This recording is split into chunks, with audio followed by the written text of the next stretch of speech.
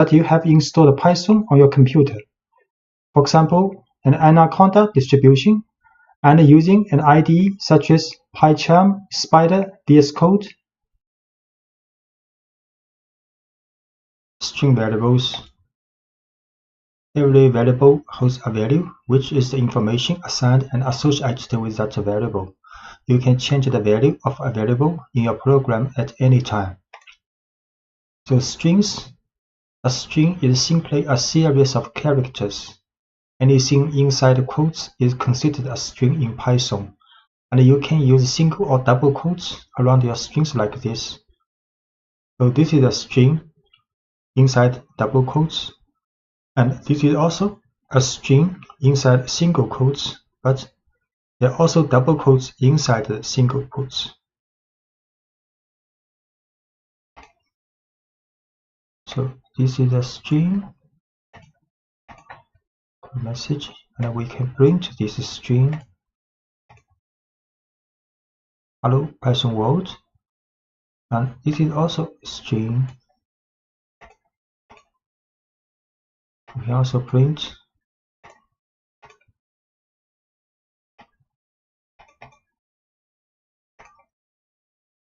and changing case in a string with methods. So this is a string with all lowercase alphabet. Then you can print name.title, so each word begins with a capital letter.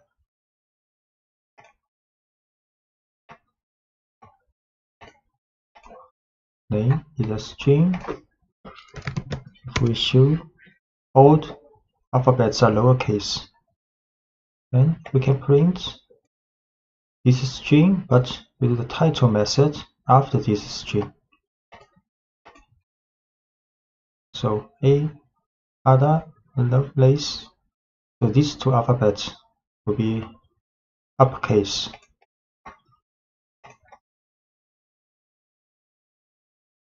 Can also print a name dot up, so all alphabets will be uppercase. Or name dot lower, then all alphabets will be lowercase. So we create string name again. We show name as title case, so we can print with uppercase. All alphabets are uppercase now. And now all alphabets are lowercase.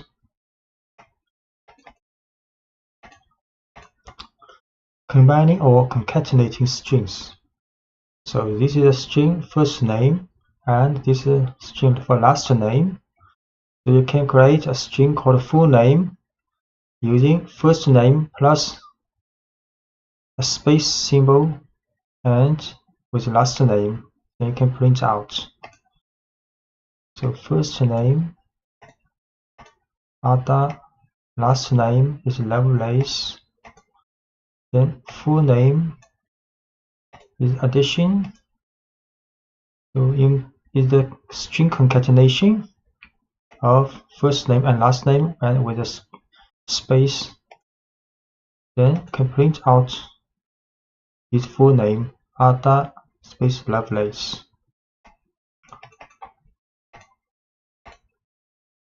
Adding white space to strings with tabs or new lines. So space tabs and end of line symbols are called white spaces. So you can print \t means tab, add a tab space before text. Then you can print also with \n new line, \n is a new line. And you can combine \n and \t. So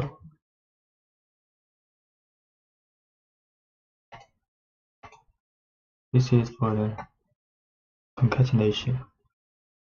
Now we can print Python, then print \t Python. So there are tab space.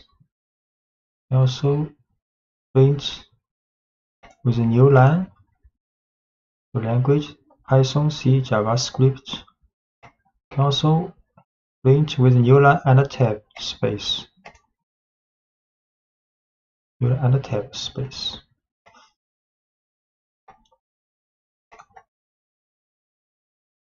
Stripping white spaces. So favorite language is Python with a space. Then favorite language R strip will right side white space removed temporarily. And favorite language L strip will remove white space at the left side. Favorite language dot strip will remove white space at both sides. So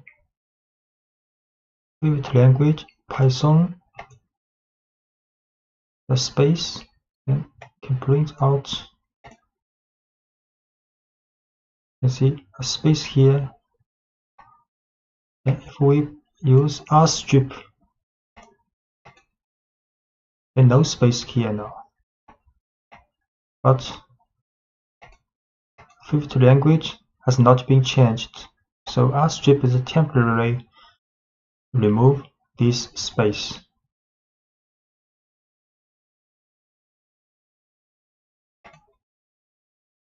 So to remove the white space from the string permanently, you have to store the stripped value back into the variable.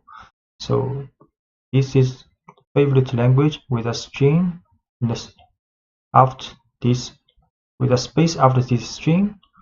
You can use R strip but assign back to this string variable. So create again favorite language with a string, the right side, then we R strip this space and assign back to this variable. Then we show this favorite language again. Now string has been removed permanently. You can add, subtract, multiply, and divide numbers in Python. And 3 double star double asterisk 2 means exponents. So 3 square. And 10% symbol 3 means modulo. So returns the remainder of division. 3 exponent 2 9 age 23.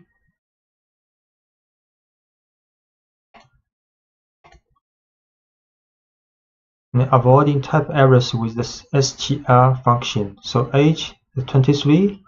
Next, if we create a string variable called message equals happy plus age plus at birthday, then it will have error because Python not allowed you to add numeric variable with string directly, so you have to transform this numeric variable to the type string before adding together. So now message happy plus strh and plus best birthday. Then we can print a message happy 23rd birthday. A list is a collection of items in a particular order. In Python, square brackets indicate a list, and individual elements in the list are separated by commas. So we can create a list called bicycles with 4 different types as the elements of this list. So we create another list called number list with 5 numbers in the brackets. So this is a string type list, and this is a numeric list. Create a list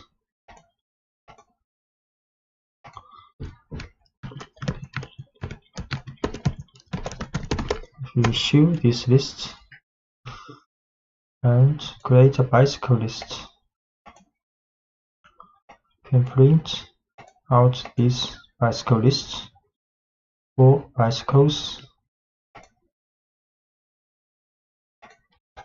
And accessing elements in a list, you can access any element in a list by telling Python the position or index of the item desired.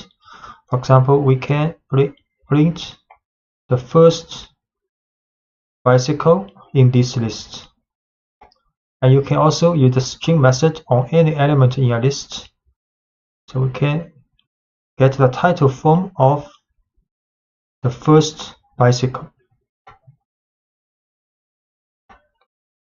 You can print first bicycle in the list. Select. Can also print first bicycle's title form in the list.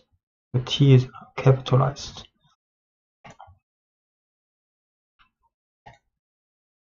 And note that index in the list starts at 0, not 1. And Python considers the first item in a list to be at a position 0, not position 1. The second item in a list has an index of 1. So if we print bicycle bracket 1, then the second item will be pulled out. And if we write print bicycles 3 in the bracket, then the fourth item will be get out. So we can print the second bicycle and print the fourth bicycle. And we can also access items from the end side.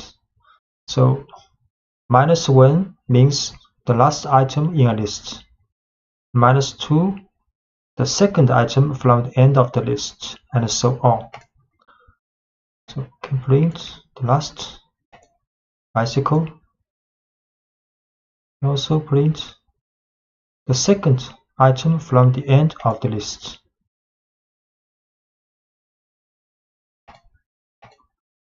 Using individual values from a list, you can use individual values from a list just as you would any other variable. For example, you can use concatenation to create a message based on a value from a list. So for example, we can get out the first bicycle and using its title form, then this item concatenated with this string and this string. We create a message with concatenation of string and the bicycle's first element with the title form and plus symbol.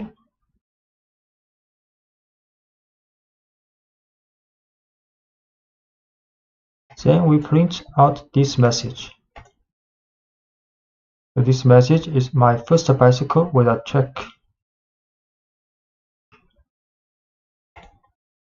Most lists you create will be dynamic, meaning you will build a list and then add and remove elements from it as your program runs its course. To change an element, use the name of the list followed by the index of the element you want to change, and then provide the new value you want that item to have. For example, this is original list with 4 car brands, and we can change the first element of this list to another value. So this is a list with 4 cars. Print. Then we can set the first value to Ducati, and we print again. Now the first value has been changed. And we can also add elements to a list. Python provides several ways to add new data to existing lists. We can append elements to the end of a list. So this is the original list for the motorcycle. And we can use append function. So motorcycle dot append Ducati. So the Ducati is added to the end of the list. Create this list with 3 motorcycles. 3 motorcycles now. Then we can append Ducati to the end of the list. So now the list has 4 cars now, with Ducati at the last position. You can start with an empty list and then add items to the list using a series of append statements. So we can also create an empty list first with 2 brackets. Then motorcycles append Honda, append Yamaha, and append Suzuki. Create first an empty list. Then we can append 3 motorcycles. We show this list again. So now the list motorcycle has 3 cars now. And you can also insert elements into a list. So you can add a new element at any position in a list by using the insert method. You do this by specifying the index of the new element and the value of the new item. So this is a list, and we can insert the first position, a new motorcycle here.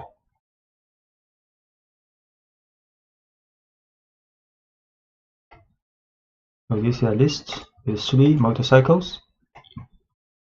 Can insert Ducati to the position 0, first position, and we show this motorcycle. Now Ducati is the first motorcycle and the other 3 motorcycles from the original list. And we can also remove elements from a list. You can remove an item according to its position in the list or according to its value. So removing an item according to its position, you can use the del statement if you know the position of the item you want to remove from a list. So this is a list with 3 motorcycles. We can remove the first motorcycle, the second item, the list with 3 motorcycles. 3 motorcycles now. Then we'll del first motorcycle. Show again. Now only the 2 motorcycles left in the list. Can also create 3 motorcycles now. The motorcycle has 3 motorcycles in the list now. We can delete the second motorcycle this time. We show again this list. Only 2 left. A second Yamaha has been removed.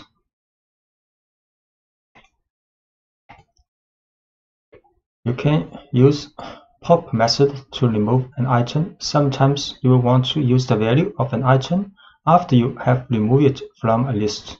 So the pop method removes the last item in a list, but it lets you work with that item after removing it.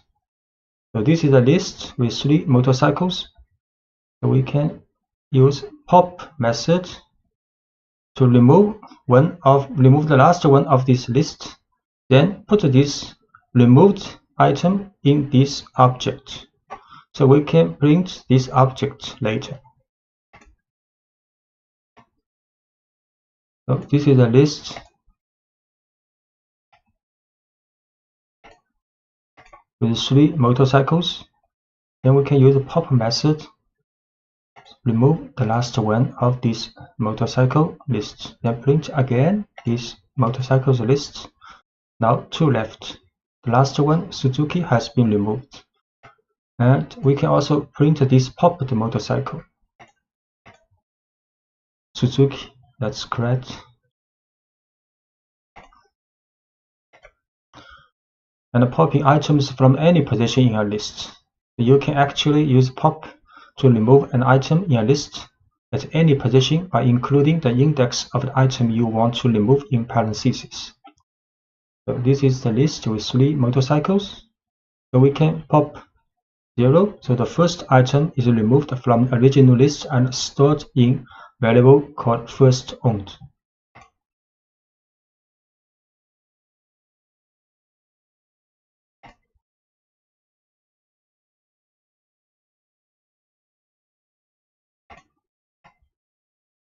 Create this motorcycle list again.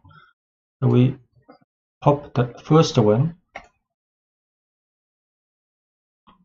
Then we can print the first motorcycle I owned was is the title. This message is the string concatenated with this popped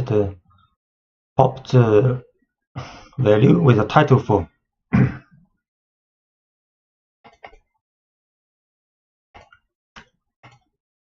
So when you want to remove from a list, if you know the value of the item you want to remove, you can use the remove method. So this is a list with 4 motorcycles. So if we want to remove the item with this value, so we can use motorcycle.remove Ducati. So Ducati is removed, but note the remove method deletes only the first occurrence of the value you specify. So if there is a possibility the value appears more than once in the list, you will need to use that loop to determine if all occurrences of the value have been removed. So this is a motorcycle list with 4 motorcycles. Then we can remove Ducati using remove function. Then print again. Now Ducati has been removed. Sometimes you will want to preserve the original order of your list, and other times you will want to change the order. Python provides a number of different ways to organize your lists depending on the situation. Sorting a list permanently with the sort method. So this is a list with 4 cars, and you can use cars.sort. Then the order of the elements are sorted in the list. So we create a list.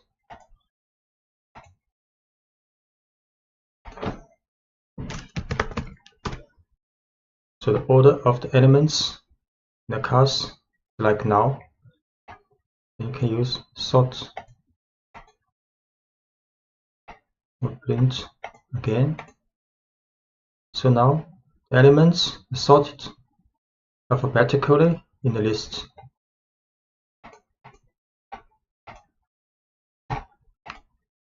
And you can also sort this list in reverse alphabetical order by passing the argument reverse equals true to the sort method. So you can use sort reverse true.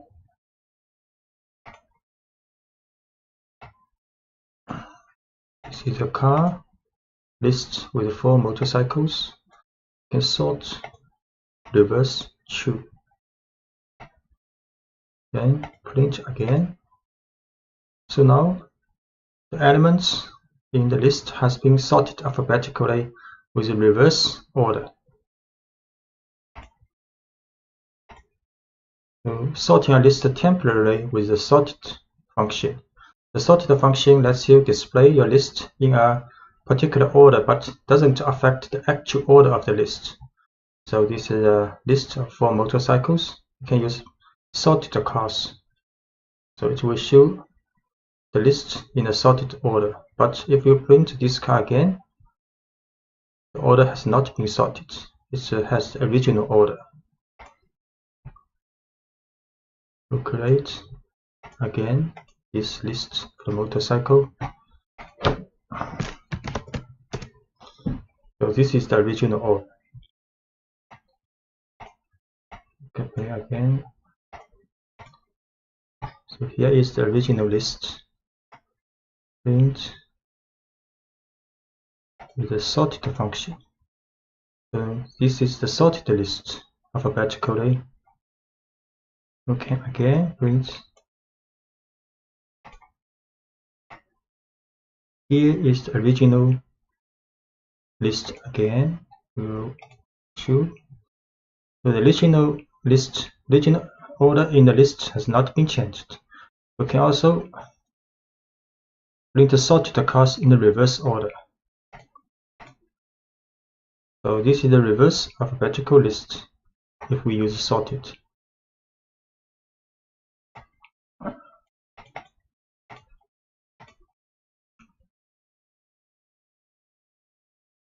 So print a list in reverse order. So just to reverse the original order of a list, this may not be the alphabetical order. So just to reverse the original order of the list, you can use the reverse method.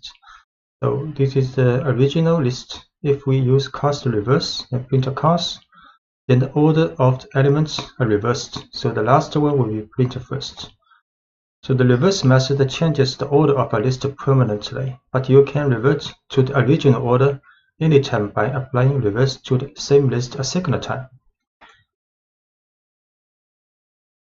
So we print. This is the. Okay, we create again this motorcycle list. This is the original order, and we use cars dot reverse, then print again. Then order of elements are reversed in the list. Okay, finding the length of a list. You can quickly find the length of a list by using the len function. So we can use len cars and it will return the number 4. So note that Python counts the items in a list starting with 1, not from 0. So this is the list for cars with 4 elements. We use len cars. That will be 4. Looping allows you to take the same action or set of actions with every item in a list.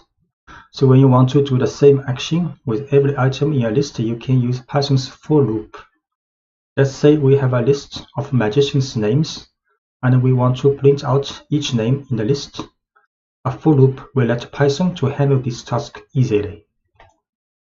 So in the for loop, Python pulls a name from the list magicians and store it in the variable magician. Then print the name that was just stored in magician. Python then repeats this operation for each name in the list. So this is a list of magicians with 3 magicians. Then we can write 4 magicians in magicians. So magicians is a list. In the for loop, for magician will take each element from the magicians, then store in this variable called magician. Then inside the for loop, we print each magician until there's no magician left in this list. So where the no more values are in the list, Python moves on to the next line in the program after the for loop. So this is the for loop. We create a list called magicians with 3 magicians. Then we can write 4 magician, print magician. So each magician has been printed out.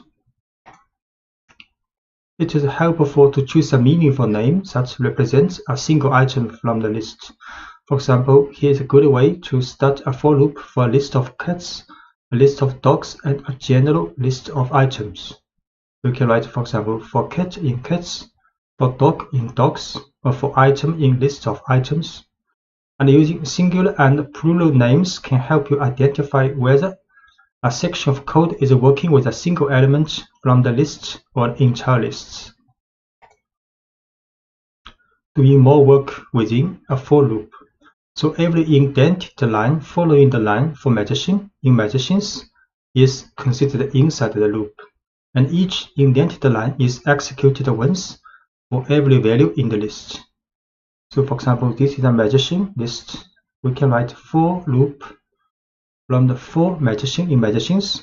Then these two lines indented considered inside the for loop. So we can write print magicians title form. That was a great trick. And print I can't wait to see your next trick. Then magician's title name. Then a new line. Then after this for loop finished, then we can print a single message. But this statement not considered inside the loop. So any lines of code after the loop that are not indented are executed for once without repetition. We create a magicians list again. Then a for loop with two print lines included in the for loop. Run this. So for each element, each magician in list, we share two messages. So Alice, that was a great trick. I can't wait to see your next trick, Alice. And David, that was a great trick. I can't wait to see your next trick, David, and so on.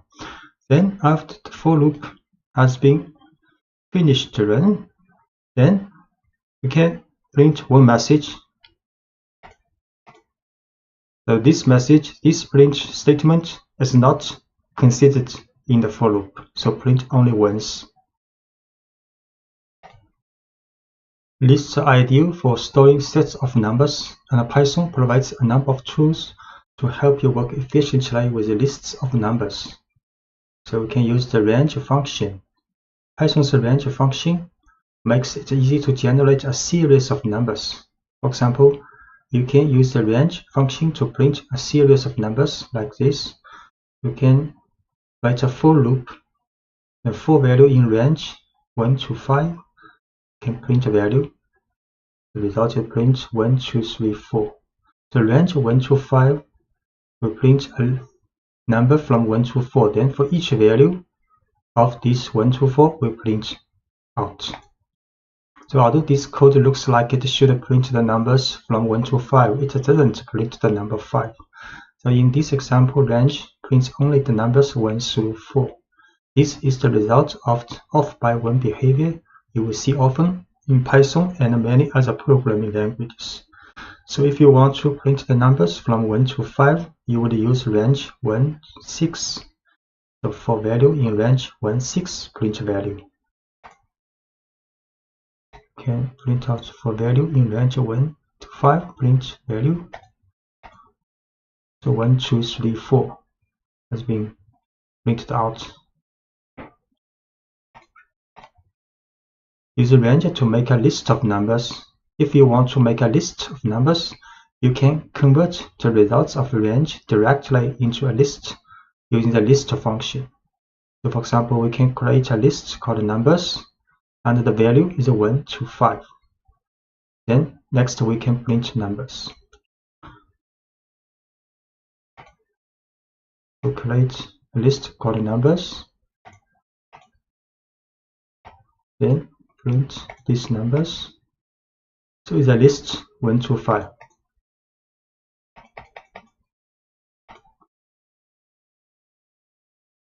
And we can also use the range function to tell Python to skip numbers in a given range. For example, here is how we would list the even numbers between 1 and 10. We can write even numbers is a list, create is a list, and the value is from 2 to 11, not including 11, and with a gap of 2. So the result will be 2, 4, 6, 8, 10. So even numbers is a list in the range 2 to 11 with a gap of 2. Then we print out this list. This list has 5 elements. And you can create almost any set of numbers you want to using the range function. For example, consider how you might make a list of the first 10 square numbers. So we start with an empty list, then write a for loop. So for each value in the range 1 to 11, not including 11, then we write calculate the square of this value, then assign to square variable. Then in the list of squares, we append this square, and so on. Then when the for loop is finished, we print out this squares list. So we start with an empty list called squares. Then we tell Python to loop through each value from 1 to 10 using the range function. And inside the loop, the current value is raised to the second power and stored in the variable square. Then each new value of square is appended to the list squares. So start with the empty list called squares.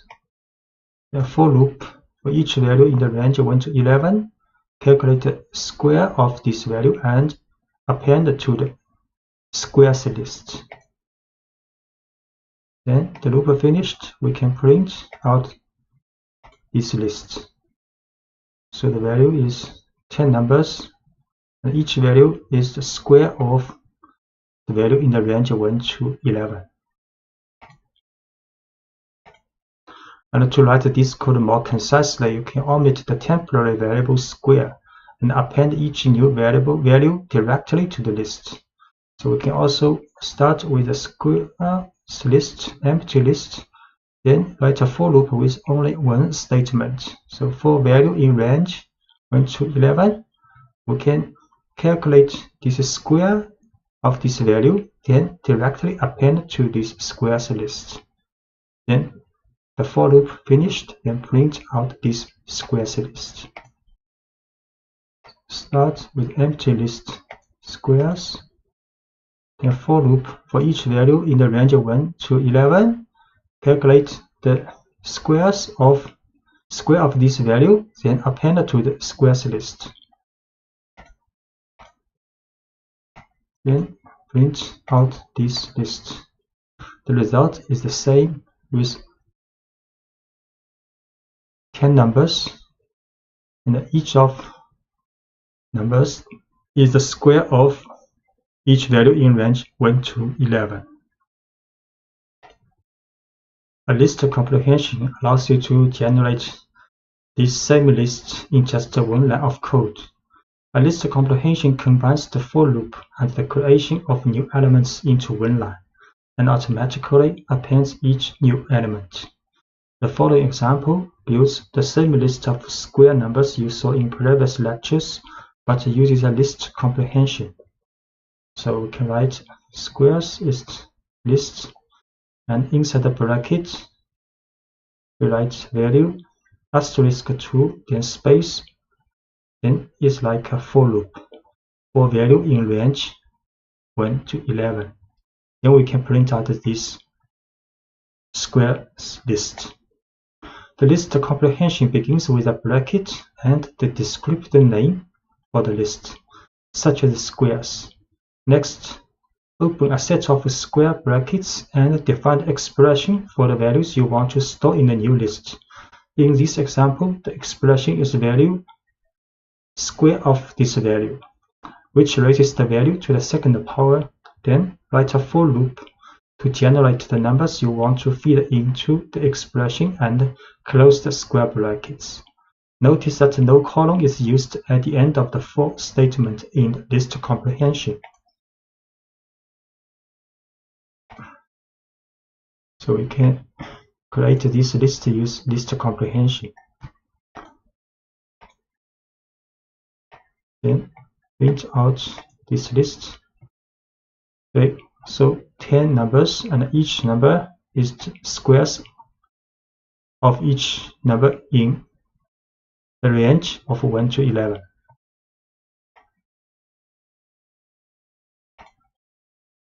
You can also work with a specific group of items in a list, which Python calls a slice.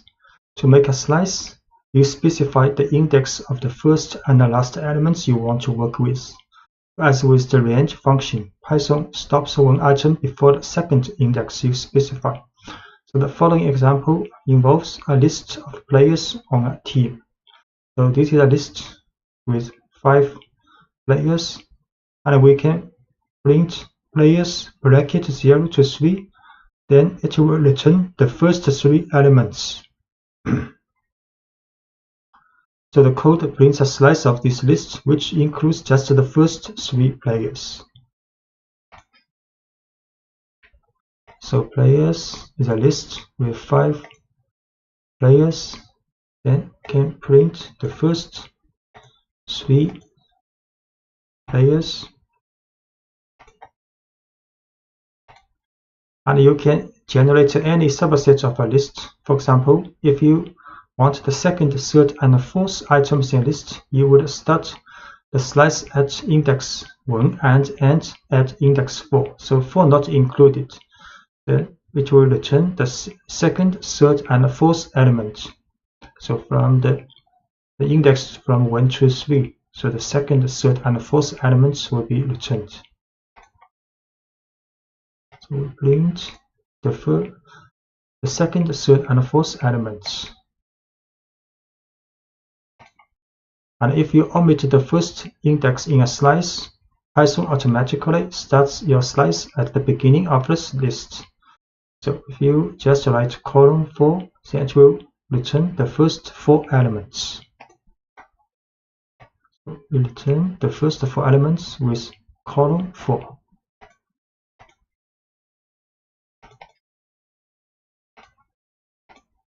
And a similar syntax works if you want a slice that includes the end of a list. For example, if you want all items from the third item through the last item, you can start with index 2 and omit the second index in the bracket. So we can just write players 2 column. Then it will return all items from the third item and through the end of the list. We print players 2 column to return from the second to the last items in the list. The negative index returns an element a certain distance from the end of a list. So therefore, you can output any slice from the end of a list.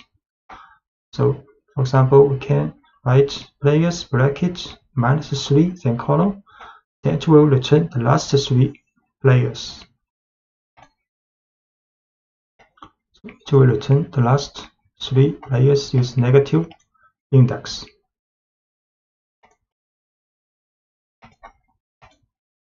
And the looping through a slice.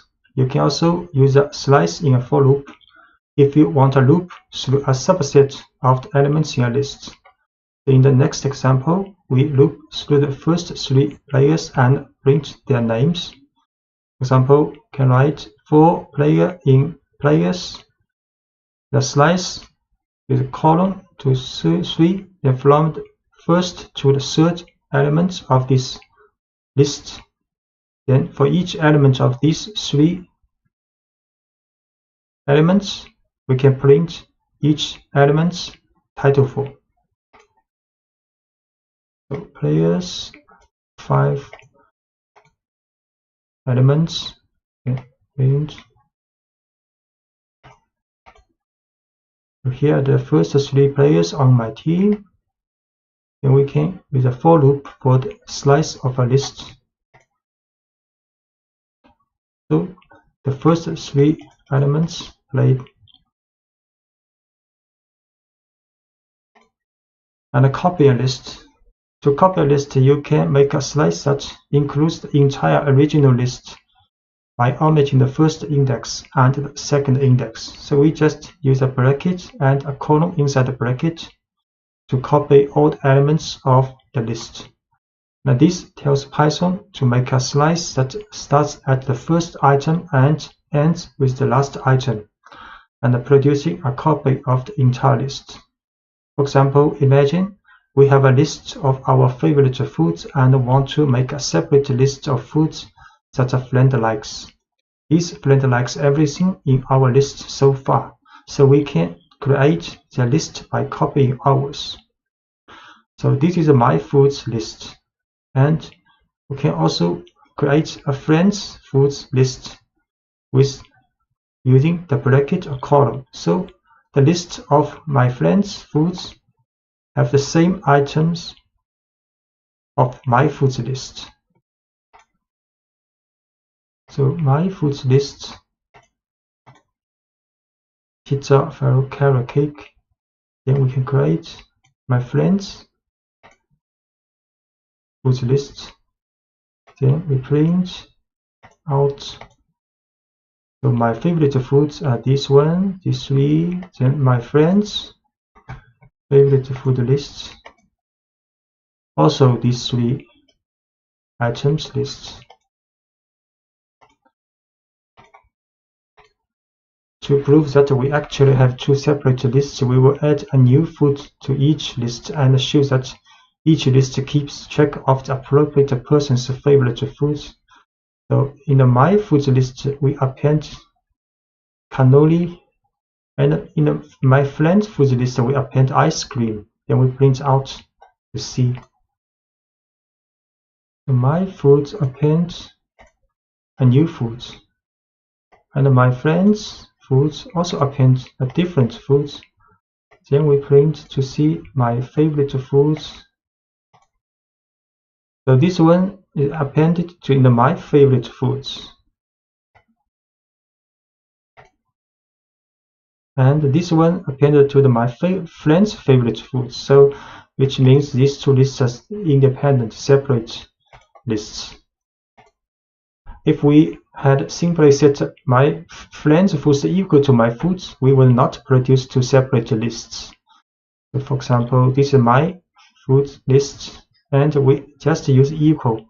So My Friend's Foods list is equal to My Foods list. Then we append two different items to each list, and in this form, if to connect the two lists, then append item in one list will also do for the other. We will see. So for example, My Foods list, create first with three items. Then we just use equal to assign the same value to My Friends Foods list.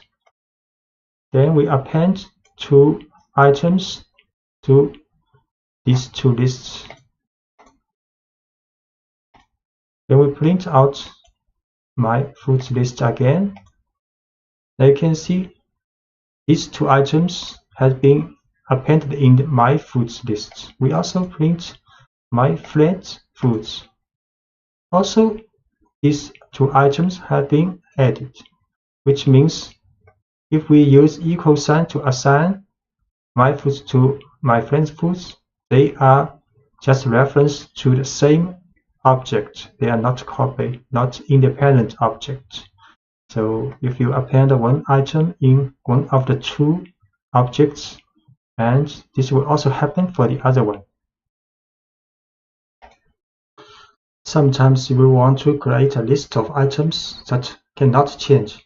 Tuples allow you to do just that. Python refers to values that cannot change as immutable, and an immutable list is called a tuple. A tuple looks just like a list, except you use parentheses instead of square brackets. And once you define a tuple, you can access individual elements by using each item's index, just as you would for a list. For example, if we have a rectangle that should always be a certain size, we can ensure that its size doesn't change by putting the dimensions into a tuple. So we define the tuple dimensions using parentheses instead of square brackets. Then print each element in the tuple individually, using the same syntax we have been using to access elements in a list. So this is a tuple with two elements. We use parentheses to create a tuple. Then if we want to get the elements, first elements, we just can use this tuple with a bracket 0. This form is same as the list, and this can get the second elements of this tuple. We create a tuple. Then we print out the first element and print out the second element of this tuple. And let's see what happens if you try to change one of the items in the tuple. So if we set the first element to 250 and Python will raise an error. We create this tuple first. Then we try to assign a new, change the value of one element. Then type error tuple object does not support item assignment. And the looping through all values in a tuple. You can loop over all the values in a tuple using a for loop, just as you did with a list. So this is a tuple. We can also use a for loop for dimension in dimensions, then print each element. Create a tuple, then we print a message, and we print each element of the tuple using a for loop. So 2 elements print out. So writing over a tuple, although you cannot modify a tuple, you can assign a new value to a variable that holds a tuple. So if we want to change our dimensions, we could redefine the entire tuple. So you can, this is the original tuple. This is the new tuple we defined. So if you want to change the value, because you cannot change the element by element, so you can define the tuple again with the new value. You can define the entire tuple again with the new value you want. So we create this tuple again with the new value. Then we print out, then using a for loop to print this tuple out. Conditional tests. At the heart of every if statement is an expression that can be evaluated as true or false, and is called a conditional test. Python uses the values true and false to decide whether the code in an if statement should be executed. So if a conditional test evaluates to true, Python executes the code following the if statement. If the test evaluates to false, Python ignores the code following the if statement. A simple example of conditional tests. The following example shows how if tests let you respond to special situations correctly. Imagine you have a list of cars and you want to print out the name of each car.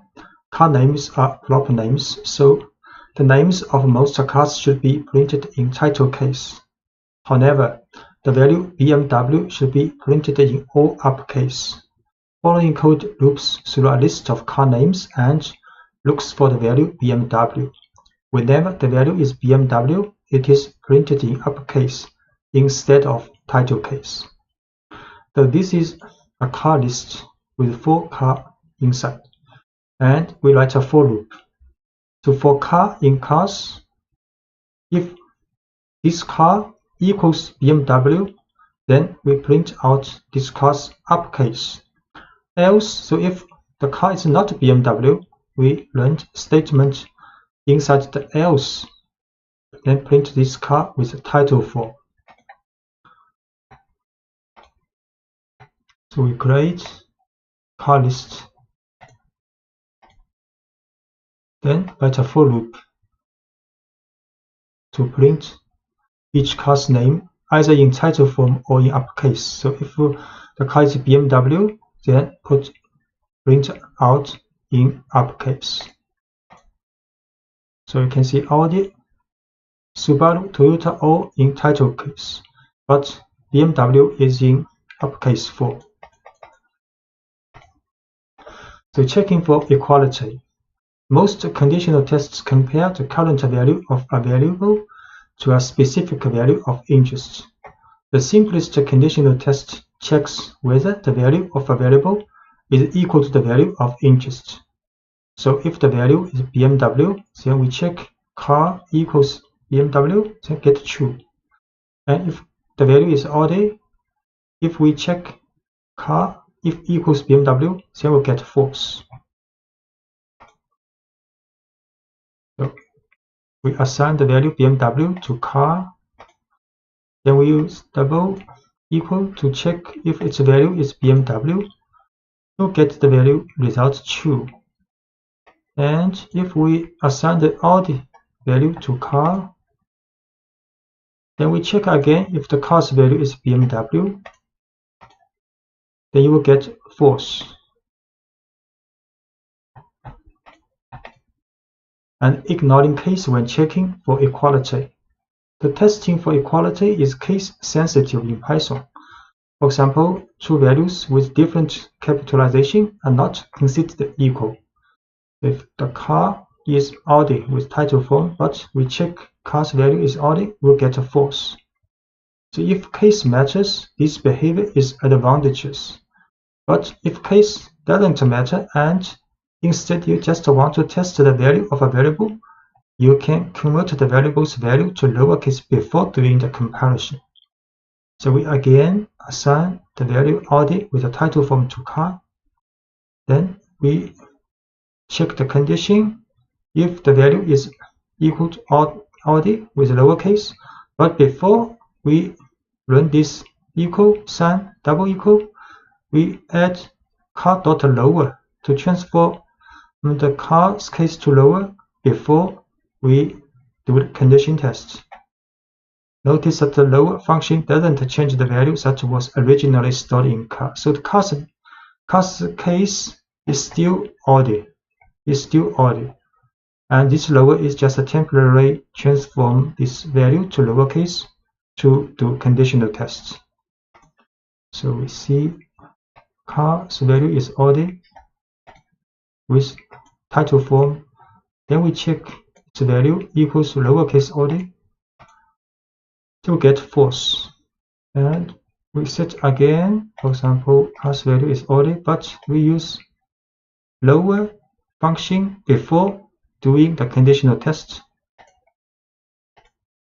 to get true now. The checking for inequality. So when you want to determine whether two values are not equal, you can combine an exclamation point and an equal sign. So this means not equal. So we will store a requested pizza topping in a variable and then print a message if the person did not order anchovies. So this is request a topping called mushroom, this value. So if request a topping not equal to anchovy, then we'll print holded anchovies.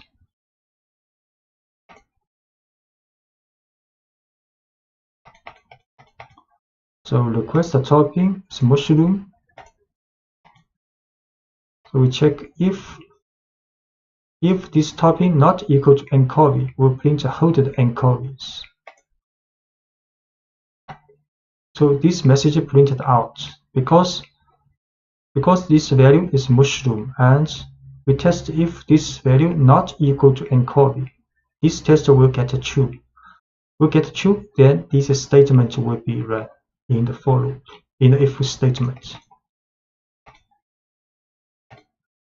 And the numerical comparisons. So testing numerical values is pretty straightforward.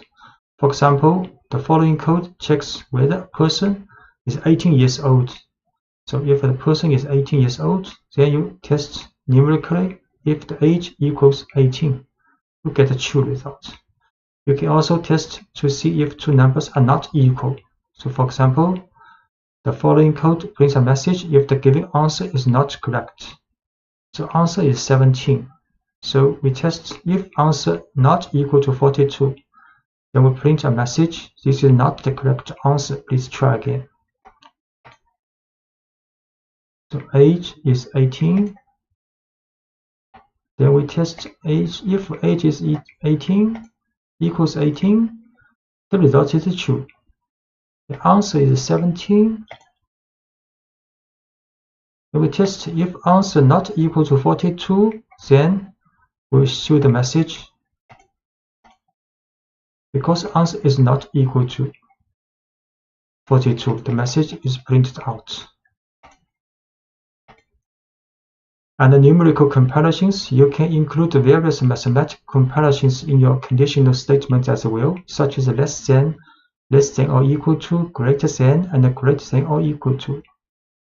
So age is 19, for example, we can run these tests.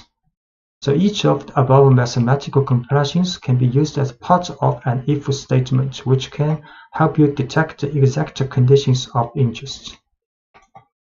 So age is 19. Then we can test if age less than 21. We can also run if age is less than or equal to 21, or if the age is larger than 21, we get false. If the age is larger than or equal to 21, we'll get the false. And you can use AND to check multiple conditions. To check whether two conditions are both true simultaneously, you can use the keyword AND to combine the two conditional tests. If each test passes, the overall expression evaluates to true. If either test fails or if both tests fail, the expression evaluates to false. For example, you can check whether two people are both over 21 using the following test. So these two people has age 22 and 18. We can test if this age larger than equal to 21 and this one also older than 21. The result will be false because one is not larger than or equal to 21. But if we change the second one to 22, then we test again, then it will be true because both are older than 21. To write concisely, you can also add parentheses here, so it will be more clear. So we assign to age to person, and test if both are older than 21, then it will be false. And we assign new value to 22 for the second person. Then we test again, then it will be true. And you can also use the keyword OR, allows you to check multiple conditions as well, but it passes when either or both of the individual tests passes. So an OR expression fails only when both individual tests fail. So let's consider two ages again, but this time we will look for only one person to be over 21. So these two persons, 22, 18 years old, then we test. If one of the person is older than 21, the result will be true. And if we assign the first person to 18 also, then we test again, then the result will be false because none of the two people are older than 21 now. So we will set these two persons' age to 22, 18, then test if using auto test if one of the at least one is older than 21, get the result true. But if we set the first person also to 18 years old, then test again if at least one is older than 21, we'll get the false. And checking whether a value is in a list. So sometimes it's important to check whether a list contains a certain value before taking an action. So to find out whether a particular value is already in a list, you can use the keyword in. So let's consider some code you might write for a pizzeria. We will make a list of toppings a customer has requested for pizza, and then check whether certain toppings are in a list. So this is a requested topping with 3 elements, a list. Then we will run the conditional tests. Mushrooms in requested toppings. This is true because mushroom in. But if we run the pepperoni in requested toppings, we'll get false because this list does not contain pepperoni. The requested topping is a list called pizzeria. Then we run the conditional test. Mushroom in requested topping, get a true in results. If we run pepperoni in requested topping, the result is false. And you can also check whether a value is not in a list. So similarly, you might want to know if a value does not appear in a list. You can use the keyword not in this situation. For example, consider a list of users who are banned from commenting in a forum. You can check whether a user has been banned before allowing that person to submit a comment. So this is a list for the banned user with 3 people. So another user called Mary. So if user not in banned user will print user's title form, you can post a response if you wish. So because this Mary, user's value is Mary not in this list. So this conditional test will get the true. So this message will be printed out. So we create a list for the banned user. And we create a value. Object user is Mary. Then we run this conditional test. If she's not in banned user, then it's true because Mary is not in the banned user. So the print out message, Mary, you can post a response if you wish. A simple if statement. The simplest kind of if statement has one test and one action. We can write if, for example, the conditional test to do something. This is the typical form. So if the conditional test evaluates to true, Python executes the code following the if statement. If the test evaluates to false, Python ignores the code following the if statement. So let's say we have a variable representing a person's age, and we want to know if that person is old enough to vote. So the following code tests whether the person can vote. So assign 19 to this age variable. So this if test if age is older than 18, then the message you are old enough to vote will be printed out. And indentation plays the same role in if statement as it did in a for loop. So all indented lines after an if statement will be executed if the test passes, and the entire block of indented lines will be ignored if the test does not pass. So you can assign age is 19. We can test this.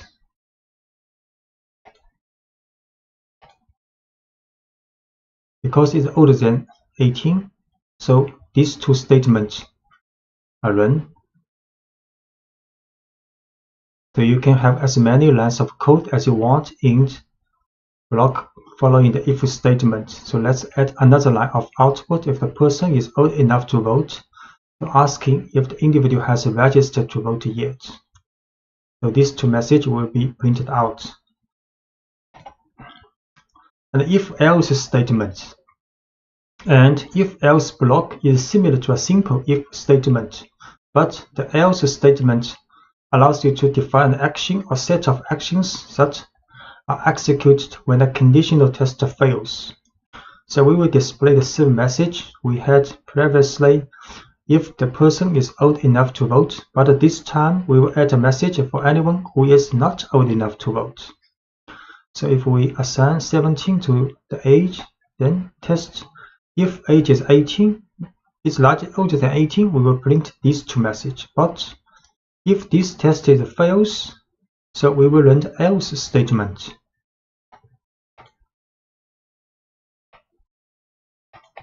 So age is 17. Then we test if age is older than 18, then print this message. Else, if this test is fail, then we will print these two messages. So because age is 17, not older than 18, then these two messages are printed out. Sorry, you are too young to vote, and please register to vote as soon as you turn 18. And the if and else chain, often you will need to test more than 2 possible situations. And to evaluate this, you can use Python's if else syntax. Python executes only one block in an if-elif-else chain. It runs each conditional test in order until one passes. So when a test passes, the code following that test is executed and Python skips the rest of the tests. The following code tests for the age group of a person and then prints an admission price message. So for example, age is 12. Then we run if age is younger than 4, then print this message. But this message, if this is fail, then Python will test this conditional test. If it is younger than 18 but older than 4. If this passes, gets a true result, then this message will be run. Then the if test, then the statement after the if test will be run. So if both of these conditional tests fails, then Python will run this message.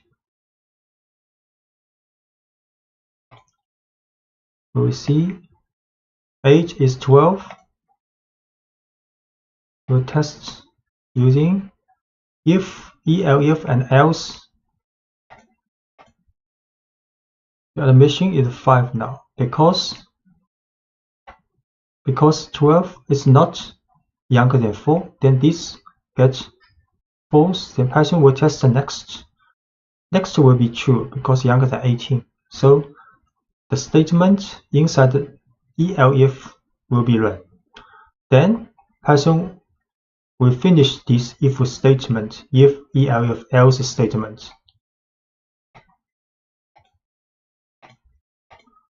And you can omitting the else block. Python does not require an else block at the end of an if-elif chain. Sometimes an entire block is useful.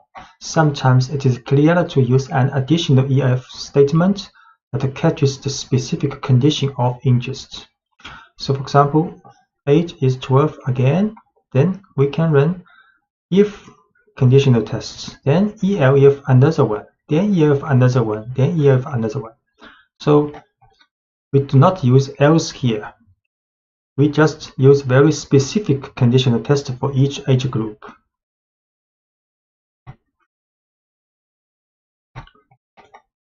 So we see age is 12.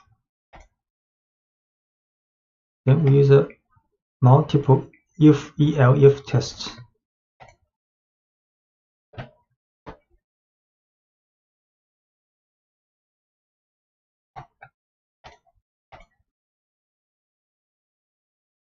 So in this if-elif test, price has been assigned one of each value. Then next we print out this value. You see your admission cost is 5. So age 12 for this group, price 5, because not younger than 4 but younger than 18. And the else block is a catch-all statement. It matches any condition that wasn't matched by a specific if or elif test. And that can sometimes include invalid or even malicious data. So if you have a specific final condition you are testing for, consider using a final elif block and omit the else block. This is what we have seen in this code. You can do some interesting work when you combine lists and if statements. You can watch for special values that need to be treated differently than other values in the list. You can manage change conditions efficiently, such as the availability of certain items in a restaurant throughout a shift. You can also begin to prove that your code works as you expect it to in all possible situations. So checking for special items. So let's continue with the pizzeria example. The pizzeria displays a message whenever a topping is added to your pizza. As it is being made, the code for this action can be written very efficiently by making a list of toppings the customer has requested and using a loop to announce each topping as it is added to the pizza. So this is a request a topping list with 3 items. Then we can write a for loop for request topping in request toppings for each element of this list. Then we print adding this request topping. So you can create a list called request toppings. Then you can write for loop for each request topping in request toppings, print add this request topping. So it's very clear: add mushroom, add green peppers, add extra cheese. Then last one, outside of for loop will print a final message. The job finished. But what if the pizzeria runs out of green peppers, and if statement inside the for loop can handle this situation properly? So this is request topping, and in the for loop we can test using if statement. So if request topping equals green peppers, then a message, sorry, we are out of green peppers right now, will be printed out. Otherwise, if this test is a fail, which means if the request topping is not equal to green peppers, then the message adding this request topping will be printed out. So create a request topping again. Then this for loop. In the for loop, we use an if statement to test if it is a green pepper. So the message is like this. So adding mushroom, and for the green peppers, the message will be like, sorry, we are out of green peppers right now. And for the extra cheese will be printed like adding extra cheese. So this is the last message of the for loop.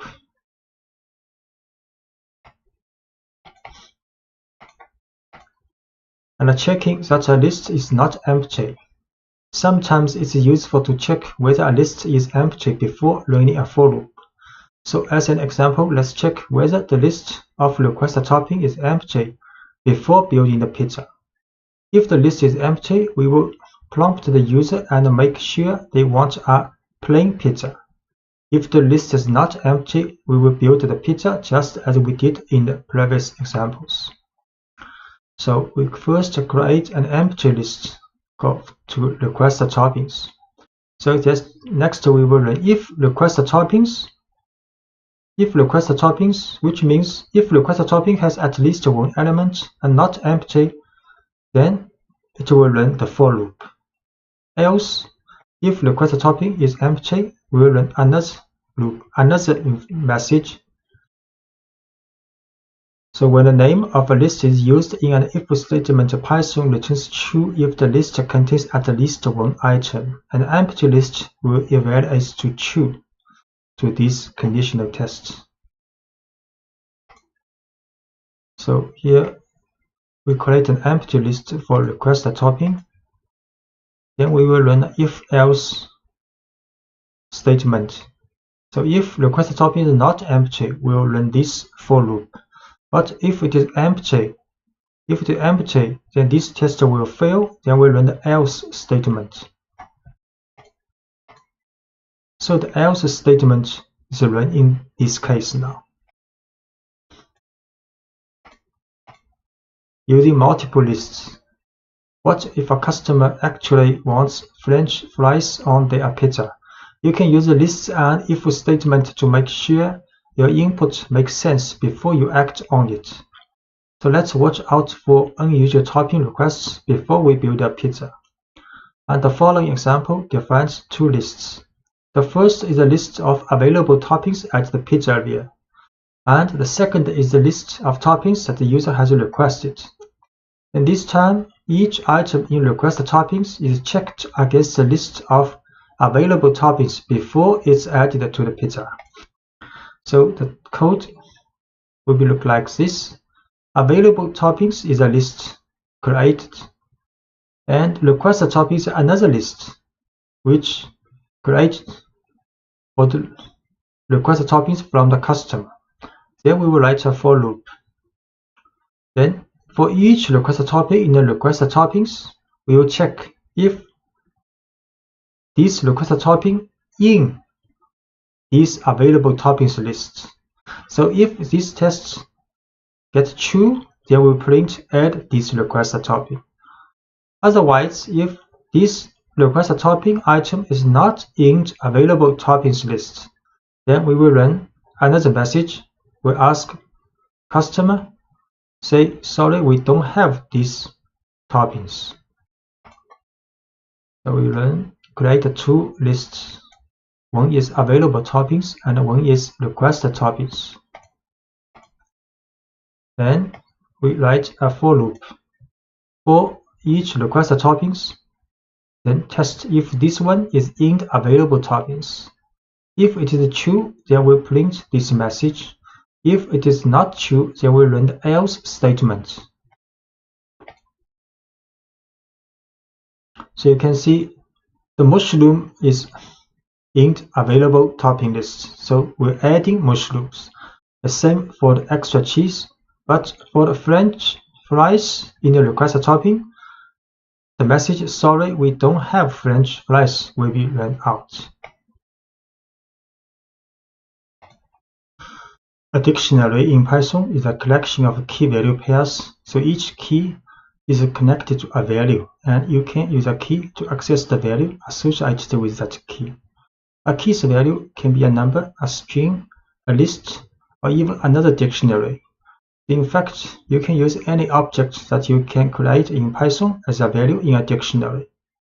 In Python, a dictionary is wrapped in braces, with a series of key-value pairs inside the braces.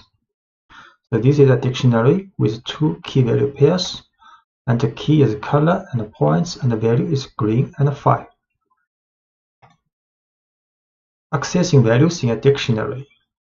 To get the value associated with the key, give the name of the dictionary and then place the key inside a set of square brackets as shown here. So we can access the value of key color. So this will print out the value of color. And similarly, this will print out the value of points in this dictionary. So this is the dictionary with two key-value pairs. So we can get the points value of this dictionary and assign to new points. Next, we can print out these new points with a message. So alien 0 is a dictionary with two key-value pairs. And we can print out the value of this dictionary's color. Its color is green. Then we can print out the value of points. Points is 5. Can create this dictionary again. And we can get out the value of points and assign to this variable called new points. Then we can print out a message using these new points. So you just earned 5 points. So you can add new key-value pairs to a dictionary. To add a new key-value pairs, you would give the name of the dictionary followed by the new key in square brackets along with the new value. So let's add 2 new pieces of information to the alien 0 dictionary. The alien's x and y coordinates. So this is original dictionary has 2 key-value pairs. Then we can add a new key-value pair called x position equals 0 and y position equals 25. So this is the dictionary with 2 key-value pairs. And print out this dictionary, 2 key-value pairs. Then we add another 2 key-value pairs. We print out again. Now the dictionary has 4 key-value pairs, color, points, x position, and y position, and their values. Notice that the order of the key value pairs does not match the order in which we added them. So Python doesn't care about the order in which you store each key value pairs in a dictionary. It cares only about the connection between each key and its value. And you can start with an empty dictionary. It's sometimes convenient or even necessary to start with an empty dictionary and then add each new item to it. To start filling an empty dictionary, you can define a dictionary with an empty set of braces and then add each key value pairs on its own line. So we can start with an empty dictionary with 2 braces. Then we add 1 key value pairs using alien0, brackets color equals green, and points equals 5. So add these 2 key value pairs into this dictionary. We start with an empty dictionary. Then we add these 2 key value pairs into a dictionary. Then print out again. Now the dictionary has 2 key value pairs. You can modify values in a dictionary. To modify a value in a dictionary, give the name of the dictionary with the key in square brackets and then the new value you want associated with that key. So for example, consider an alien that changes from green to yellow as a game process progress. So we create a dictionary with only 1 key value pair, color is green. Then we can modify the value of this key color to yellow. So we create first key value pair green in this dictionary, and we print out the alien's color. The alien is green now. Then we modify the color to yellow in this dictionary. And we can print out again. The alien is now yellow now. And you can set dictionary with, for example, for x position, y position, and a speed medium. Can print original position for this alien x position. So position is 0 now, original. Then we can move the alien to the right. So if alien 0 speed is slow, x increment is 1. And else if speed is medium, then increment to 2, and else increment to 3. So because x speed is medium now, so the increment is 2. And we can also we can run this test first. So x increment will be assigned with a true value now. Then we can modify the position x position with current position plus x increment. So we run this to modify the value of x position. So print new x position. Now we'll see new position 2 because have increment with true value to the x position. And we can also remove key value pairs. So when you no longer need a piece of information that is stored in a dictionary, you can use the del statement to completely remove a key value pair. All del needs is the name of the dictionary and the key that you want to remove. For example, let's remove the key points from the alien0 dictionary along with its value. So this is a dictionary with 2 key value pairs. Then we can remove the points, the key value pairs with the points. Use del alien0 points in brackets. So we can create these key value pairs dictionary first. 2 key. So print. So there are 2 key value pairs in this dictionary. Then we remove 1 key value pairs points has been removed. We show again this dictionary now has only color key value pair. Because a dictionary can contain large amounts of data, Python lets you loop through a dictionary. You can loop through all of a dictionary's key value pairs, through its keys, or through its values. So looping through all key value pairs, to do so, you could loop through the dictionary using a for loop to write a for loop for a dictionary. So let's consider a new dictionary designed to store information about a user on a website. The following dictionary will store one person's username, first name, and last name. So this is a dictionary called user, and will store username Fermi, first name Enrico, and the last name Fermi. Then we can write a for loop for key value in user this dictionary's items attribute. So this username items attribute will return the key value pairs. Then for each key value pair, we will print key its value and value its value. So you create names for the two variables that will hold the key and the value in each key value pair.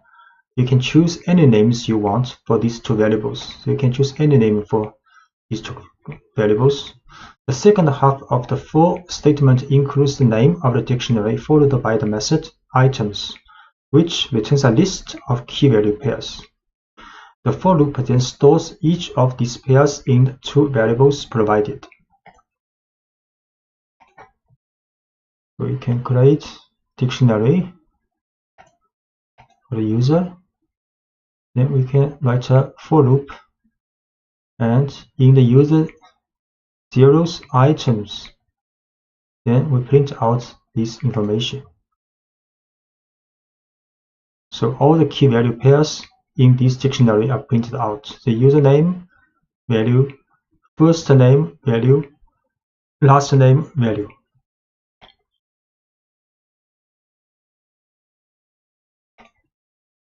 Another example of looping through all key value pairs, we will look at a dictionary of a favorite programming language of a number of people. So favorite language is a dictionary. Then the key is people's name, and the value are favorite languages of those people. Then we can write for loop. We'll create two variables called name language for name language in these dictionaries items.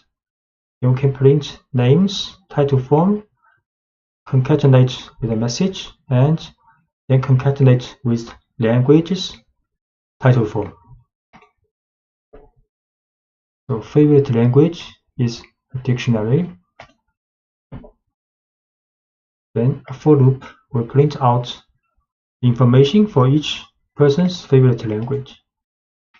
So Yan's favorite language is Python, Sarah's favorite language is C, and so on.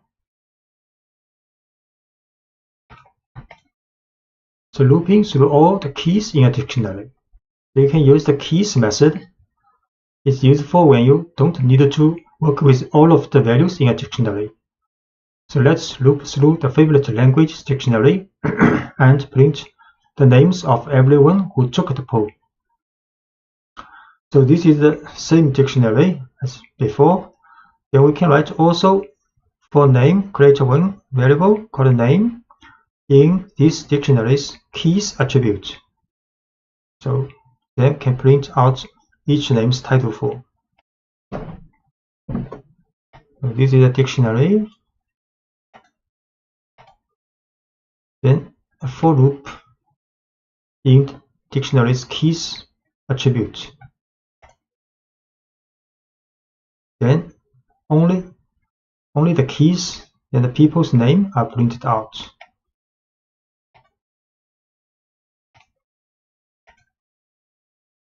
So looping through the keys is actually the default behavior when looping through a dictionary. So the following two codes would have exactly the same meaning. We can write for name in favorite languages. Do not add any methods after this dictionary.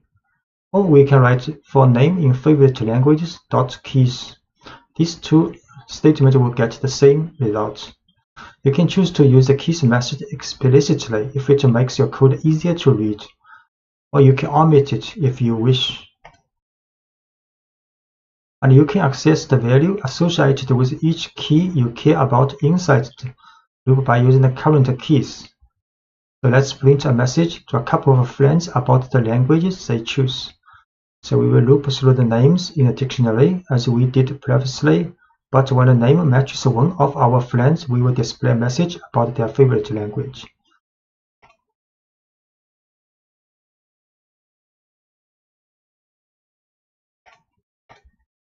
So this is the code. So we create same dictionary as before. Then we have friends, a list, 2 people of our friends. Then write a large for loop for name in favorite language to keys. So this name represents each name in this dictionary. Then print this name's title form first. Next, we write an if conditional test. So if this name in friends is this list. So if one of these keys is in this list, then we will print another message, hi, the name's title form, and a message, I see your favorite language is your favorite language's value, which language is title form. So we show this. Create this dictionary first. Then we create another list called friends with 2 items. Next, write a for loop to print out each people in the favorite languages list first. Then, if this person matches in this list, then we'll print another message for this friend. So first, Yang print out, then Sarah print out. Because Sarah is in the friend list, then Sarah will have another message printed out. Then Edward print out. Then Phil, because Phil also in the friend list, then Phil will also have another message printed out.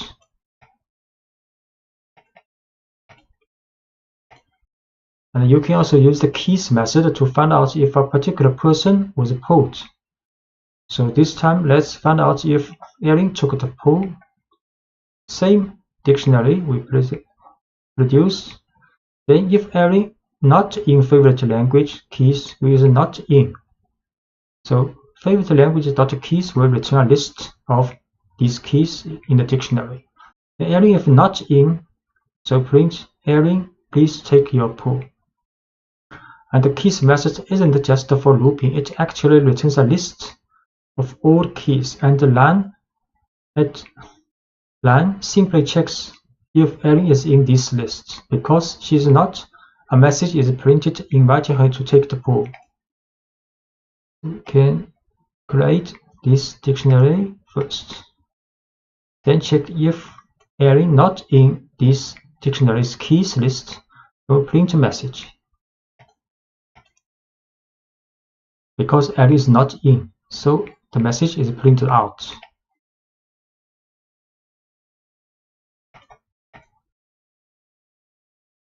You can also loop through a dictionary's keys in order. So one way to return items in a certain order is to sort the keys as they are returned in a for loop. You can use the sorted function to get a copy of the keys in order. So create this list. Then we use naming sorted favorite languages keys, then print out.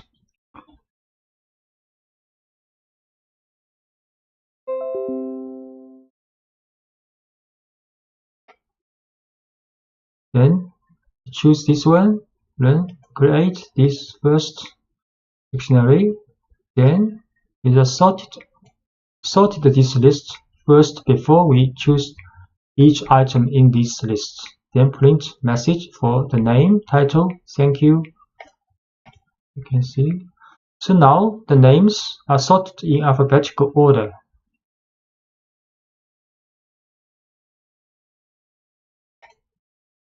and looping through all values in dictionary. If you are primarily interested in the values that the dictionary contains, you can use values method to return list of values without any keys. For example, say we can loop through loop and print out programming language pool without the name of the person who chose each language. So this is the same dictionary. Then we can print a message following language has been mentioned. Then write a for loop. In this time, we use the values method for this dictionary, and then for language, the values method will get all values parts in the dictionary. Then we print out these old languages title for. So create this list, the dictionary first, then print a message.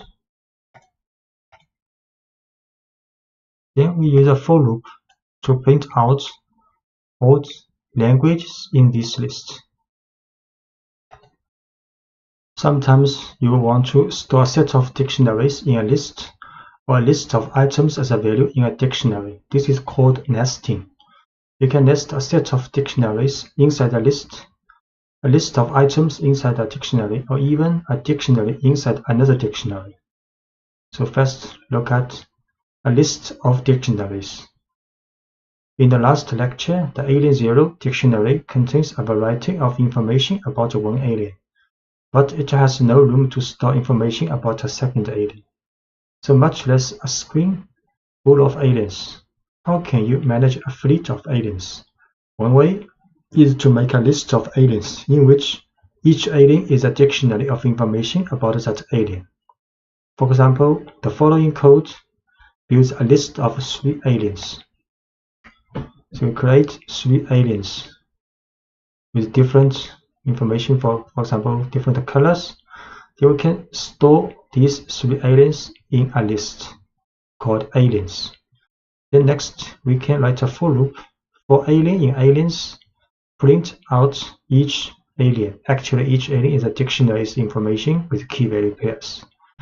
A more realistic example will involve more than 3 aliens with code that automatically generates each alien. So in the following example, we also can use range to create a fleet of 30 aliens. So we can start with an empty list.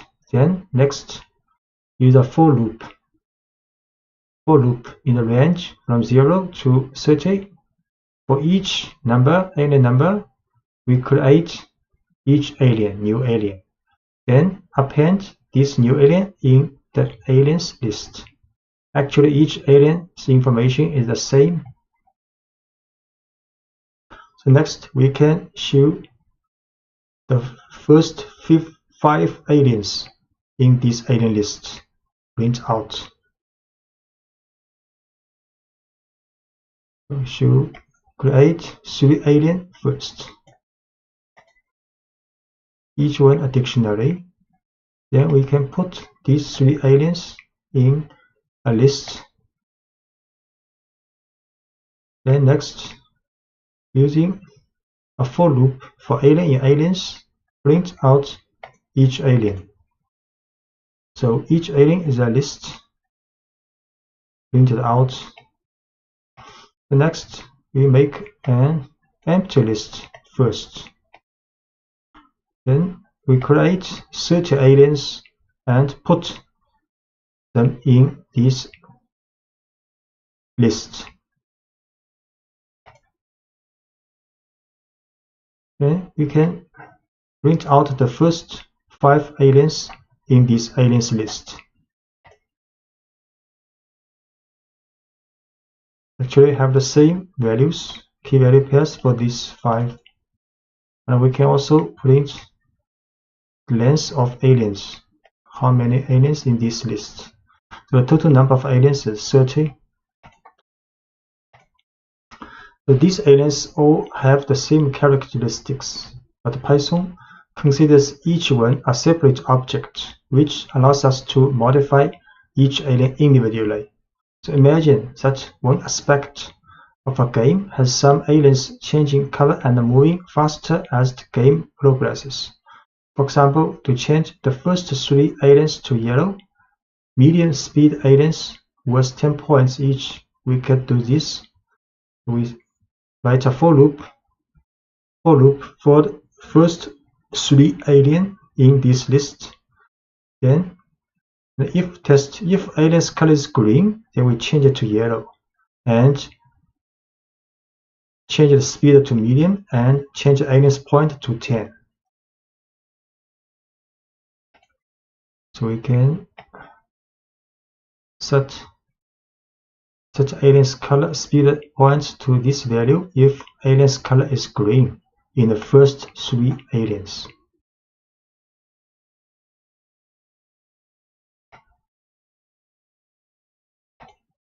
So next, let's look at a list in a dictionaries situation.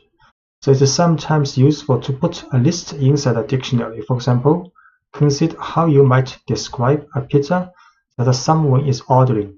If you were to use only a list, all you could really store is a list of the pizza's toppings. So with a dictionary, a list of toppings can be just one aspect of the pizza you are describing. So in the following example, 2 kinds of information are stored for each pizza: a type of crust and a list of toppings. So the list of toppings is a value associated with the key toppings. To use the items in the list, we give the name of the dictionary and the key toppings as we would any value in the dictionary. Instead of returning a single value, we get a list of toppings. So we make a pizza dictionary. Then inside this dictionary has 2 keys called crust and toppings.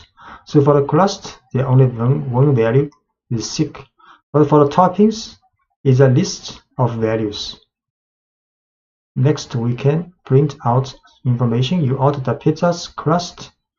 You put this type of pizza with the following toppings. Then inside the toppings, print each topping.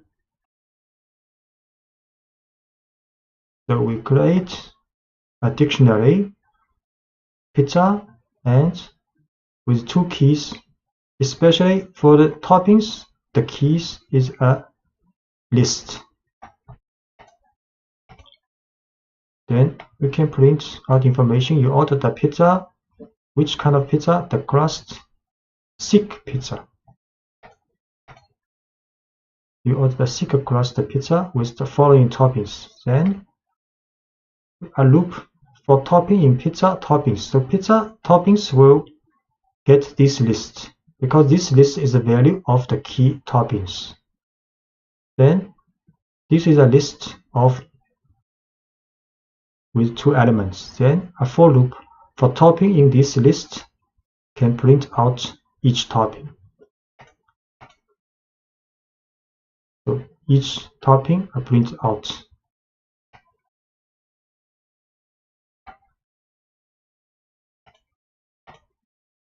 You can nest a list inside a dictionary anytime you want more than one value to be associated with a single key in a dictionary.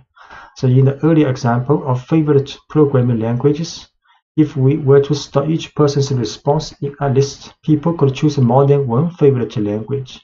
So when we loop through the dictionary, the value associated with each person would be a list of languages rather than a single language.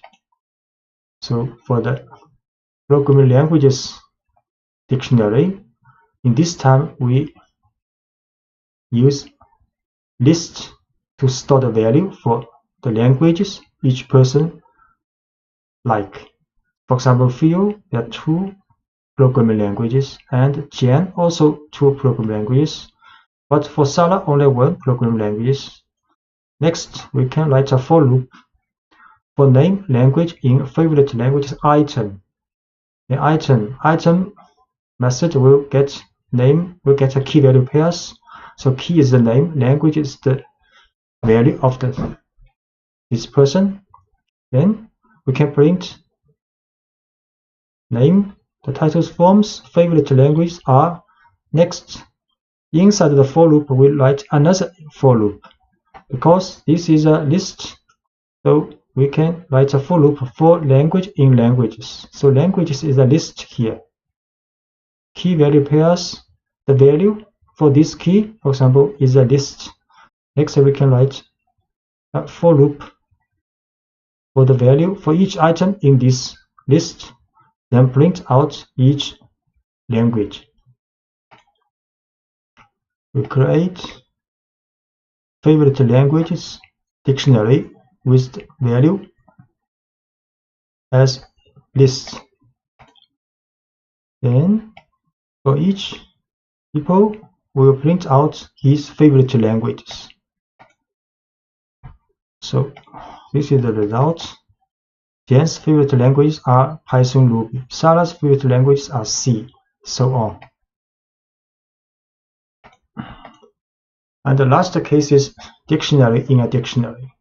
So you can nest a dictionary inside another dictionary, but your code can get very complicated quickly when you do this. For example, if you have several users for a website, each with a unique username, you can use the usernames as the keys in a dictionary. You can then store information about each user by using a dictionary as the value associated with their username. So in the following listing, we store 3 pieces of information about each user: their first name, last name, and the location. We will access this information by looping through the usernames and the dictionary of information associated with each username. We create a dictionary. So inside of this dictionary, for the key Einstein is a person, then we store another dictionary as the value of Einstein, this key. And for Marie Curie, we store another dictionary as the value of this person. Next, inside, and for each dictionary of the value, there's 3 information for the first name, last name, and the location for this person. Next, we can write a for loop. For loop, first use the items method for the users. User is a dictionary, main dictionary. Then items will get the list of username and the user info pair. Then print a message. Then we create variable called full name is user info. User info is a dictionary. User info's first name plus username info's last name concatenated with a space. Then location is user info's location's value. Next, we can print message with full name and the location, title form. So create a dictionary with 2 scientists as the key and dictionary including first name, last name, and location as this person's value. Next, run a for loop which extracts the information of the key is the username and the user info, the dictionary, from user's items method. Then print out information of username, then create a full name with the concatenation of the user info's first name and the last name, as well as the location information, then print out.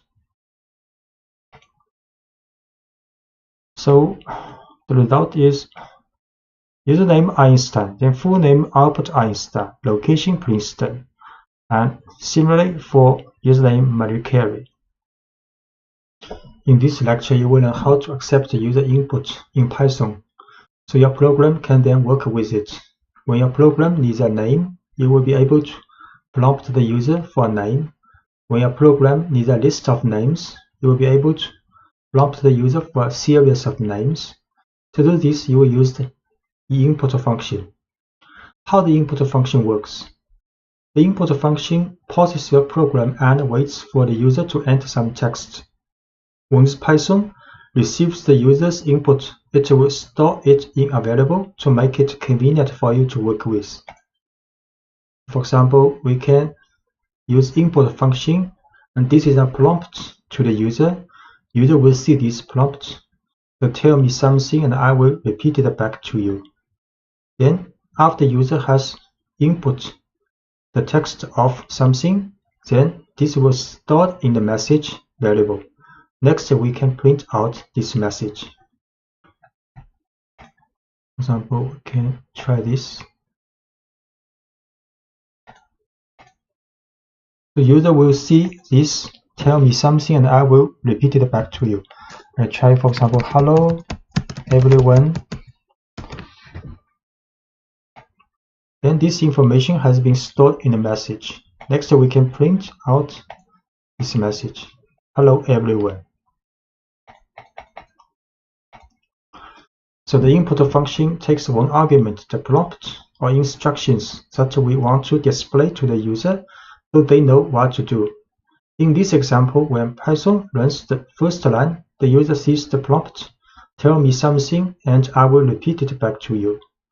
The program waits while the user enters their response and continues after the user presses enter. And the response is stored in the variable message. Then print message displays the input back to the user. And when you run input in Spider, sometimes may comes with internal problem with this function. One way to solve this problem is to upgrade the Spider to version 5.3.0 using command and Anaconda prompts. So you can start Anaconda prompt in Windows Start menu, activate your environment. You have create an environment called NumPython, for example. Then you activate this NumPython environment, use conda activate NumPython. Then you can install Spider with the version 5.3.0 using this command pip install spider equals 0 double equal. After it is successfully finished, then check if the version of Spider is 5.3.0. You can use conda list Spider will show this information. Then you start Spider from Windows. You start menu Anaconda. So writing clear prompts. Each time you use the input information, you should include a clear, easy-to-follow prompt that tells the user exactly what kind of information you are looking for. Any statement that tells the user where to end should work. For example, add a space at the end of your prompt after the colon in the preceding example to separate the prompt from the user's response and to make it clear to your user where to end their text. So for example, you can set the prompt to input as please enter your name, and here with a space.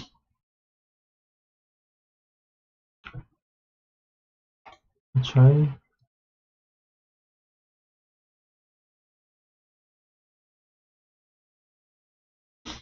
And build a multi-line string for the prompt. Sometimes you will want to write a prompt that's longer than one line. For example, you can store your prompt in a variable and pass that variable to the input function.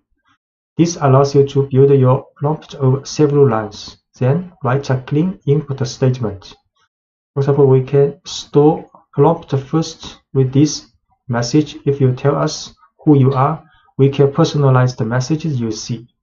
Then we can use plus equal to add a new line with another information to this prompt variable.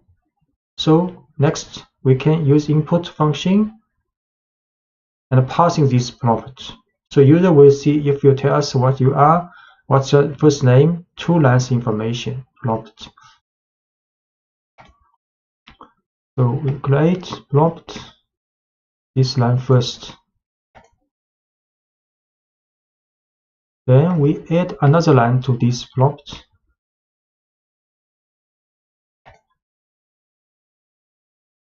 Then we use input and with this prompt to the user. So user will see 2 lines for the prompt. Try the name Wilson. Then next we can print out this name. Hello Wilson.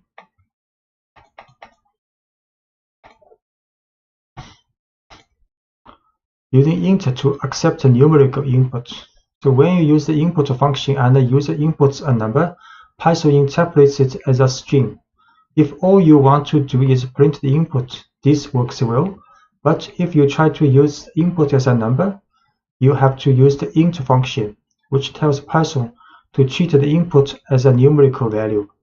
The int function converts a string representation of a number to a numerical representation as shown here. So user will see this prompt, how old are you? So if, for example, if he inputs 21, then the age will store this 21, but this value is a string. So next, you can use int function to change this string value to a numerical variable. Then we can use some numerical comparison. For example, if his age is older than 18. We try it. How old are you in inches?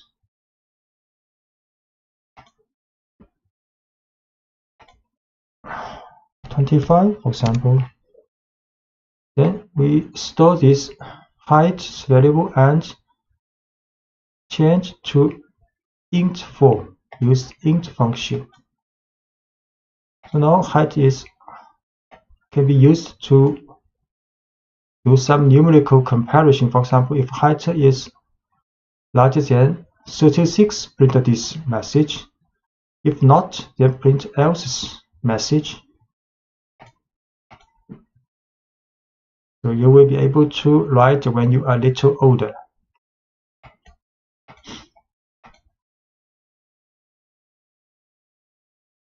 Yeah, this is the code what we have used. The modulo operator. A useful tool for working with numerical information is the modulo operator, which divides one number by another number and then returns the remainder. So we use the percent symbol for the modulo operation. For example, 4 modulo 3 will get 1, and 5 modulo 3 will get 2 here. Get 2 here. The following program will tell the input value is even or odd using modulo operation. So user will input something according to this prompt, enter number, and I will tell you if it's even or odd. Then use int function to change this number as a numerical variable. Then we can use an if statement test to test if the number is modulo 2 will be 0. If modulo 2 0, then this number is an even number. We'll print is even information. If not, then this number is odd number. So first we'll accept a user input. For example, input 19. Then use int function to set number as numerical value. Then we can run this if-else statement. So the number 19 is odd. The for loop takes a collection of items and executes a block of code once for each item in the collection. In contrast, the while loop runs as long as or while a certain condition is true. You can use a while loop to count up through a series of numbers. For example, the following while loop counts from 1 to 5. We set current number to the first initially. Then we do a while loop, check if current number less than or equal to 5, then print this current number.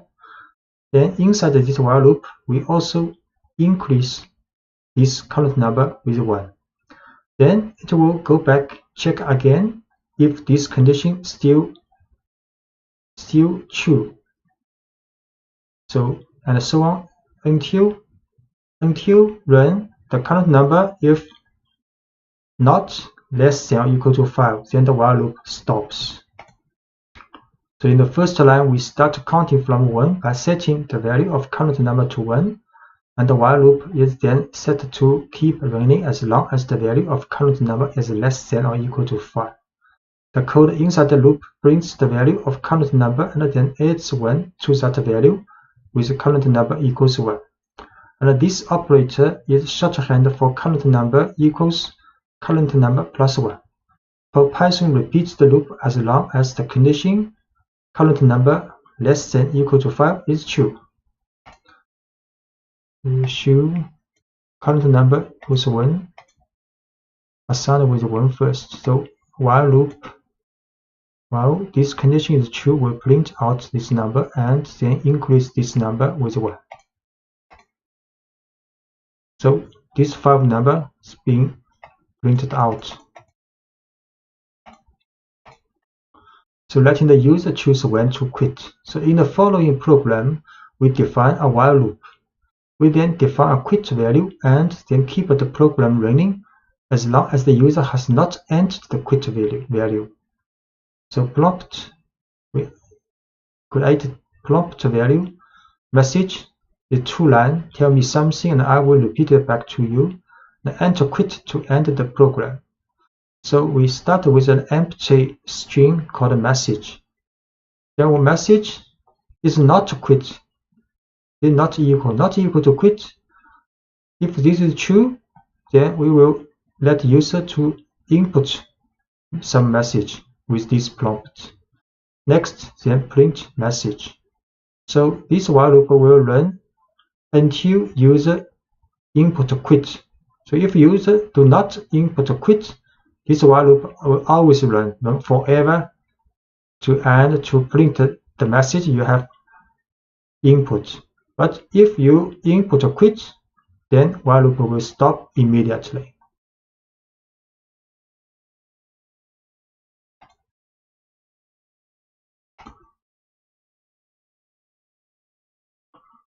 So we create this prompt variable, then create empty message, then run this while loop and let the user to input this message and print out this message. Try hello. So print out hello has been printed out. Everyone print out. So now we input a quit. So quit print out and while loop stopped.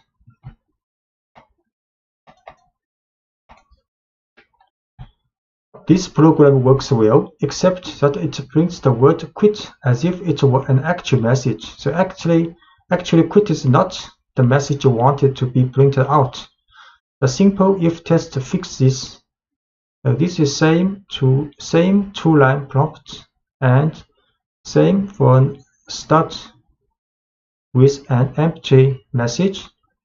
Then inside the while loop, we can get the input from the user. Then we will test if this message not equal to quit, then we can print this message. So if this message is quit, we will not print out this message.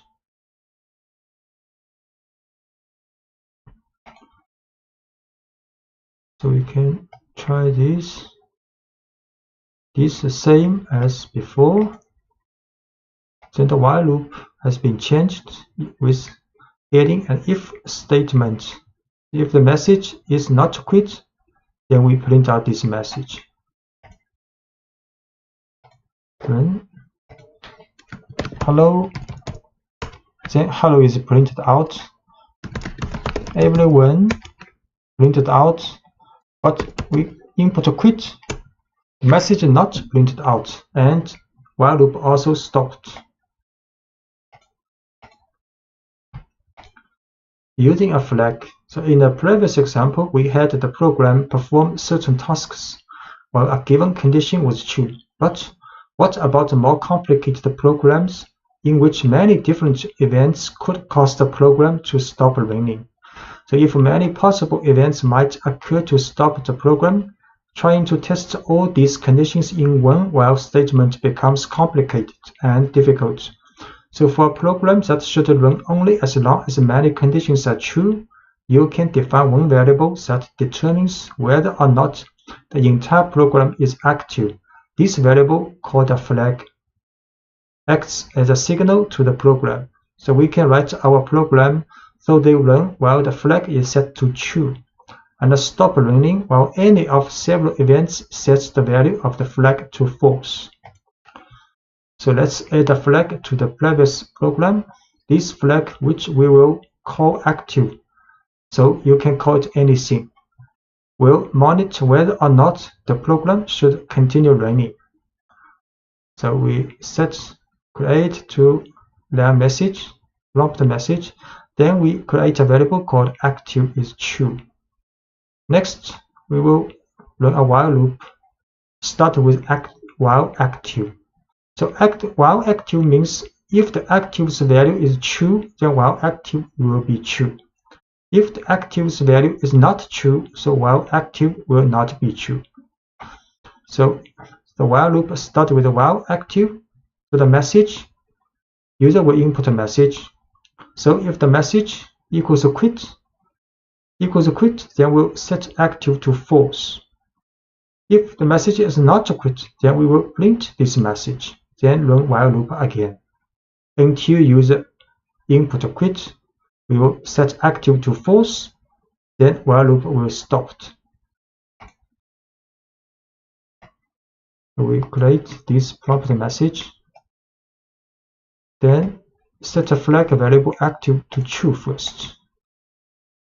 Then run a while loop while active, then user can input a message and Python will check if the message is quit. If quit, then while loop stopped, and active, because active set to false, then the loop will stop. If it is not quit, then we'll print out this message and back to the while loop check again. So we run. Hello everyone, then quit. It stopped, while loop stopped. Using break to exit a loop. To exit a while loop immediately without running any remaining code in the loop. So regardless of the results of any conditional test, you can use the break statement. The break statement directs the flow of your program. You can use it to control which lines of code are executed and which aren't. So the program only executes code that you want it to when you want it to. For example, consider a program that asks the user about places they have visited. So we can stop the while loop in this program by calling break as soon as the user enters the quit value. So this is 2 lines message. Prompt the user to tell a city they have visited and can enter quit if they are finished. So a while loop with while true start. So while true is always true if nothing else happened. So while true is always true. Then prompt the user to input a city. So next is if test. If the city is quit, then break. Then while loop stopped. If the city is not quit, then a message I'd love to go to this city are printed out. The loop that starts with while true will run forever unless it reaches a break statement. You can use the break statement in any of Python's loop. For example, you could use break to quit a for loop also. That's working through a list or a dictionary. So we'll show this code. First, create this prompt message variable. Then we will run this while loop. So user will see this prompt, enter city to New York. Then the message I'd love to go to New York printed out. Next I will input London. Then I'd love to go to London. Then here now I have put input quit.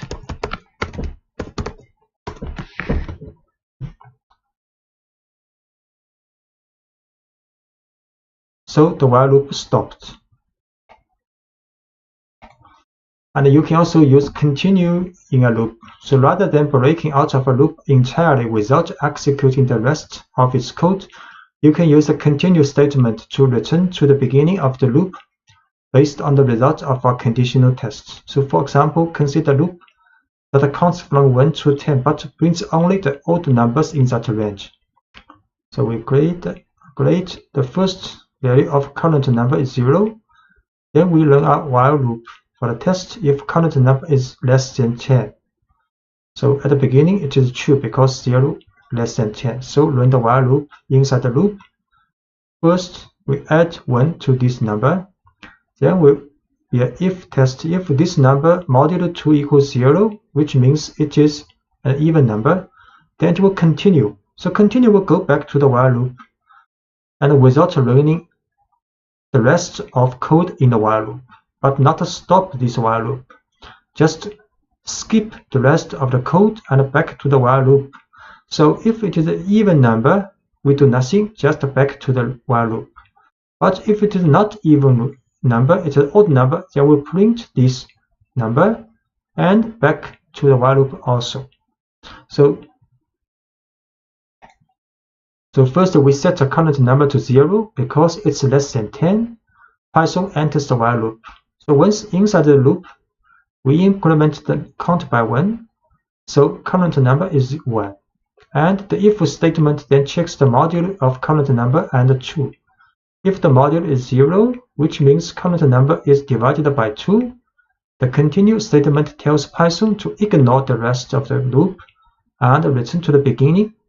So if the current number is not divisible by 2, the rest of the loop is executed and Python brings the current number and back to the while loop again.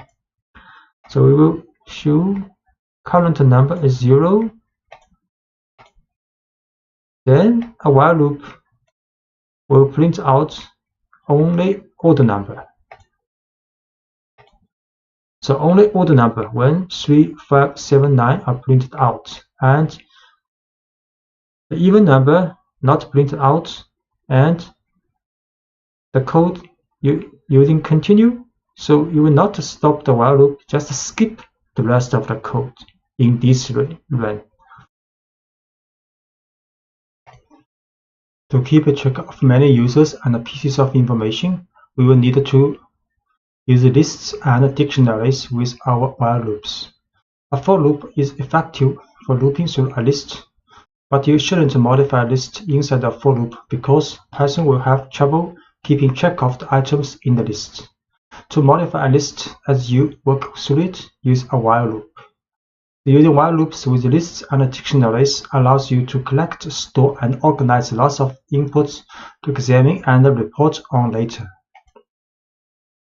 So we can move items from one list to another. So consider a list of newly registered but unverified users of our website. After we verify these users, how can we move them to a separate list of confirmed users? One way would be to use a while loop to pull users from the list of unconfirmed users as we verify them, and then add them to a separate list of confirmed users. So this is a list of unconfirmed users. Then we create an empty list called confirmed users. The next use a while loop. So while loop, the purpose of this while loop is to move each unconfirmed users to verify and then to confirm the users list. So while unconfirmed users means if unconfirmed users list is not empty, there are users in this list, then we will run the while loop. So we use a pop function to take the last one of this list, last item of this list out, then store in a current user. Then we print a verifying message. Then in confirmed users list, we append this current user. So this process will run until there are no items left in unconfirmed users. Then next, we can write a for loop to print out each confirmed users from this confirm the user's list. So we set unconfirm the user's list first. Then create confirm the user list with empty. So run a while loop to move every unconfirmed user out, verifying them, and put in confirm the user's list. So verifying user, each being done. Then we print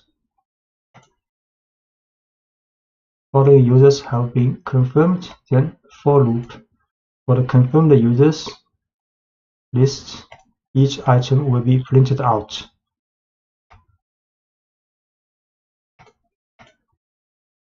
And you can remove all instances of specific values from a list. The remove function will remove the instance that appeared only once in the list.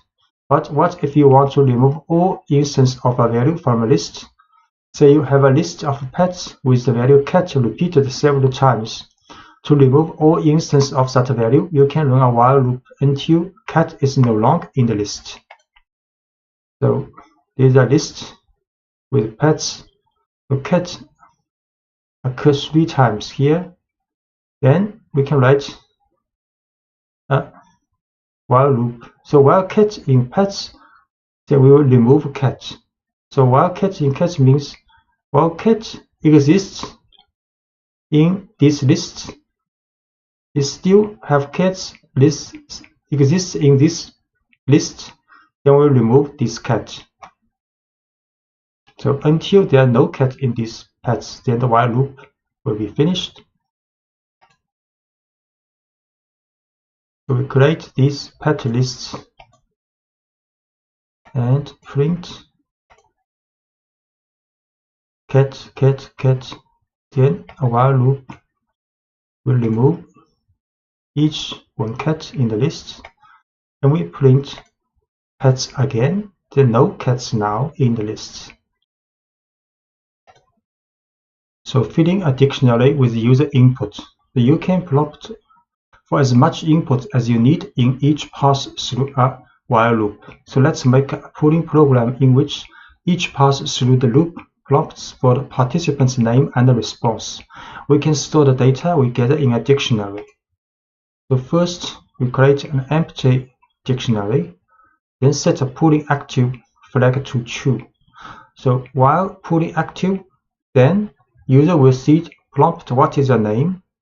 Then the response is input and user input name to name variable. Similarly, user will input the mountains information for the response variable. Then for the dictionary, this dictionary created here, we add key value pairs for name, the person, and its response, the value of this mountain. Then repeat is another input for user to enter. The prompt is would you like to let another person respond? So if the user does not enter no, then process will be continue, and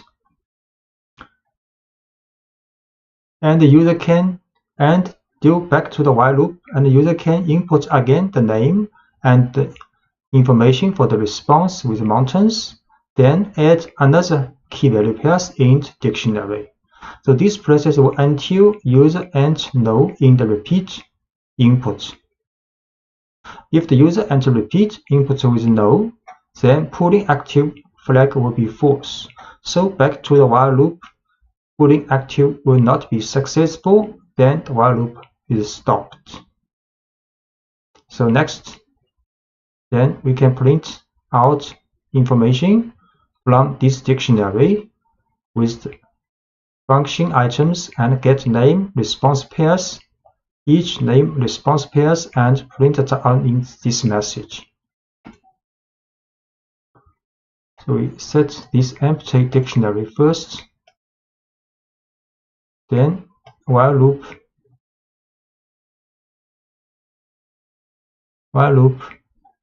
In the while loop, user will enter name and response of the mountain, and while loop will set key value pairs in this dictionary.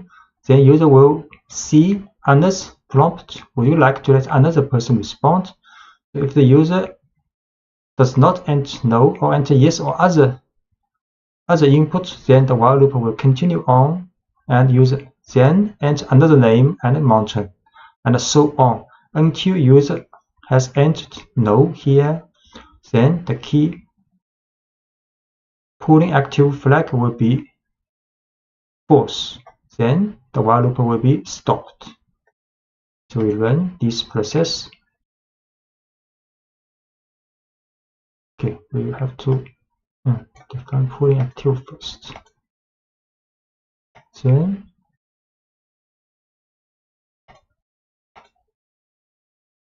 what's your name? Wilson. Himalaya is mountain. Would you like to let another person respond? Yes. What's your name? Shirley. What mountain would you like to climb someday? Kilimanjaro. Would you like to let another person to respond? This time enter no. So the while loop stopped. Then we print out the results. Pulling results, and for name items, a for loop to get out all the key value pairs in this dictionary, and print out all information. Wilson would like to climb Himalaya, and Shirley would like to climb Kilimanjaro.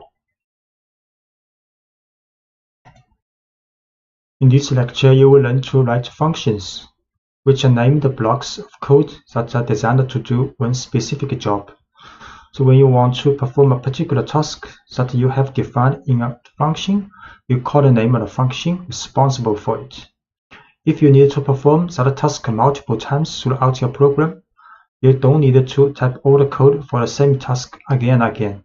You just call a function dedicated to handling that task, and the code tells Python to run the code inside the function. So we define a simple function. Here's a simple function named greet user that prints a greet message. So we use diff greet user.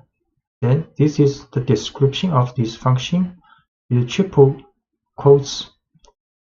Then inside the function, print a message hello. Then we can call this function just write greet user. The keyword diff to inform Python that you are defining a function. Then next name of the function is greet user. Then parentheses are empty here, means no more information needed to run this function. And a comment called a docstring enclosed in triple quotes, which describes what the function does. The docstrings are enclosed in triple quotes. Greet users call the function. So we define a function called greet user, and inside the function print hello message. Then we'll call this function just print greet user and parentheses. The function greet user can not only tell the user hello, but also greet them by name. So for the function to do this, you enter username in the parentheses of the function's definition at the diff greet user. So by adding username here, you allow the function to accept any value of username you specify. So if we want to print message with different username, so we can put a parameter here in the definition of function in the parentheses. So inside the function, print message will take this information of username and print a message. So when we call this function, we have to add a name, for example, Jesse here. So the variable username in the definition of greet user is an example of a parameter, a piece of information the function needs to do its job. And the value Jesse in greet user Jesse is an example of an argument. An argument is a piece of information that is passed from a function call to a function. So when we call the function, we place the value we want the function to work with in parentheses. In this case, the argument Jesse was passed to the function greetUser, and the value was stored in a parameter username. Note that people sometimes speak of arguments and parameters interchangeably. So we create again this function greetUser with the username as a parameter. Then we can print out a message using this username. The function defined. Then we call this function and adding a Jesse here in the parentheses. So the message "Hello Jesse" is printed out. Because a function definition can have multiple parameters, a function call may need multiple arguments. You can pass arguments to your functions in a number of ways. You can use positional arguments, which need to be in the same order the parameters were written, keyword arguments, where each argument consists of a variable name and a value, and the lists and dictionaries of values. So positional arguments. When you call a function, Python must match each argument in the function call with a parameter in the function definition. The simplest way to do this is based on the order of the arguments provided. So values matched up this way are called positional arguments. To see how this works, consider a function that displays information about pets. The function tells us what kind of animal each pet is and the pet's name. We define a function called describePet with two parameters needed to run this function. First is animal type, second is pet name. Then in the function definition, we print a new line, then a message "I have this type, animal's type." Then print another line, this animal type's name is pet name's title form. So when you call this function, you have to write describePet, then the type first, then name second. Or you can run again, call the dog is the type, then Willie is the name. So we define this function first. Then we call this function. Then I have a hamster. My hamster's name is Harry. We call again with this information input. I have a dog. My dog's name is Willie. So order matters in positional arguments. You can get unexpected results if you mix up the order of the arguments your function call when using positional arguments. So for example, if you call this function but write this order, Harry hamster, so this will print the message "not you want." And a keyword arguments. A keyword argument is a name-value pair that you pass to a function. You directly associate the name and the value within the argument. So when you pass argument to the function, there is no confusion. Keyword arguments free you from having to worry about correctly ordering your arguments in function call. So let's rewrite the pets examples using keyword arguments to call describePets. So we can also call this function. Then in the parentheses we write key value. So you can write any order if you input the key value pairs. And we can also call a pet name, right first, Harry, and animal type second. It's correct. So the order of keyword arguments doesn't matter because we explicitly tell Python which parameter each argument should be matched with. So we call using keyword arguments. So I have a hamster. My hamster's name is Harry. Then call again with this keyword order So I have a hamster. My hamster's name is Harry. The return result is the same. And default values. So when writing a function, you can define a default value for each parameter. If an argument for a parameter is provided in a function call, Python uses the argument value. If not, it uses the parameter's default value. For example, if you notice that most of the calls to describe a pet are being used to describe dogs, so you can set the default value of animal type to dog. Now anyone calling describe pet for a dog can omit that information. We can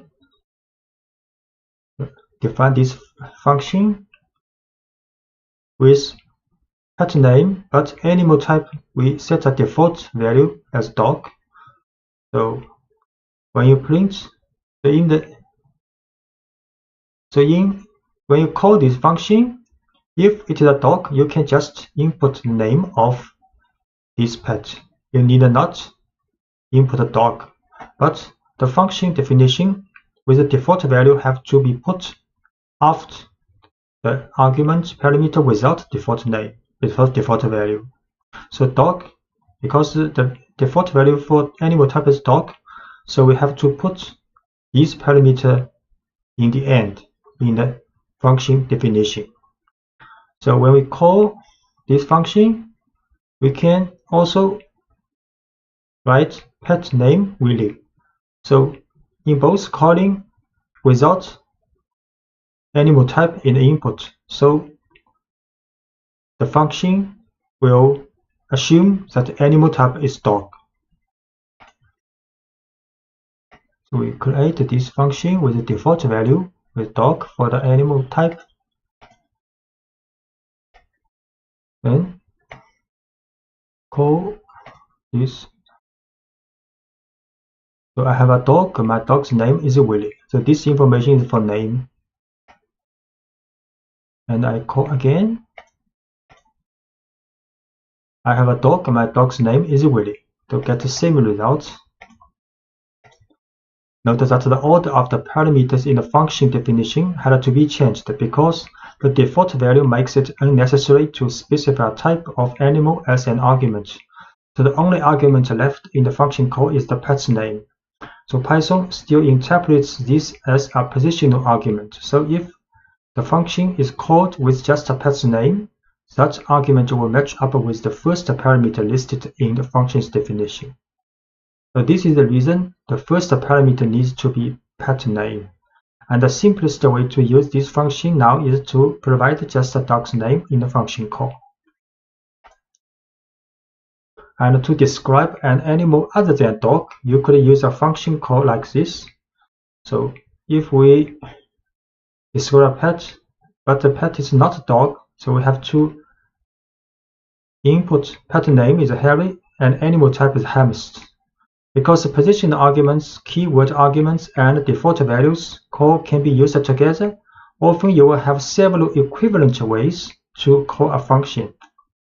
For example, we will have a dog, the name is Willy, so we can describe a pet, Willy, which we have seen, and describe a pet name is Willy, these two we have run. And if a hamster name is Harry, we can write Harry here, hamster second, because this is in the definition is the second place for the type, but with a default value because the hamster is not dog, so we have to input hamster here. But you can also write pet name is Harry, animal type is hamster. This is very clear. And because we use keyword and value type, so we can also write animal type first, hamster, then pet name Harry second. No problem. This it works correctly. So we will try this equivalent calls. So these two we have run. I have a dog. My name is Willy. Then if I have a hamster named Harry, I can run this first. Then can run this calling to get the same result. My hamster's name is Harry. And this one also correct. My hamster's name is Harry. Return values. A function doesn't always have to display its output directly. Instead, it can process some data and then return a value or set of values. The value the function returns is called a return value. The return statement takes a value from inside the function and sends it back to the line that called the function. So returning a simple value. Let's look at a function that takes a first and a last name and returns a neatly formatted full name. So this is a function definition. Get formatted names with two parameters, first name and the last name. Then inside the function, a full name variable is created with a concatenation of first name, space, and the last name. Then a return statement return full name's title form. So when we call this function get formatted name with input information for first name and the last name, then the return value of this full name's title form will be saved back to musician. Then next we can print this musician. We create this function and call this function and store return value full name to musician. And we print out this musician, Jimi Hendrix, exactly same as what we have inputted. So making an argument optional. Sometimes it makes sense to make an argument optional so that people using the function can choose to provide extra information only if they want to. You can use default values to make an argument optional. For example, say we want to expand get formatted name to handle middle names as well. The first attempt to include middle names might look like this. So we need middle name in this function. So normally people may write like this: first name, middle name, last name in as the parameters. Then inside the function definition, a full name is concatenated from first name, space, middle name, space, and last name. Then return this full name's title form. When people call this function, just write get formatted name with first, middle name, and last name.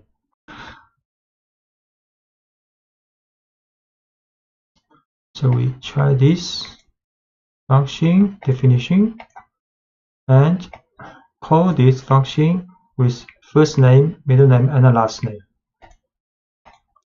It's a positional argument, passing position arguments. So then after calling this function, the musician will get the value of this returned value full name.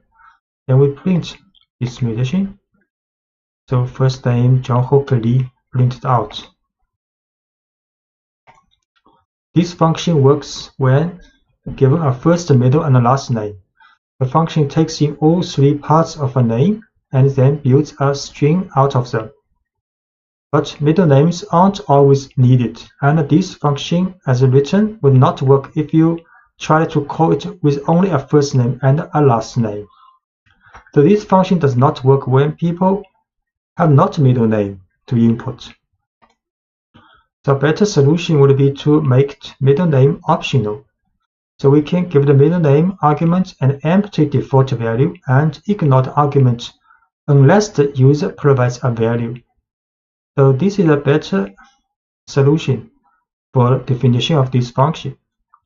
So inside the parenthesis position, we write first name, last name, then middle name at the last with a default value of empty string. Then inside the function, we use if-else test.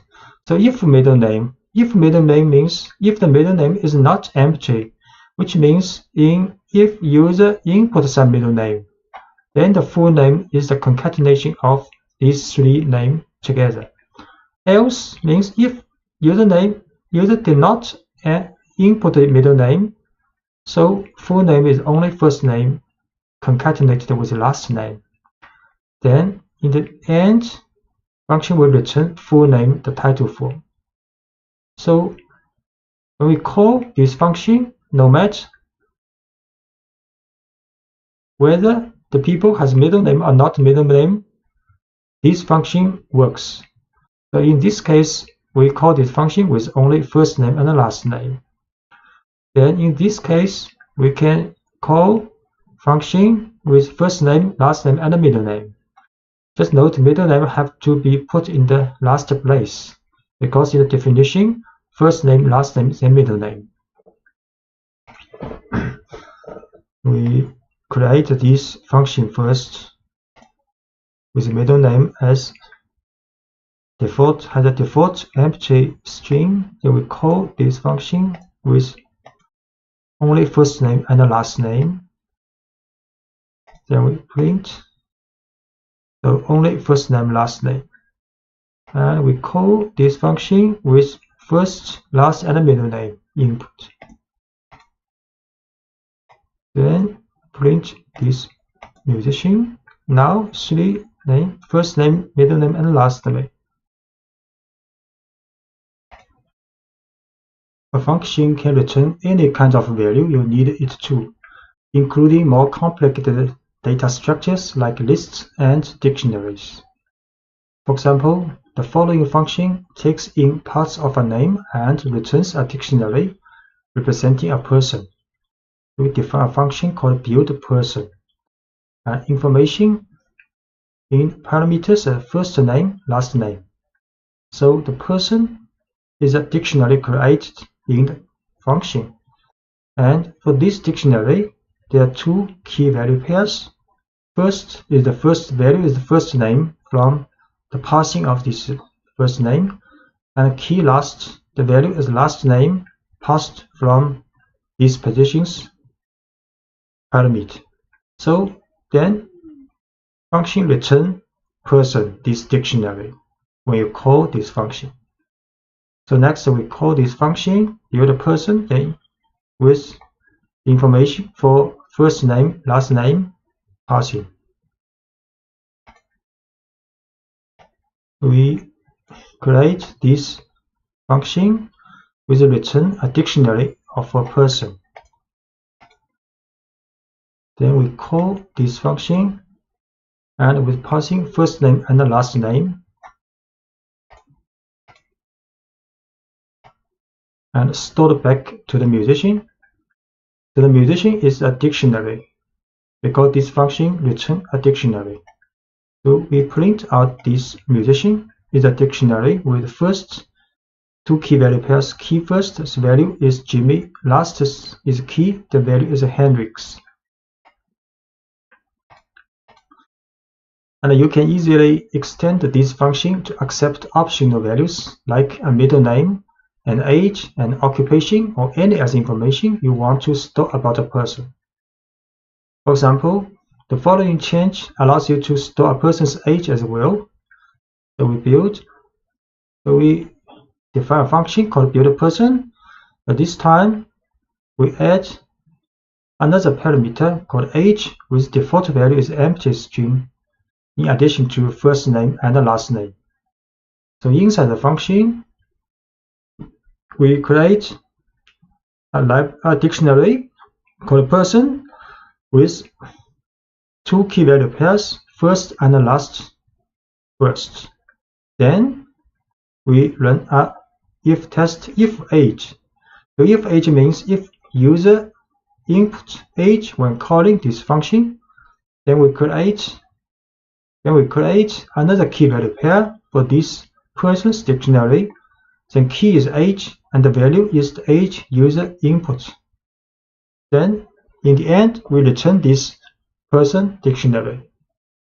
So when you call this function, you input Jamie Henrik's first name, last name, then you add a key value pair like age equals 27. Then the musician will be a dictionary include information with a key value pair for first name, last name, and age.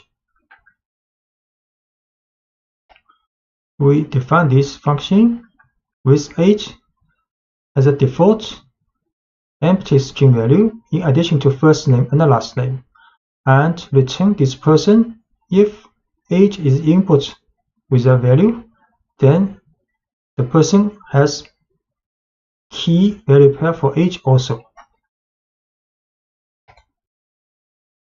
And we call this function, and the return person's dictionary will be stored in the musician with input Jamie Hendrix and age 27. Then we print out this musician. So now musician is a dictionary with 3 key value pairs: first name, last name, and age. Using a function with a while loop, you can use functions with all the Python structures you have learned about so far. For example, let's use the getFormatTheName function with a while loop to greet users more formally. It is the first attempt at greeting people using their first and last names. So you can define a function with 2 parameters, first name, last name. Then inside the function, create variable called full name with the concatenation of first name, space, and last name. Then return these full names title for. Then we write a while loop. So while true, it will be always true if nothing happens. So in the while loop, print message for the user to input a name, and if user input a Q, then it will be quit. Then the while loop will stop. Then next, create 2 variable called fName, get the information of the first name, and lName get information of last name user input. Then format the name, calling this getFormatTheName function, and store the return value of full name to format the name. Then print message including this format name. In the previous example, we use a simple version of getFormatTheName that doesn't involve middle name. And the while loop asks the user to enter their name, and we prompt for their first and last name separately. But there is one problem with this while loop. We haven't defined a quit condition, and the while loop will be run infinitely. We want the user to be able to quit as easily as possible, so each prompt should offer a way to quit. The break statement offers a straightforward way to exit the loop at either prompt. In the following example, we add a message that informs the user how to quit, and then we break out of the loop if the user enters the quit value at either prompt. So the program will continue greeting people until someone enters Q for either name. So we change the while loop here. After user see the input for the first name, after user input, there will be a if conditional test. So if user input Q for the first name, then it will be break. Then the while loop will stop. So if the next for L last name input from the user also will be a if test. If this time user input Q, then also will be break.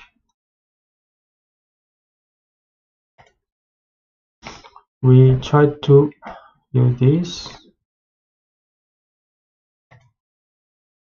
Create this function first, then we run a while loop which include Q if user input.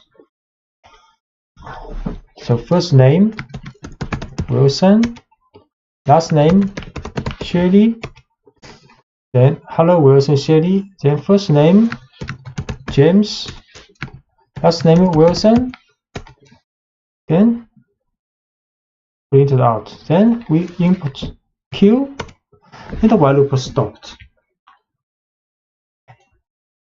Passing a list to function. You will often find it useful to pass a list to a function, whether it is a list of names, numbers, or more complex objects, such as dictionaries. When you pass a list to a function, the function gets direct access to the contents of the list. Say we have a list of users and want to print a greeting to each. The following example sends a list of names to a function called greetUsers, which greets each person in the list individually. So we define a function called greetUser with parameter called names, and the names is a list. So inside the function, there's a for loop for name in names. So get each element of this names list, then set it to variable name. Next, we create a message with the concatenation of hello and the names title for, then print this message.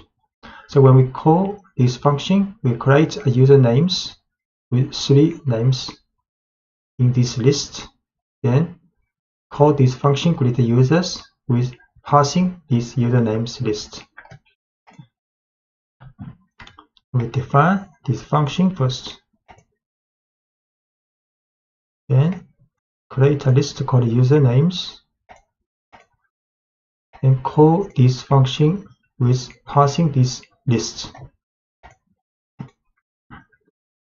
Then greeting message for each person in the list has been printed out. Hello Hannah, hello Chai, hello Margot. Modifying a list in a function. When you pass a list to a function, the function can modify the list. So any changes made to the list inside the function's body are permanent. Consider a company that creates 3D printed models of designs that the users submit. So designs that need to be printed are stored in a list, and after being printed, they are moved to a separate list. The following code does this without using function. So if we do not use a function, we will use the following codes. So we create a list called unprinted designs with 3 elements, then create a completed models with empty list first. Then we write a while loop. So while unprinted designs, if there's any element left in unprinted designs, then we pop out this element, the last element in this list, then set to current design. Then we print a message. So printing model, printing this current design now. Then we append this current design to this completed models list we created here. So when the while loop runs until unprinted design is empty, because we pop it out empty. So then the while loop are finished and all items have been moved from the unprinted design to the completed models. So next we can print out this information for each completed model in the completed models list.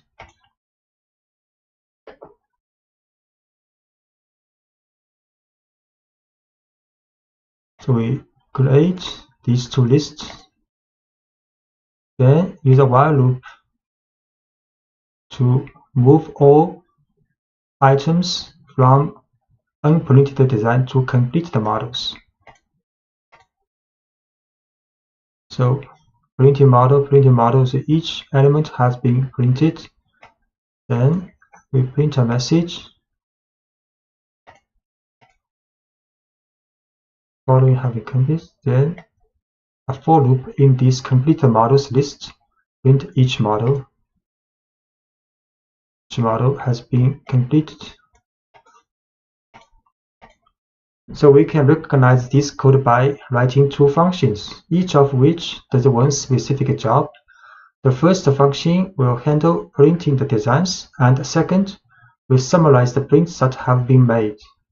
So we define the function print models with two parameters, a list of designs that need to be printed and a list of completed models.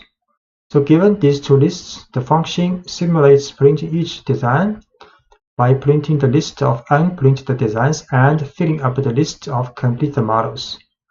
Then define a function called showCompleted with one parameter, the list of completed models.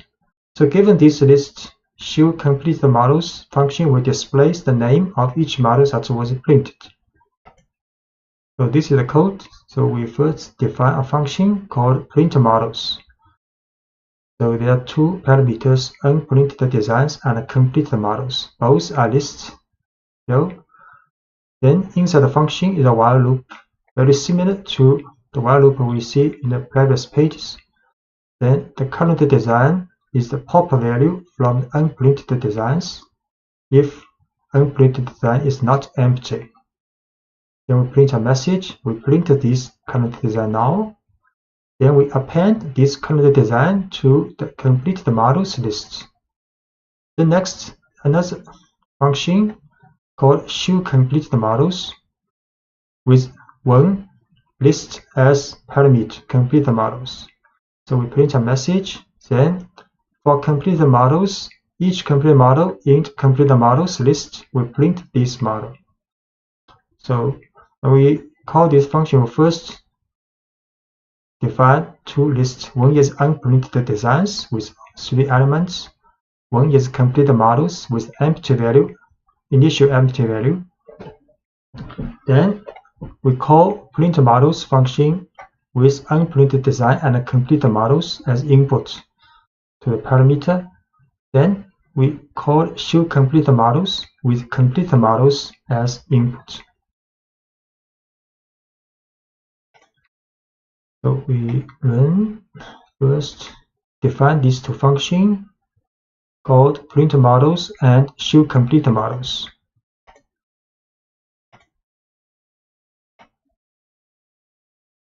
Then we define two lists.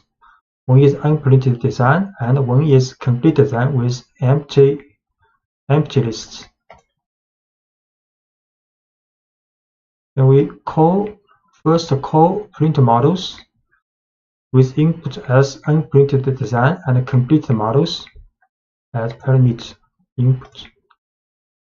So 3 models has been printed. Then we show the printed models. So the completed models now has 3 elements, and if we run show the unprinted design again, it is empty now. So which means for the calling this function, printModel calling this line, we input two lists, and both have been changed. So for the unprinted designs, it's empty now, and for the completed models, it's now full of 3 completed models. So passing lists to the function will be changed. And preventing a function from modifying a list. So sometimes you want to prevent a function from modifying a list. For example, say that you start with a list of unprinted design and write. In this case, you can address this issue by passing the function a copy of the list, not the original. So any changes the function makes to the list will affect only the copy, leaving the original list intact. So you can send a copy of a list to a function like this. So if we call this function again, we can use the bracket colon. This is a copy of this list. So this list will not be changed after running the function. The slash notation makes a copy of the list to send to the function. If we did not want to empty the list of unprinted designs in previous example, we could call printModels like this. So printModel unprinted design with a colon. So this list will not be empty after we have called the model. We try this. So these two lines are the same as before. We create two lists. One is unprinted design and one is empty design. Empty for the complete models at first. Then we call this function called print model with unprinted designs, but we use a column here. So unprinted designs, this list, original list will not be affected. But completed models, this list will be affected, will be filled with each element from unprinted designs. So we call, then we call again for the show complete models. So the complete models has 3 elements now, and we run unprinted design still has 3 elements.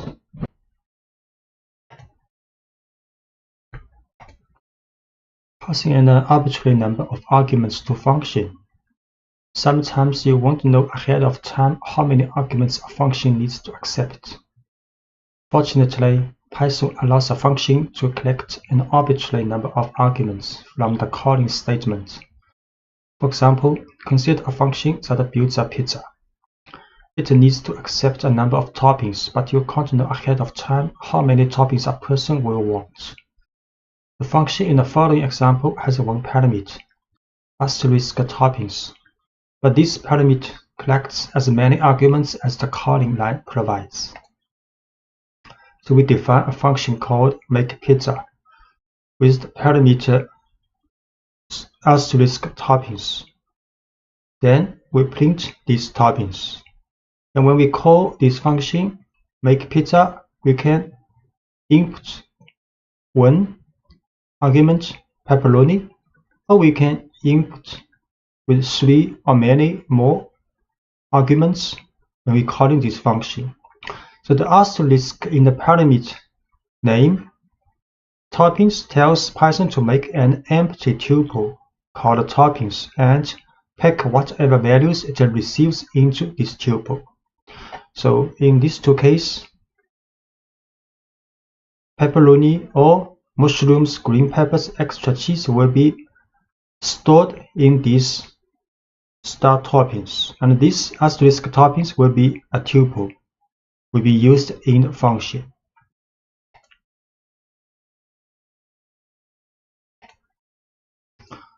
We make function called makePizza with asterisk toppings as the parameter.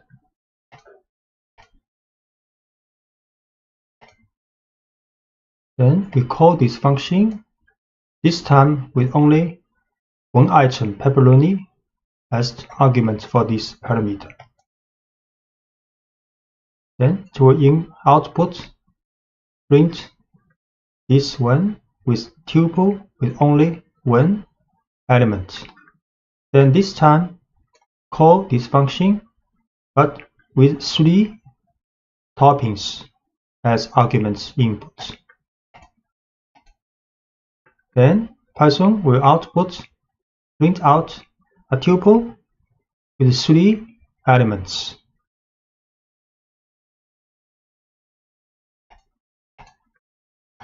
Now you can replace the print statement with a loop that runs through the list of toppings and describes the pizza being ordered. We can make some change for this function. Then we can print a statement and then a loop for each topping inside this toppings list. So this tuple is also a list. Then print out each topping. We create this function again. Then we call with the same argument as before. Now the message, make a pizza with the following toppings, pepperoni. And call this function with 3 arguments passing. Then make a pizza with the following toppings with these 3 toppings.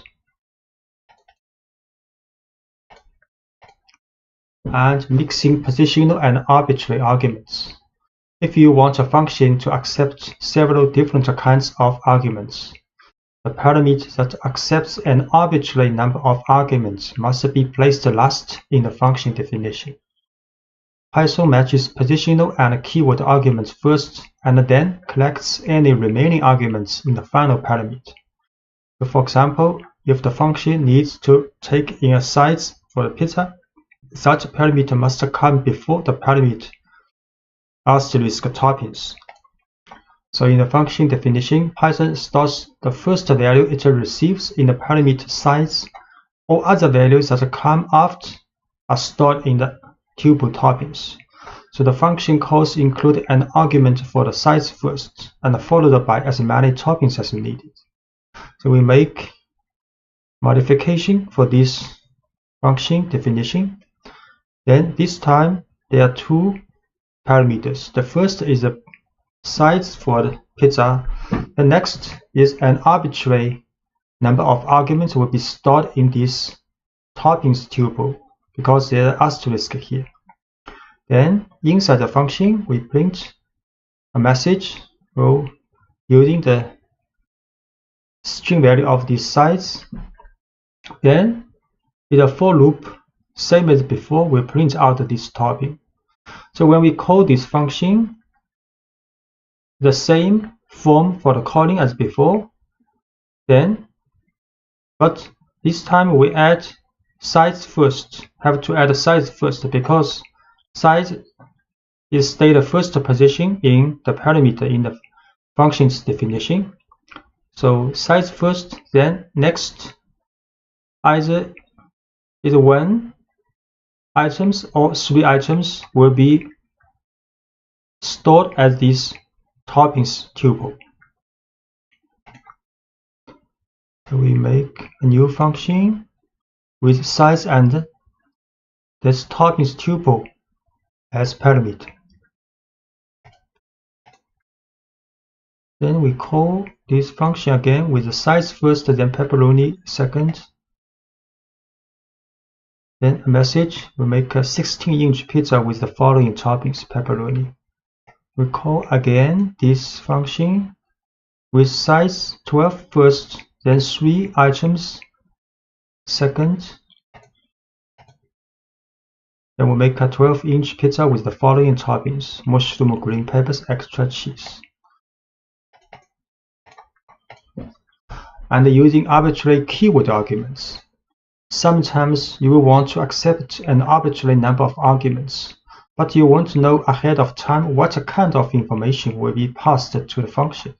In this case, you can write functions that accept as many key value pairs as the calling statement provides.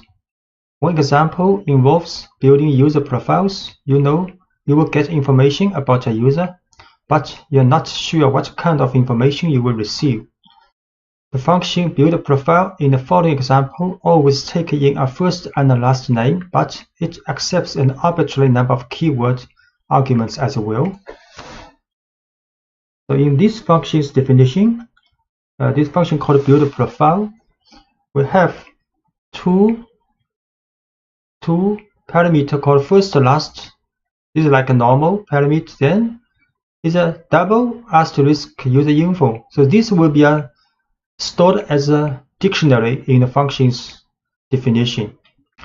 So in the function, we define an empty dictionary first. Then we'll create the keys of this dictionary, and with the value coming from the parsing of this parameter. Same as for the last name.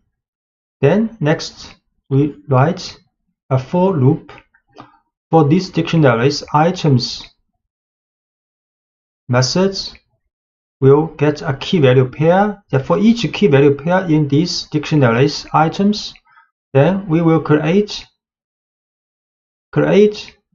new key and value pairs and use this information from this user's info. So this user's info is a tuple or is a dictionary when we call this function, and the extra information after first and the last, these two values will be stored in this dictionary. So this for loop will use this dictionary and put these key value pairs in dictionary profile. Then in the end, function returns this profile, the dictionary, which include all the key value pairs from last name, first name, last name, and user infos. So when we call this function, we will add first, last name's value first. Then we will add several key value pairs as we want.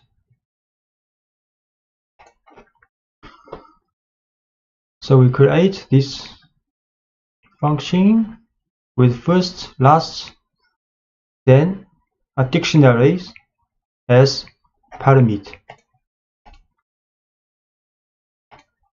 We call this function with Albert Einstein as first and last name, then location as Princeton, field is physics as two extra key value pairs. Then we print this user file. So the print result will be a dictionary with 4 key value pairs. So first name Albert, last name Einstein, and location Princeton, and field physics. Once you have created a function or a dozen functions, you can go a step further by storing your functions in a separate file called a module, saved into same directory as your current source file, and then importing that module into your main program. An import statement tells Python to make the code in your module available in the currently running program file. So storing your functions in a separate file allows you to hide the details of your program's code and focus on its higher level logic. It also allows you to reuse functions in many different programs. So when you store your functions in separate files, you can share those files with other programs without having to share your entire program. There are several ways to import a module. So importing an entire module. To start importing functions, we first need to create a module. A module is a file ending in .py that contains the code you want to import into your program. So let's make a module file called pizza.py that contains the function make pizza. So this function is written in the file pizza.py in the working directory. So this function is same as the function we made in the previous lectures, with size and these tuple toppings as input parameter. Then print a message with the size of this pizza and print out each topping.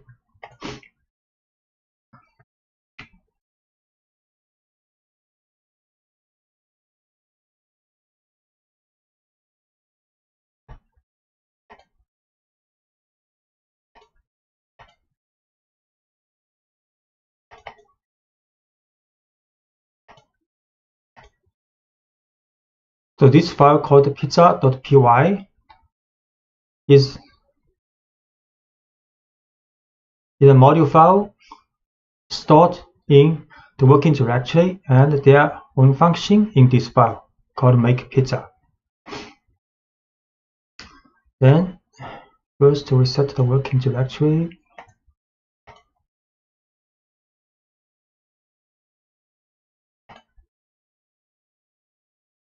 Then we can import the module pizza. We just create it and then make 2 calls to make pizza using the form. So we can first import this module called import pizza. Pizza is a file pizza.py, but we have need not add extension here, just import pizza. Then we can call this function make pizza using pizza.makepizza. Then is the argument for the input. Similarly, we can use pizza.makePizza and input with size, then more than 1 toppings for the pizza. So when Python reads this file, the line import pizza tells Python to open the file pizza.py and copy all the functions from it into this program. To call a function from an imported module, enter the name of the module you imported, pizza, followed by the name of the function makePizza, and separated by a dot. This code produces the same output as in the previous lecture, that without storing function into a module. So we import pizza first. Then we can use makePizza.pizza with argument parsing. So output, making a 16-inch pizza with the following toppings: pepperoni. Similarly, we can call this pizza with 3 toppings and 1 size. So that's correct.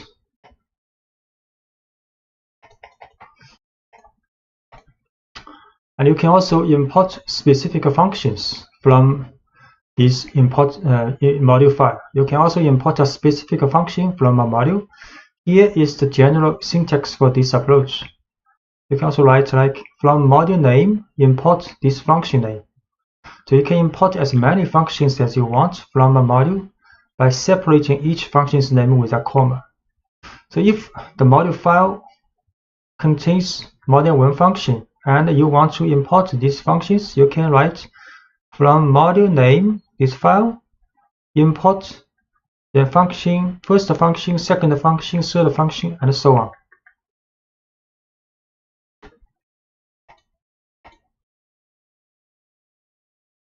So the makePizza example would look like this if we want to import just the function we are going to use. So we can write from pizza import makePizza. Then when we call this function, we just use makePizza with the argument, makePizza with this argument. So with this syntax, we don't need to use the dot notation when you call a function, because we have explicitly imported the function makePizza in the import statement. So we can call it by name when we use the function. So this time we just import this makePizza function from this file. Then we can call this function, just use makePizza. Call this function with 3 toppings.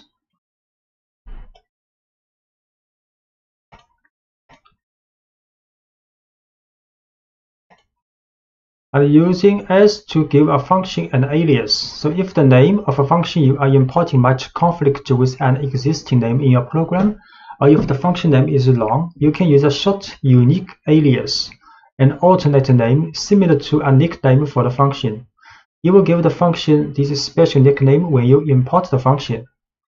The general syntax for providing an alias is like, so from module name, import function name is an alias. So here we give the function makePizza an alias mp. So by importing makePizza as mp, so the s keyword renames a function using the alias you provide. So you can write from pizza import makePizza as mp. Then we can call this function using mp now with the parameter parsing. mp now with the parameter parsing. We can from pizza import makePizza as mp.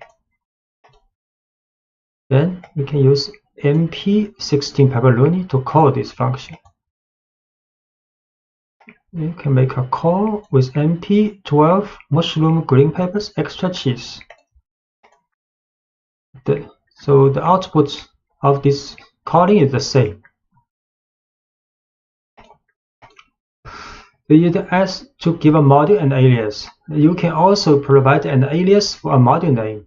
The general syntax for this approach is import module name as an alias. So giving a module a short alias, like p for pizza, allows you to call the module's functions more quickly. So calling p.makePizza is more concise than calling pizza.makePizza. So we can import pizza as p. So we can call module with p.makePizza. p.makePizza. So we can import the module as p. Then call module with p.makePizza 16 pepperoni. P.makePizza 12 and with 3 topping. So the result is the same in the printing. And you can also import all functions in a module. You can tell Python to import every function in a module by using the asterisk operator. So we can write from pizza import this asterisk, means all the function. Next, we can also use makePizza with the parsing.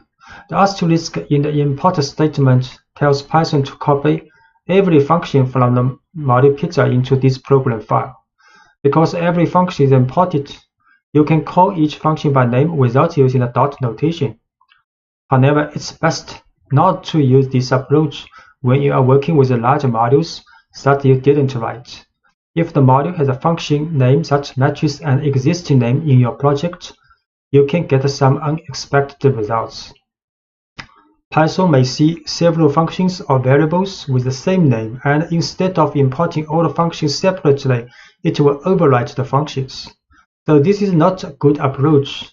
We write here just to let you know if in the later time you may see such approaches in other people's code. So we can try this, make from pizza import with the asterisk. Then we can call this function with just to make pizza. The result is the same. So the best approach is to import the function or functions you want, or import the entire module and use the dot notation. Class object-oriented programming is one of the most effective approaches to writing software. In object-oriented programming, you write classes that represent real-world things and situations, and you create objects based on these classes. When you write classes, you define the general behavior that a whole category of objects can have. And when you create individual objects from the class, each object is automatically equipped with the general behavior. You can then give each object whatever unique traits you desire. Making an object from a class is called instantiation, and you work with instances of a class. You can also specify the kind of information that can be stored in instances. So creating a dog class. So let's start by writing a simple class, dog, that represents a dog, not one dog in particular, but any dog. So they have all a name and age. We also know that most dogs sit and roll over. These two pieces of information, name and age, and those two behavior, sit and roll over, will go in our dog class because they are common to most dogs. After our class is written, we will use to make individual instances, each of which represents one specific dog. So this is a dog class. So class dog, then this is a description of this class. Then we define df initial method. So every class has an initial method with the parameter self and a name age. Then inside this method function, then we define self.name is a name, because we need a name when we create this class for instantiation, and self-age is the age, these two information. Then we define two functions or called methods of this class. So sit, inside the sit parentheses, we pass self. So this means all the dog will have this sit method, same as roll over. Then inside these two function method, then we print the name of this dog and is not setting a message. And similarly, for rollover, we print this dog is rollover. So by convention, capitalize the name referred to classes in Python. The parentheses in the class definition are empty because we are creating this class from scratch. So the initial method, a function that's part of a class, is a method. So everything you learned about the functions applies to methods as well. The initial method is a special method. The Python runs automatically whenever we create a new instance based on the dog class. Now, this method has 2 leading underscores and 2 trailing underscores.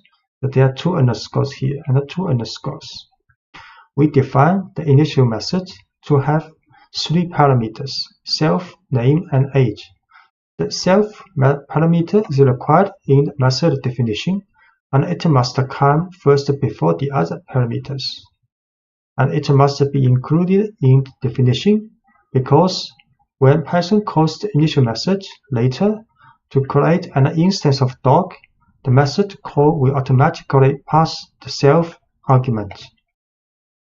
And every method call associated with a class automatically passes itself, which is a reference to the instance itself. It gives the individual instance access to the attributes and the methods in the class. So when we make an instance of dog, Python will call the initial method from the dog class, and we will pass dog a name and an age as arguments. The self is passed automatically, so we don't need to pass it. Whenever we want to make an instance from the dog class, we will provide the values for only the last 2 parameters, name and age. And the 2 variables defined each have the prefix self. So any variable prefixed with self is available to every method in the class. And we will be able to access these variables through any instance created from the class. So self name equals name takes the value stored in the parameter name and stores it in the variable name, which is then attached to the instance being created. The variables that are accessible through an instance like this are called attributes. And the dog class has 2 other methods, defined sit and rollover, because these methods don't need additional information like a name or age. We just define them to have 1 parameter self. They all be able to sit and roll over. For now, sit and rollover don't do much. They simply print a message saying the dog is sitting or rolling over. So we create a class now.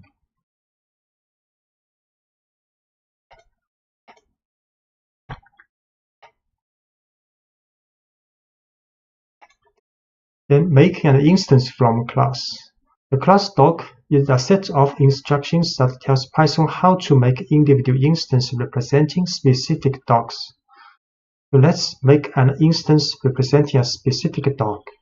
So we can create a specific dog, use dog equals, then this dog is the class name, and inside parentheses is the name and age, 2 parameters needed when we define initial function in the class definition. So we tell Python to create a dog whose name is Willy and whose age is 6. When Python reads this line, it calls the initial method in dog with the arguments Willy and 6. The initial method creates an instance representing this particular dog and sets the name and age attributes with the values we provided. The instance is stored in variable myDog. We create an instance myDog with Willy and 6 age old. And we can create another dog called your dog, named Lucy and 3 years old. Then we can access attributes. To access the attributes of an instance, you use dot notation. So we can get the name and age of my dog using myDog.name and myDog.age. For example, we can print a message using myDogs.names title4. and print a message of my dog .8 years old. Can print a message. So my dog's name is Willie. Then print message using the attribute of age. My dog is 6 years old. And we can also print your dogs. So your dog's name is Lucy. And print using your dog's age attribute. Your dog is 3 years old.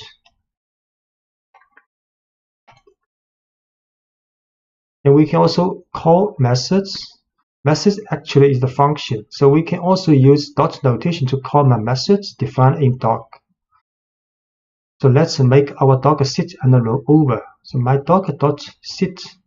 My dog is an instance because this instance belongs to a class dog, and the dog class has sit method, sit function.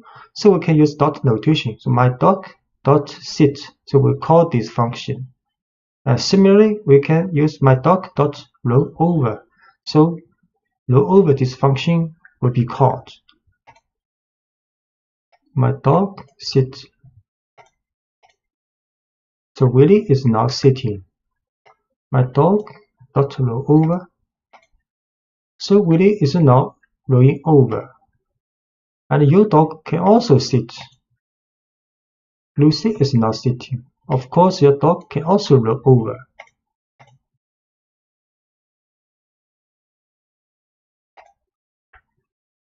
So let's write a new class representing a car. Our class will store information about the kind of car we are working with, and it will have a method that summarizes this information. So we defined initial method with the self parameter first. We also give 3 other parameters: make, model, and year. A method called getDescriptiveName that puts a car's year, make, and model into one string neatly describing the car. Then we make an instance from the car class and store it in the variable myNewCar. Then we call getDescriptiveName to show what kind of car we have. So this is a class for car, capitalized class for car.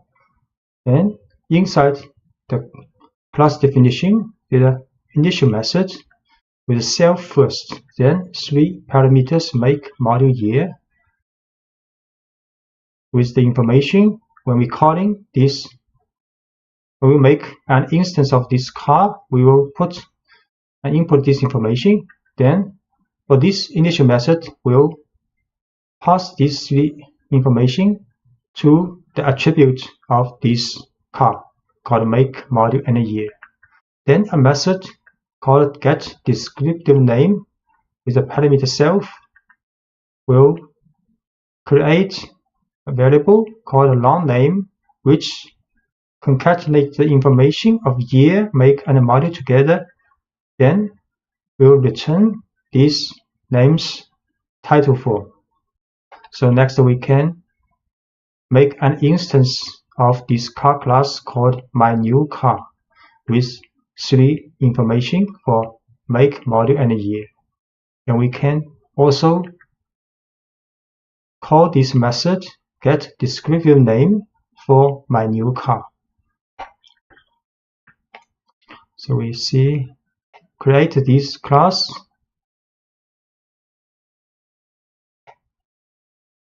Okay, we can wait. There are lots of other methods.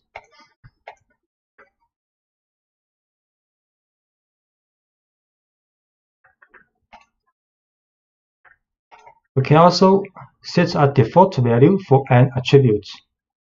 So every attribute in a class needs an initial value, even if that value is 0 or an empty string.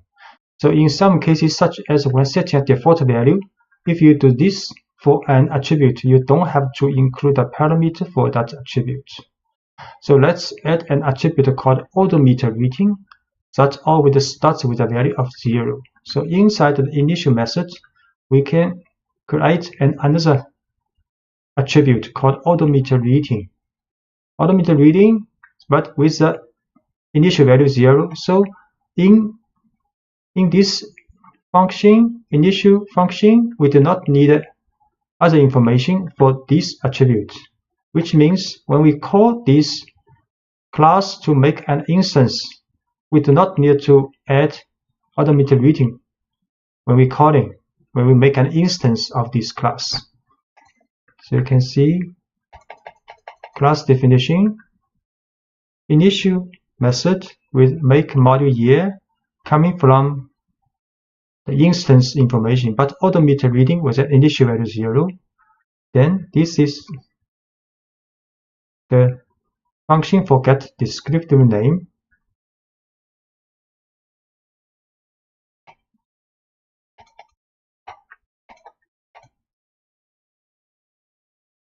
Then we also add a method called read automate that help us read each class automate.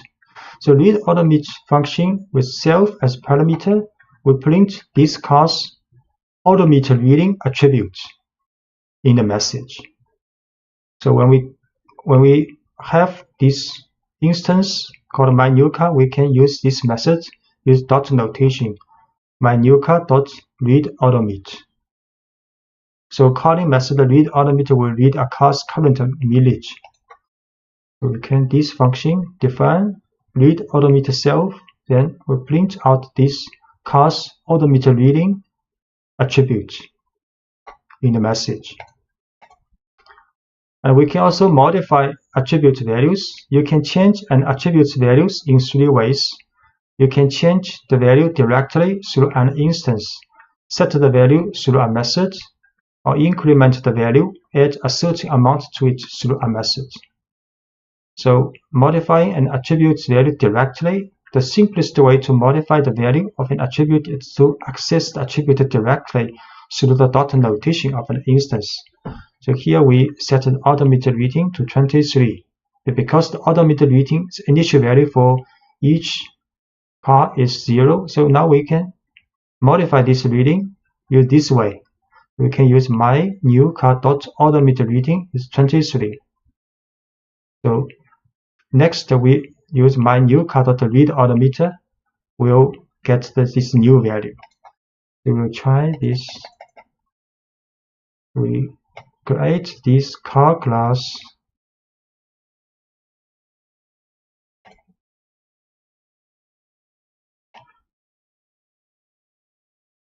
Then create an instance of this car with all the A4 and the 2016 year. Then we can print descriptive names information. This method is dot notation. The dot notation for this class information. Then we can read automate. So initial value is 0, so this car has 0 miles on it. And we can also make automated reading, modify the automated reading directly using dot notation. So we can read automated reading again now. So this car has 23,500 miles now.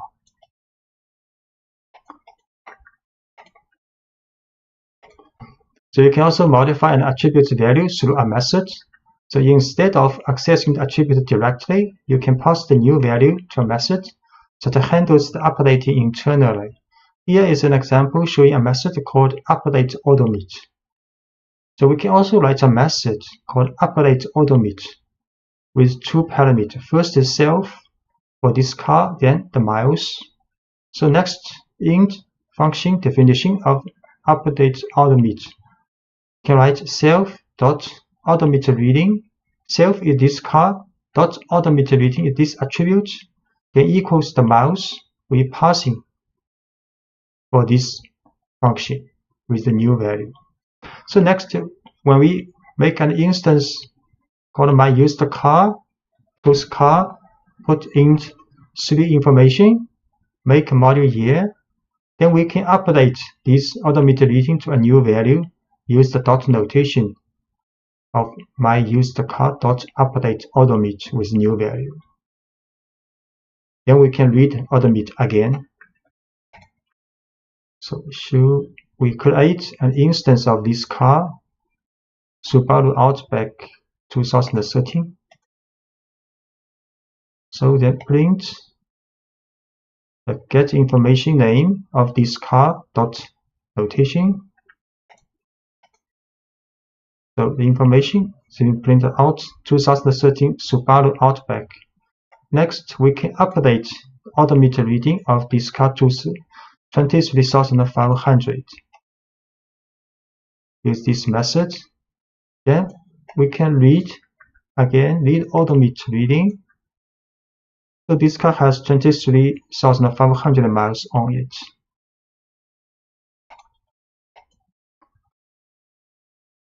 So we can extend the method update odometer to do additional work. Every time the odometer reading is modified, let's add a little logic to make sure no one tries to roll back the odometer reading. So we can define update odometer self miles with inside the function with if statement. So if miles larger than the current odometer reading, then we assign these new miles to the odometer reading. So if this conditional test is not true, which means the miles is less than the current odometer reading, we will not assign these new miles to the odometer reading. We will print a message: you cannot roll back an odometer.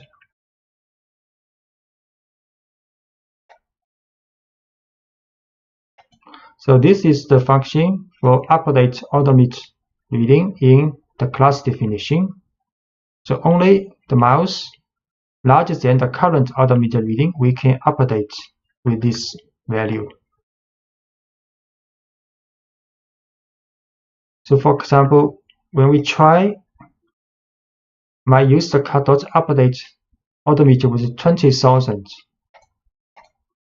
you will get a message you can't roll back in odometer because current value is 23,500. So 20,000 is less than this current value.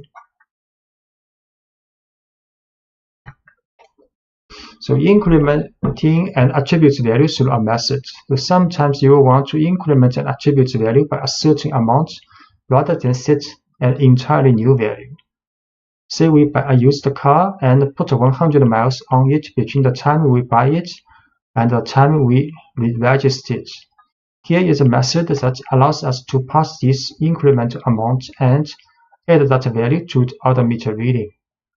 We can define a function called increment odometer, with self is the car and miles is increment the value with two parameters.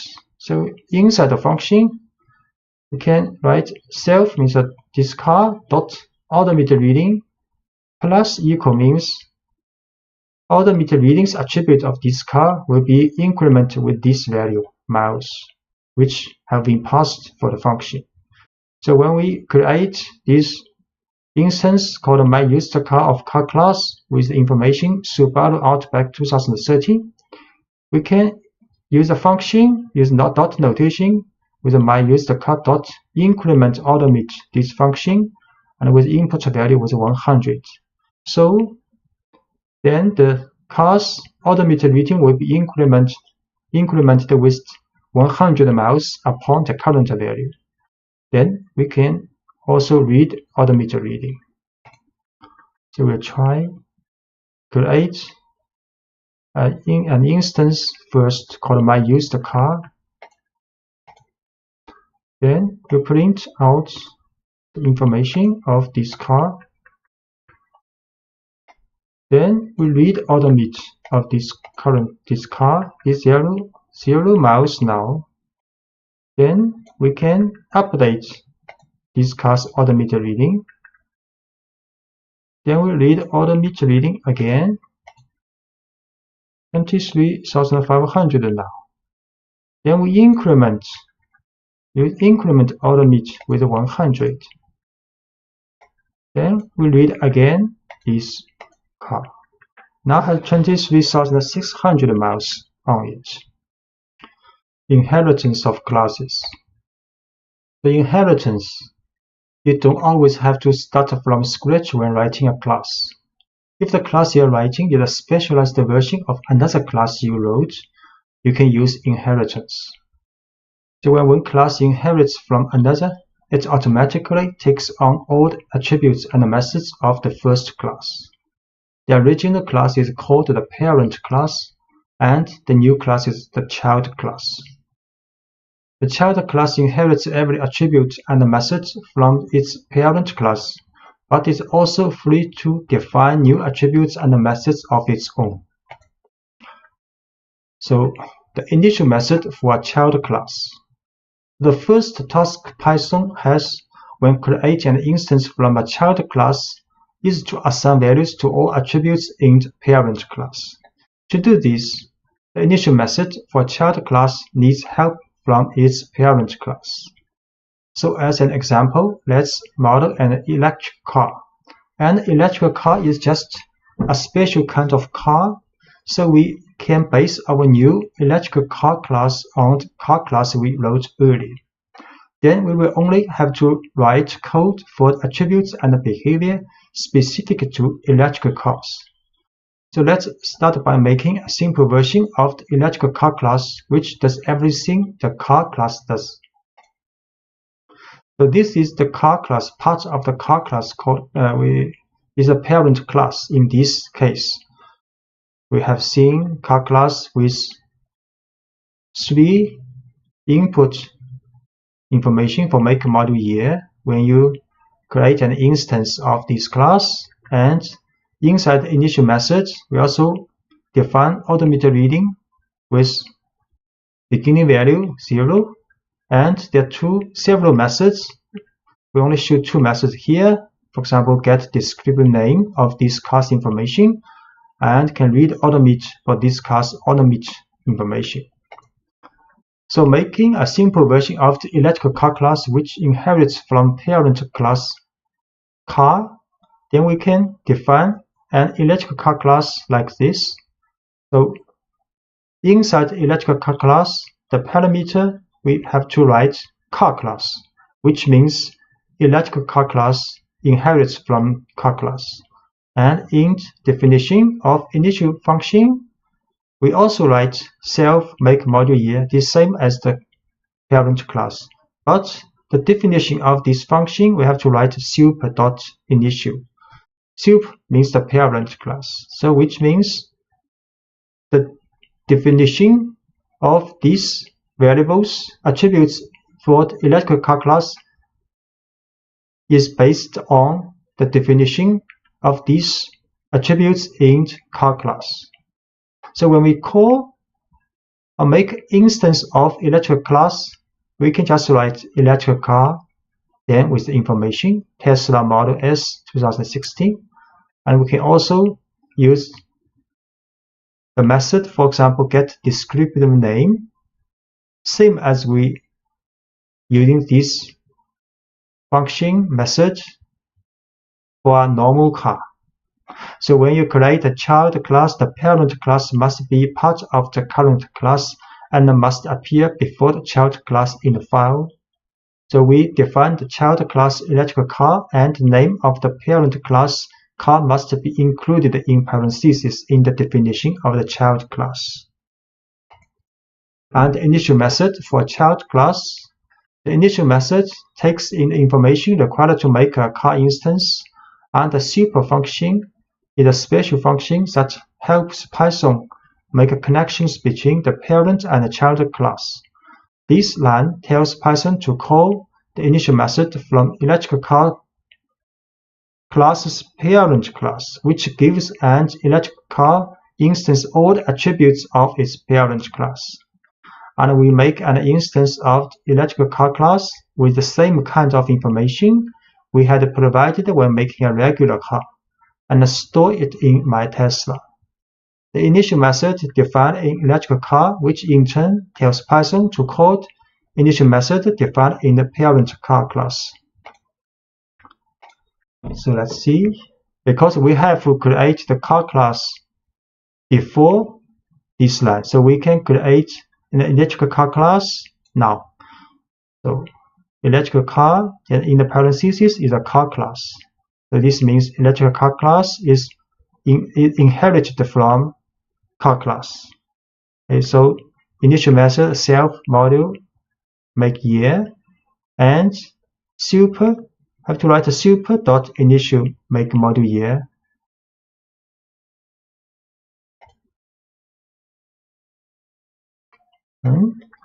Then we can call and make an instance of electric car now. With Tesla Model S 2016, then we can use this method which defined in the parent class. So get descriptive name. Although we do not need to create this function in electric car class definition because we inherit from car class, and the car class has this method defined in car class definition. So we can use this.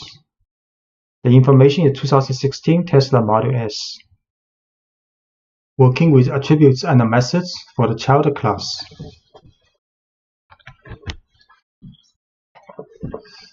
So defining attributes and methods for the child class. So once you have a child class that inherits from a parent class, you can add any new attributes and methods necessary to differentiate the child class from the parent class. So let's add an attribute that's specific to electrical car, a battery, for example, and a method to report on this attribute. And we will store the battery size and write a message that prints a description of the battery. This attribute will be associated with all instances created from the electrical car class, but won't be associated with any instance of car. We create the electrical car inherits from car class. Then inside its definition of initial function, in addition to make a module year, which inherits from the soup of which means from the car class, then we define using self here the battery size attribute. So this attribute is only applied to electrical car class with a 70 initial value. Next, we define a function called describe battery with self, which means this function only applies to electric car also. Then we print out this electric car's batteries information in message. So next we can create an instance of electric car with these three information. Then we can print and to call this function get descriptive name. Then next we can call this method called describe battery, which can get the battery's information of this electric car. We create this first. Create this electric car class and make an instance now, and can print out car's information. Then we can also call the describe battery function of this car. So this car has a 70 kWh battery.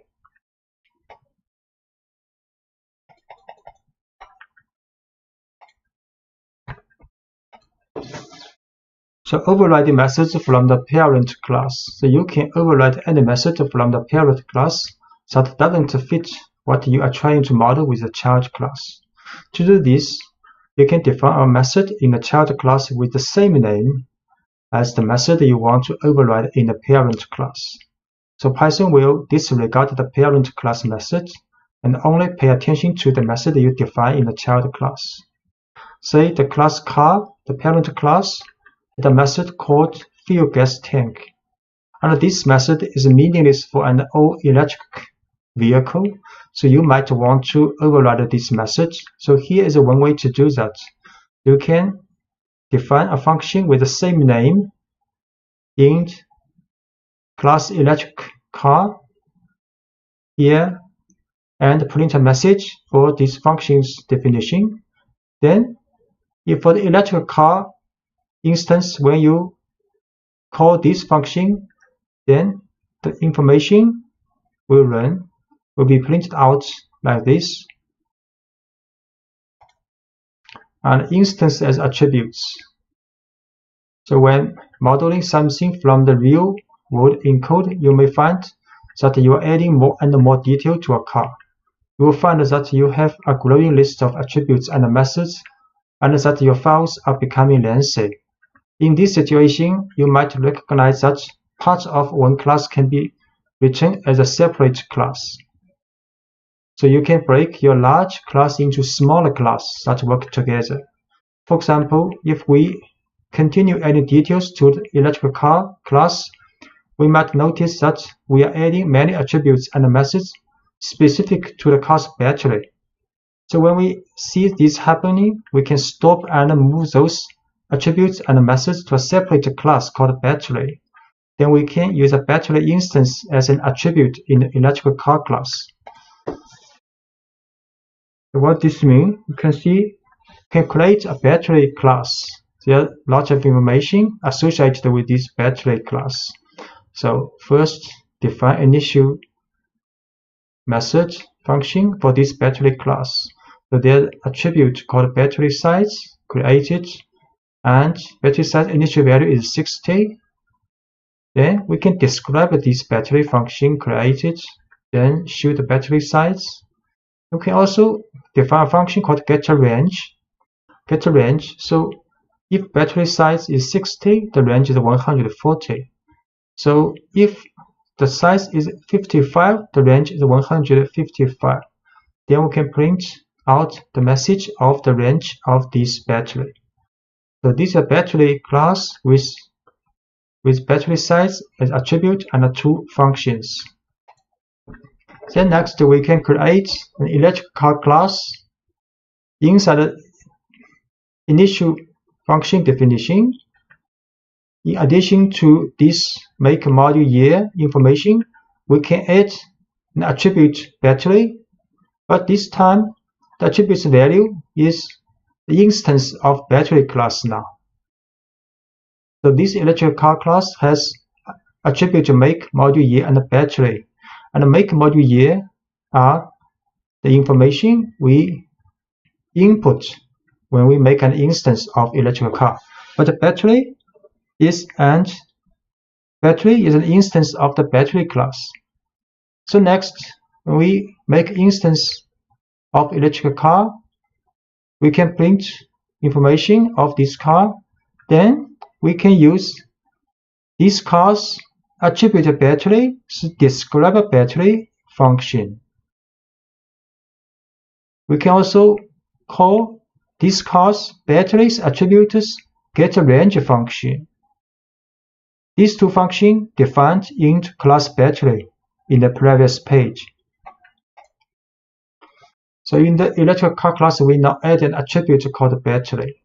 This line tells Python to create a new instance of battery with a default size of 60, because we are not specifying a value, and store that instance in the attribute battery. This will happen every time the initial method is called, and the electrical car instance will now have a battery instance created automatically. Then we create an electrical car and store it in the variable myTesla. But when we want to describe the battery, we need to work with the car's battery attribute and methods. So these two lines use dot notation. MyTesla's battery dot describe battery is a function defined in class battery. Similarly, MyTesla.battery dot getRange, this function defined in class battery. So we show this, create a class called battery.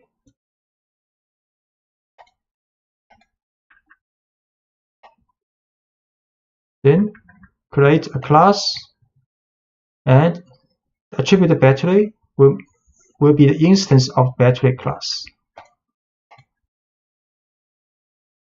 Then after this class has been created, we can make instance of electrical car. Then we show this car's name information. Then we describe battery, show this car's battery information. And we'll get a range information of this electric car. The car has approximately 140 miles on a full charge. Importing classes. As you add more functionality to your classes, your files can get long, even when you use inheritance properly. In keeping with the overall philosophy of Python, you will want to keep your files as uncluttered as possible. To help, Python lets you store classes in modules and then import the class you need into your main program. So we can, for example, import a single class. Let's create a module containing just a car class. This module file will be named car.py, and the car class is stored in this module file. The module file car.py is put in the same directory of your working source file. So this is part of the file, module file car.py. Inside this file, there is a class definition for car, which we have introduced in the previous lectures. In your working source file, you can import car from module. So this car is a class from module car.py. So from car, import car. So this is the file name without the .py. The file name, module name, then import this class. So next we can make an instance of this car, and we can also print out this instance descriptive information. We can also add automated reading for the function automated reading attribute to this car with 23, then use the function of this car to read automate.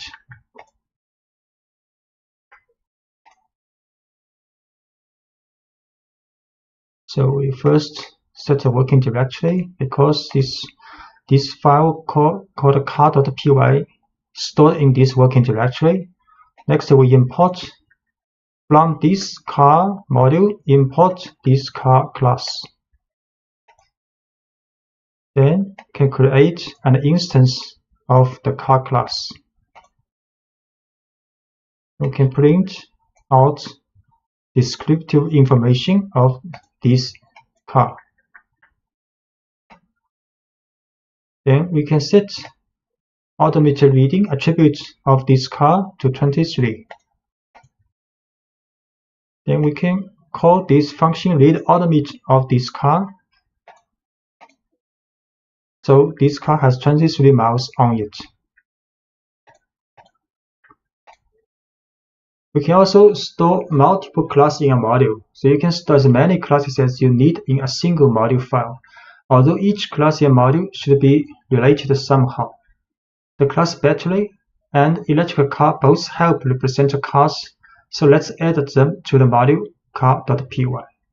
So in the file car.py we add class battery also, which we have introduced in the previous lectures. And for the battery class, we also has getRange, for example, getRange function. And we also store electric car class in this file, car.py. So when you import multiple classes from a module, you can use from car import car class, then comma electric car class. So next, in our program, we can make instance from car, or we can make instance from electric car. And we can also print out attributes or information of this car and attribution of this electric car. So we see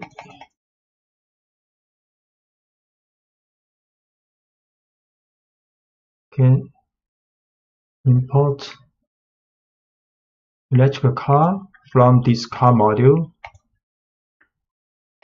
Can create an instance and print out descriptive information of this electric car, and we can print out descriptive battery of this electric car. We can also run this, call this function getRange of the battery attribute of this car. So import multiple class from this module. Then we can create a normal car with information Volkswagen Beetle 2016. Then print out descriptive information of this car. Then we can create an electric car instance called My Tesla.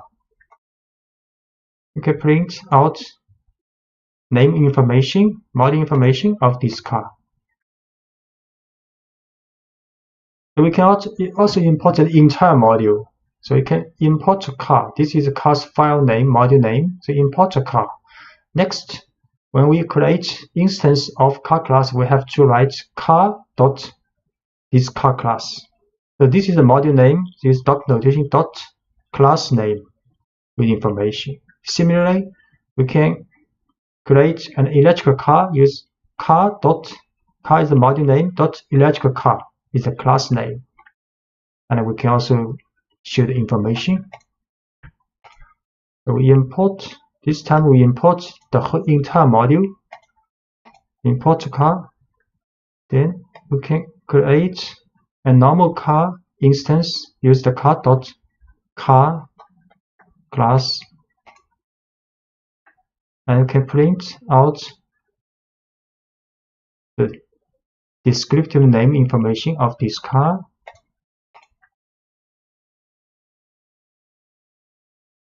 And we can also create an electric car, use the car dot notation electric car, and print out information of this electric car. Reading from a file. So when you want to work with the information in a text file, the first step is to read the file into memory. You can read the entire contents of a file, or you can work through the file one line at a time. So reading an entire file. So let's start with a file saved in the same working directory that contains pi to 30 decimal places with 10 decimal places per line. So this file is the pi digits like this, stored in this txt file. And the following code opens this file, reads it, and brings the contents of the file to the screen. So start with a with open this file as a file object. Then inside this block, with block, we write contents is this object dot read function. Then we can print contents, and the result will be like this. So we first set working directory, then we read this file, use with open this file as file object, then contents is this object to read, then print this information, but we use rstrip here, we will talk about it later. So output like this. And the open function returns an object representing the file. The reader method then reads the entire contents of the file and stores it as one long string in variable contents. Notice close is not needed because Python will close it automatically when the time is right. And the only difference between this output and original file is the extra blank line at the end of the output. The blank line appears because read returns an empty string when it reaches the end of the file, and this empty string shows up as a blank line. So if you want to remove the extra blank line, you can use rstrip in the print statement. So that's why we use rstrip here. Rstrip here because we want to remove this blank line in the reading.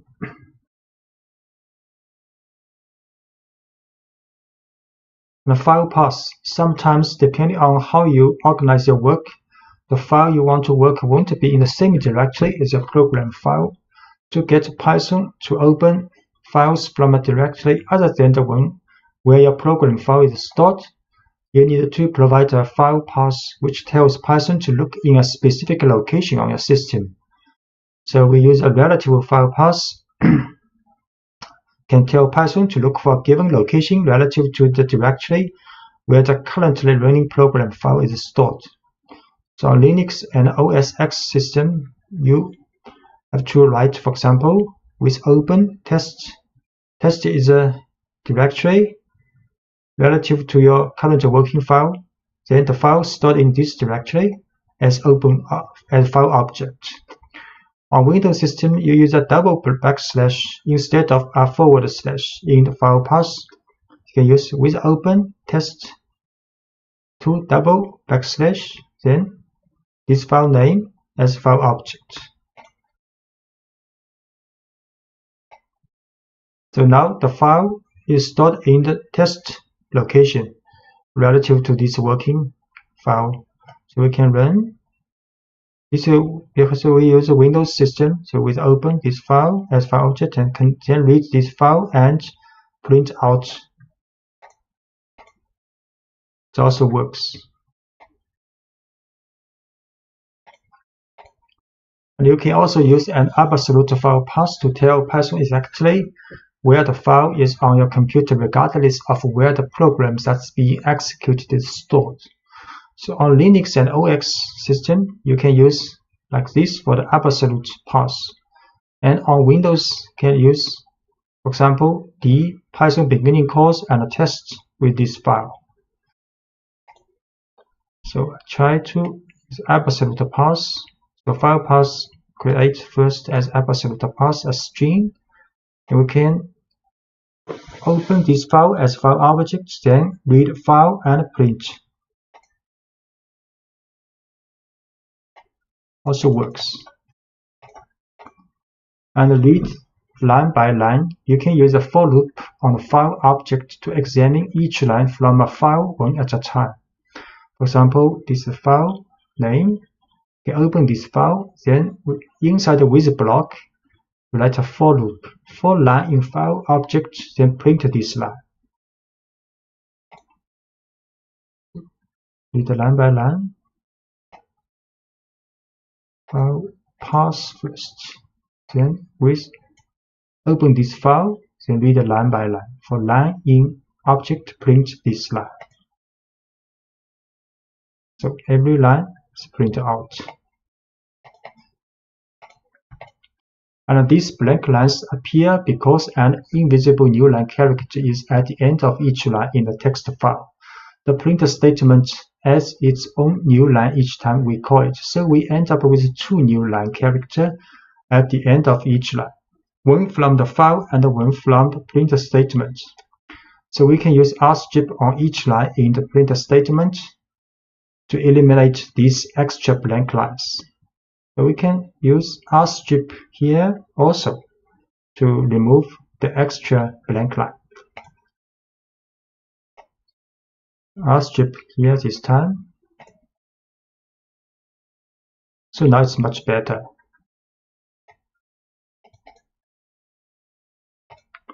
Make a list of lines from a file. So when you use with, the file object returned by open is only available inside the with block that contains it. So if you want to retain access to a file's content outside the with block, you can store the file's lines in a list inside the block, and then you can work with that list later. And the following example stores the lines of pi digits text in a list inside the with block, and then prints the lines outside the with block. So we can read this file with block, then use read lines and save these lines to a list called lines. Then outside of the with block, we can next print out each line with a for loop. So first, this is the file name. Then we use a with block to read the lines, then save to the lines. This lines is a list. Then next, outside of the with block, we can use a for loop to read each lines and print out.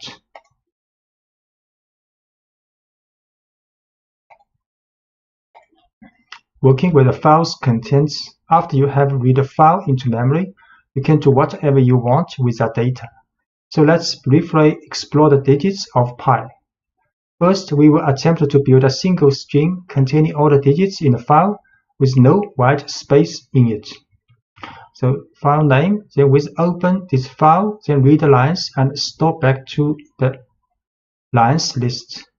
Next, we can create an empty string called pi string. Then for line in lines this list, we will use concatenate with odd lines with this string. Then print out a long string. Next, we can print out the length of this string.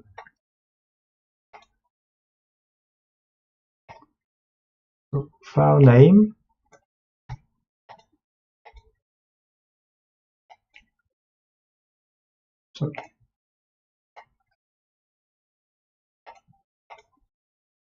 Name, then read the lines and store to this list lines, each line. Next, pi string, not a space string. Then for each line, we can take this lines string, then use rstrip, then concatenate the to pi string. Then we print out this long string. And we print out the length of this string. 36 elements.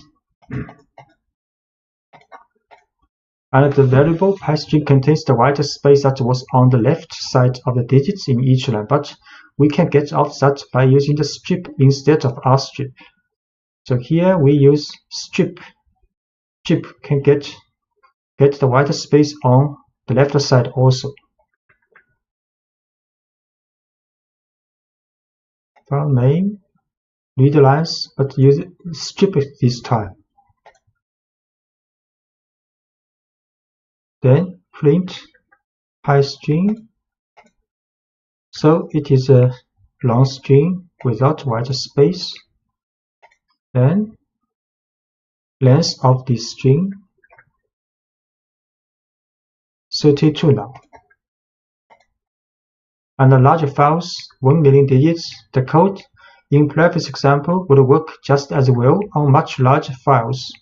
If we start with a text file that contains pi to 1 million decimal place instead of just 30, we can create a single string containing all these digits.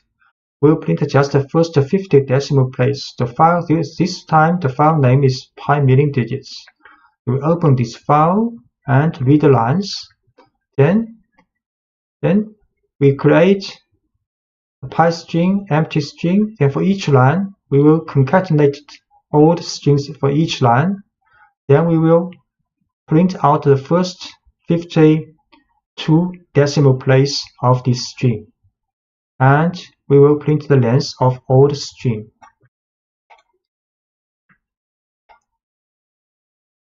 So this file name. Then with open, we read this file for each line to a list. Then create an empty string. Then for each line, we get the string out and concatenate it together. But with the strip for to remove the white space. Then we print out the first 50 decimal places for this long string. And we print the length of the whole string. 1 million 2 because 1 million decimal place.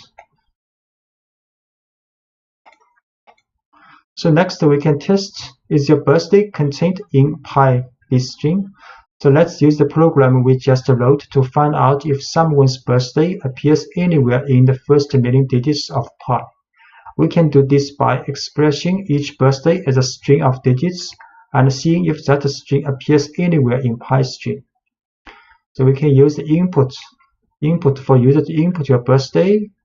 Then we test if birthday in pi string will print out this message. If birthday not appear in the pi string, we'll print another message. So great, and read is the same as before. Then next we can let the user to enter birthday. For example, okay, birthday. Then is your birthday in string, and if not in string, we'll get a message. Your birthday appears in the first million digits of pi. So this birthday appears in the first million digits of pi. Write into a file. To write a text to a file, you need to call open with a second argument, telling Python that you want to write to the file. To see how this works, let's write a simple message and store it in a file instead of printing it to the screen. So first, we set a file name in the working directory. Then we open this file with W mode, write mode as file object. Then we can write file object.write this message inside this with block. So the argument W tells Python that we want to open the file in write mode.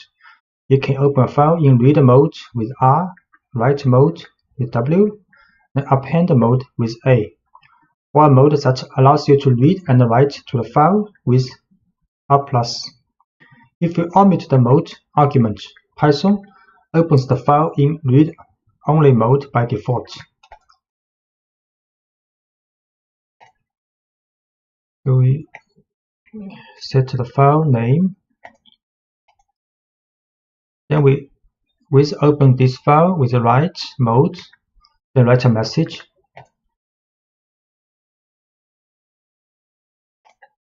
Then we open this file in the working directory, create it. Do the message in this file now. The open function automatically creates the file you are writing to if it doesn't already exist. However, be careful opening a file in write mode W, because if the file does exist, Python will erase the file before returning the file object. Python can only write strings to a text file. If you want to store numerical data in a text file, you will have to convert the data to string format first using the str function. So we can also write multiple lines. The write function doesn't add any new lines to the text you write. So if you write more than one line without including new line character, so including new lines in your write statement. For example, we write this file again. We open this file with the write mode. Then first we write this message. Then we add a new line. Then we write next message, new line. We try this.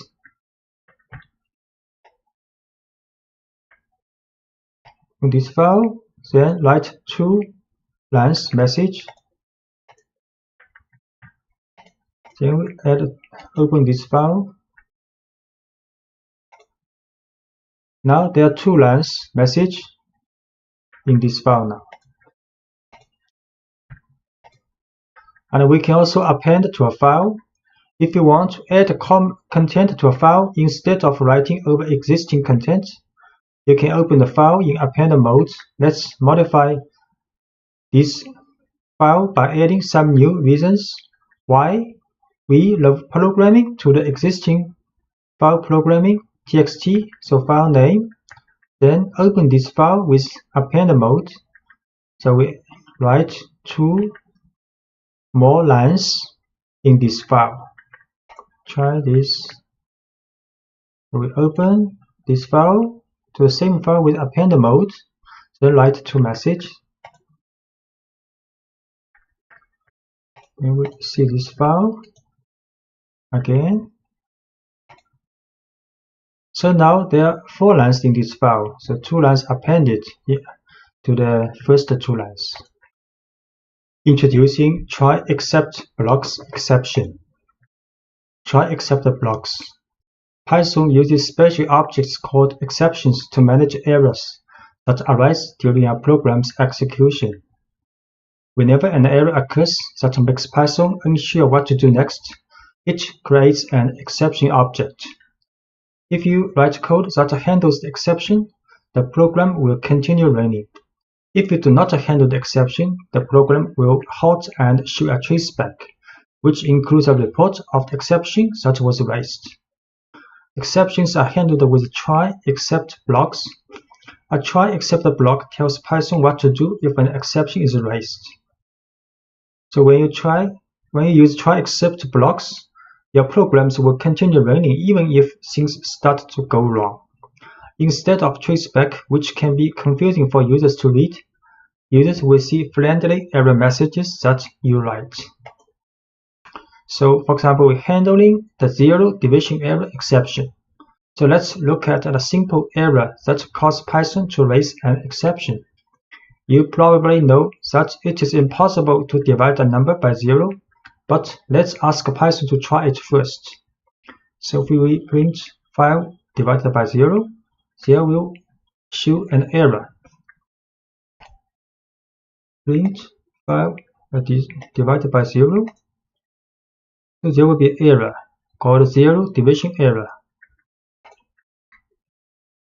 But the error reported in the traceback 0 division error is an exception object.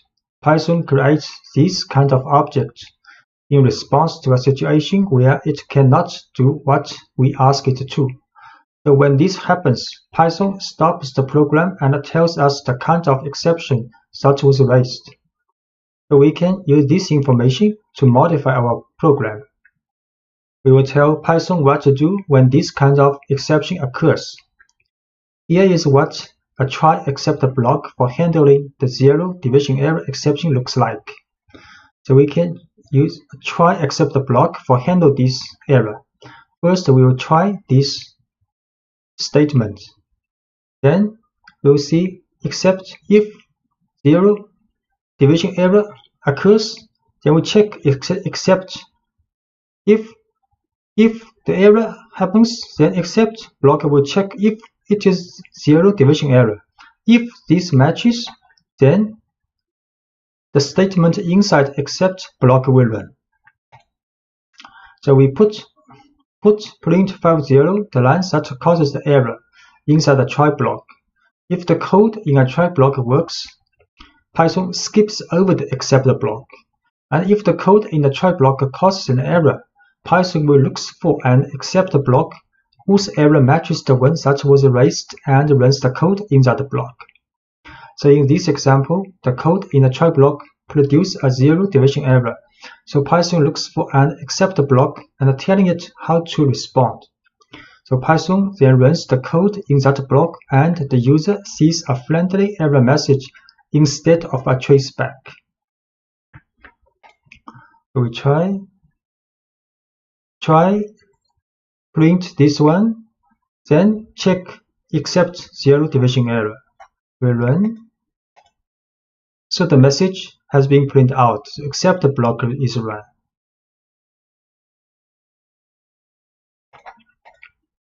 We can use try except else to prevent crashes. So in some cases, we can use try except else block, handling errors smoothly when the program has more work to do after the error occurs. This happens often in programs that prompt the users for input. If the program responds to invalid input abruptly, it can prompt for more valid input instead of crashing. So let's create a simple calculate that does only division. We can make this program more error resistant by wrapping the lines that might produce errors in try except else block. So the error occurs on the lines that performs the division, so that's where we will put the try except block. And this example also includes an else block. So any code that depends on the try block executing successfully will go in the else block. We print a message, then print another message, then if while true, let the user to input first number. If user input first number equals to Q, then the while loop will break. Then second number is also an input by user. Next, we'll run a try except else block. So in the try is division between int value of int value first number divided by int value of second number. So if this statement runs successfully, then the else block will run. Print this answer. If it raise an error except block object, then Python will check except statement if this error is zero division error. So then we'll print if matches this error, then we'll print you cannot divide by 0. So we should first we print the two messages on the screen. Then we'll run this while true, while loop. So let user to input first number and second number. If user in the first number enters Q, then the while block running will stop. And if user enters 0 in the second number, then the error will come and will print out this message. If both number cause the division runs successfully, then we print answer. First number 10, second number 5. Then the answer printed and while loop runs again. First number 100, second number 3, also runs successfully. Then first number 19, second number 0. Then you can't divide by 0. Message is printed out. Then the while loop is not stopped. You can also try next first number. For example, write Q, then stopped while loop. So handling the file not found error exception. So one common issue when working with files is handling missing files. The file you are looking for might be in a different location. The file name may be misspelled, or the file may not exist at all. You can handle all of these situations in a straightforward way with the try except block. Let's try to read a file that doesn't exist. The following program tries to read in the content of Alice in Wonderland, but file Alice 1 text has not been saved in the same directory as the current working source file. So we try to read this file, but this file does not exist. We'll see how it happens. So file is alice1.txt. We open this file, then try to read this file. The file not found error happens. So Python cannot read the file from a missing file, so it raises an exception. No such file or directory. So to handle it, you can use a try block that will begin just before the line that contains open to look for and accept blocks that matches that error, and the result is a friendly error message instead of a traceback. We can change with the try except block, then open this file, then read. So if this block successful, the accept block will be skipped. And if try block raise an exception object with error, so the accept block will be checked if the error matches file not found error. If it matches, then the message and this block will be run. So the code in the try block produces a file not found error. So Python looks for an except block that matches that error.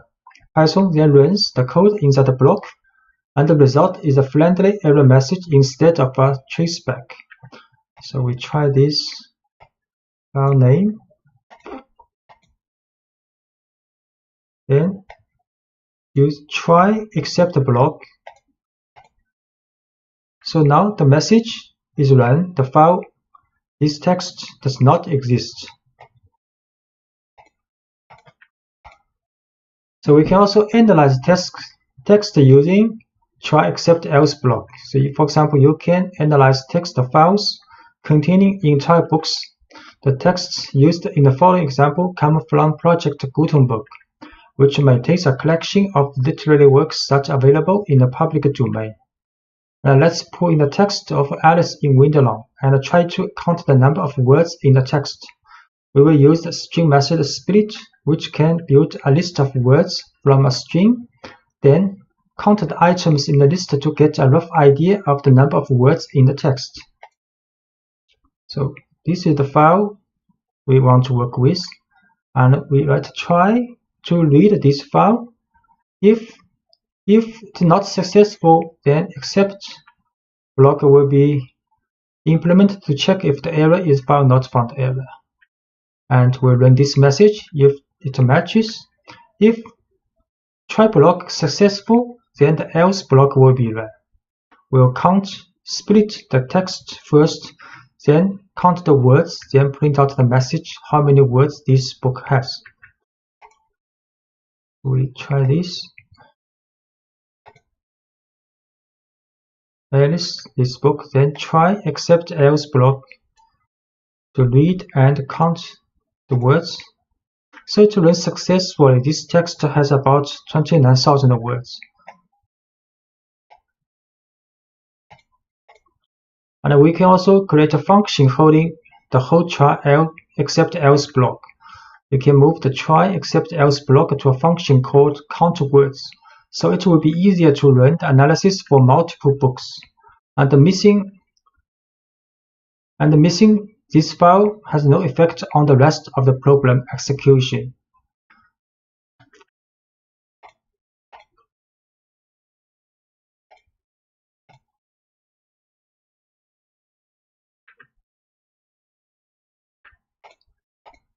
So we can create a function. The function actually we put the previous page's try except else block in this function called count words. Then next we can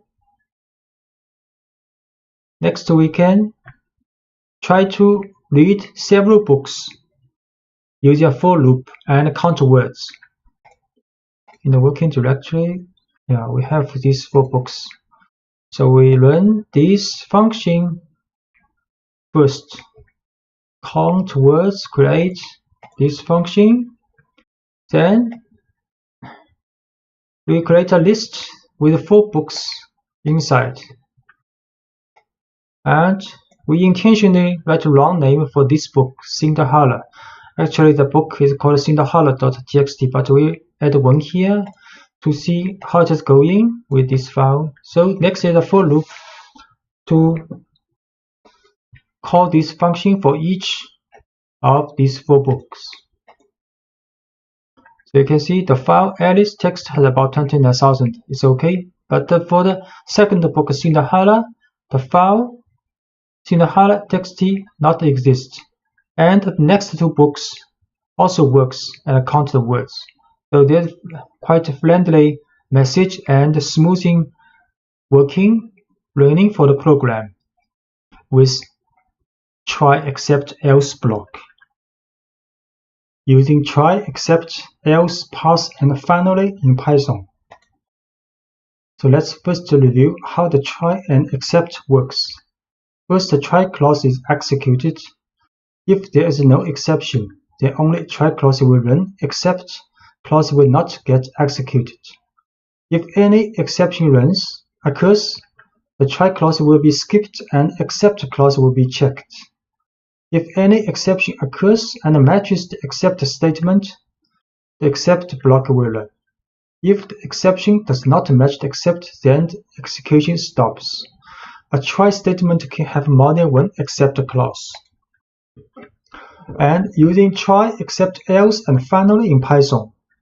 So try, this block will raise an exception if there is an error. Except here you can handle the error if it matches, and else block runs only if the try clause does not raise an exception. Finally block always gets executed either exception is generated or not.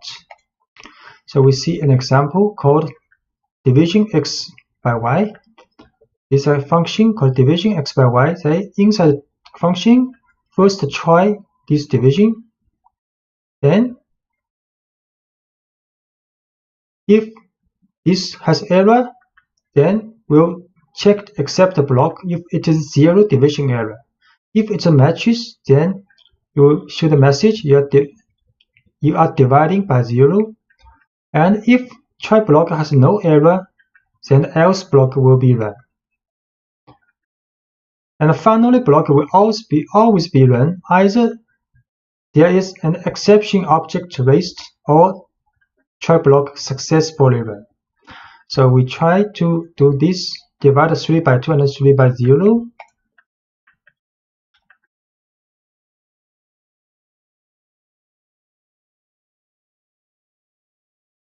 This is called floor division. See, run, create this function, then try to run this.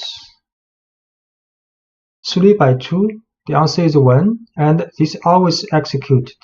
So finally block also run, and the answer is run. So answer is run, else block is run because there's no error in the try block. If we try to divide 3 by 0, the message is sorry, you are dividing by 0. So except the block is run, and this is always executed. So finally block is also run.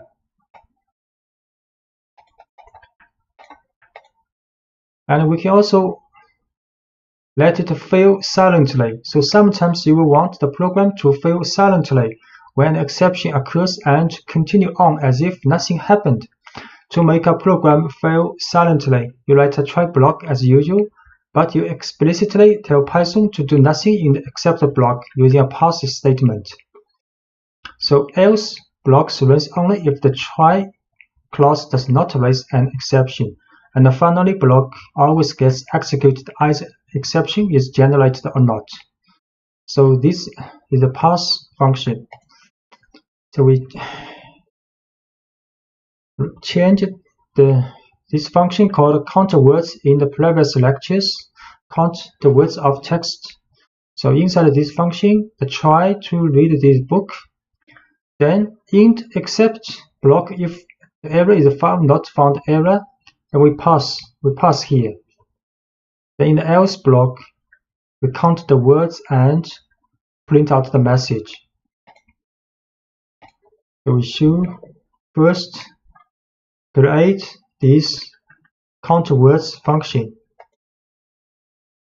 Then we create a list of 4 books, but with this name intentionally add 1 here.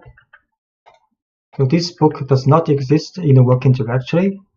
Then in a for loop to read each book and count words. So you can see the first book has about 29,000 words working correctly. The second book, because it's not found, so Python runs silently, does not show any information about this book. The next 2 books implementation work correctly. NumPy is a basic package for scientific computing with Python and especially for data analysis. In fact, this library is the basis of a large amount of mathematical and scientific Python packages, and among them the pandas library, which is specialized for data analysis and fully developed using the concepts introduced by NumPy. And in fact, the building tools provided by the standard Python library could be too simple or inadequate for most of the calculations in data analysis. So having knowledge of the numpy library is important to being able to use all scientific Python packages, and particularly to use and understand the pandas library. Numpy is currently the most widely used package for the calculation of multi-dimensional arrays and large arrays. In addition, the package comes with a range of functions that allow you to perform operations on arrays in a highly efficient way and perform high-level mathematical calculations. So installation and import of numpy. Generally, this model is present as a basic package in most Python distributions. However, if not, you can install it later. In Anaconda prompt, you can install numpy by printing conda install numpy. Once numpy is installed on your distribution, to import the numpy module within your Python sessions, for example like Anaconda Spider, you can write the following: import numpy as np.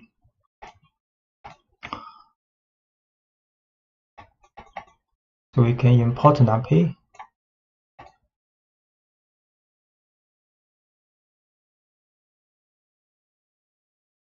In the array, the heart of the numpy. The numpy library is based on one main object called n-the-array, which stands for n-dimensional array. This object is a multi-dimensional homogeneous array with a predetermined number of items. Homogeneous because virtually all the items in it are of the same type and the same size. In fact, the data type is specified by another numpy object called dtype. So each n-the-array is associated with only one type of dtype, and the number of the dimensions and items in an array is defined by its shape, a tuple of n positive integers that specifies the size for each dimension. The dimensions are defined as axes and the number of axes as a rank. Moreover, another peculiarity of numpy arrays is that their size is fixed, that is, once you define their size at the time of creation, it remains unchanged. And this behavior is different from Python lists, which can grow or shrink in size. So the easiest way to define a new n-the-array is to use the array function, passing a Python list containing the elements to be included in it as an argument. So we can create an array using np.array 1, 2, 3 and a list. So A will be an array with 3 elements. So we can create this array, one-dimensional array with 3 elements. And we show this array 1, 2, 3. And you can easily check that a newly created object is an n-the-array by passing the new variable to the type function, type A. So we can show type A is a numpy's n-the-array. And you can, in order to associate the type dtype to the newly created n-the-array, you have to use the dtype attribute. So we can use the dtype attribute to this array. Dtype, the dtype int 32. It is integer type with 32 bits.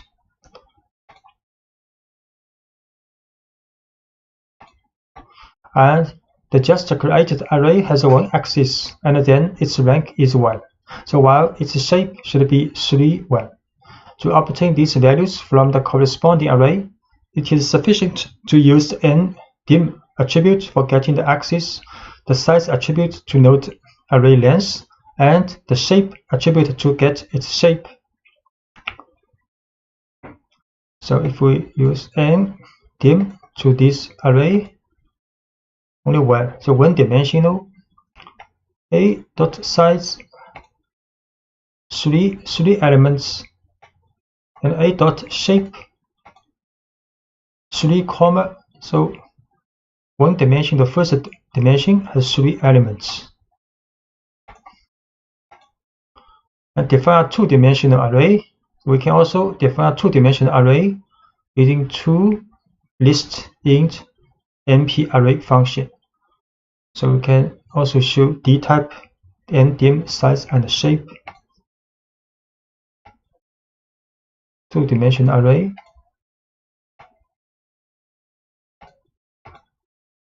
And dtype is float number 64 bits. The ndim dimension is 2 now. And the size is 4, because 2 dimension, each dimension has 2 numbers, so total elements is 4. B dot shape 2 by 2, the shape is 2 by 2. To create a new array, you can follow different paths. The most common path is the one through a list or sequence of lists as argument to the array function. So we create a 2-dimensional array with adding 2 lists int np.array function. And the array function, in addition to lists, can accept the tuples and a sequence of tuples. So we can also add 2 tuple in the np.array function, or we can add combined tuple and list in the function. First, create function with adding 2 lists,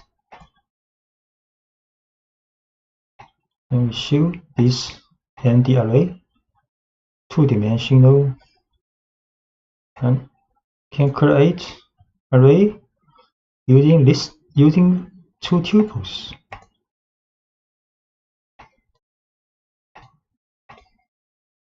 Get the same result as using lists. Can also create array using combined list and tuple.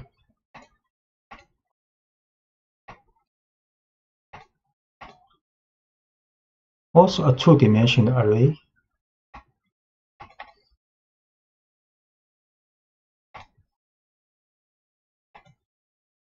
Dtype. So numpy arrays are designed to contain a wide variety of data types. We have seen simple integer and float numerical values. In addition, you can use the dtype for strings. So we create an array, 2-dimensional array with the value of strings in the list. So dtype will like u1, less than u1, and have also a name attribute for the dtype. Create this tuple using the string layer of list. Then the dtype u1, and the dtype has a name attribute, string 32. By default, the nd array function can associate the most suitable type according to the values contained in the sequence of lists or tuples. Actually, you can explicitly define the dtype using the dtype option as argument of the function. For example, if you want to define an array with complex values, you can use the dtype option as follows. So if we add the dtype equals complex, so these numbers will be stored as complex number in the array. We'll create this array. So complex number now stored in the array.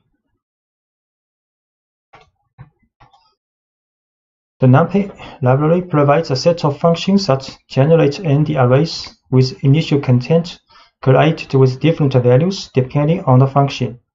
The zeros function, for example, creates a full array of zeros with dimensions defined by the shape argument, while the ones function creates an array full of ones in a very similar way.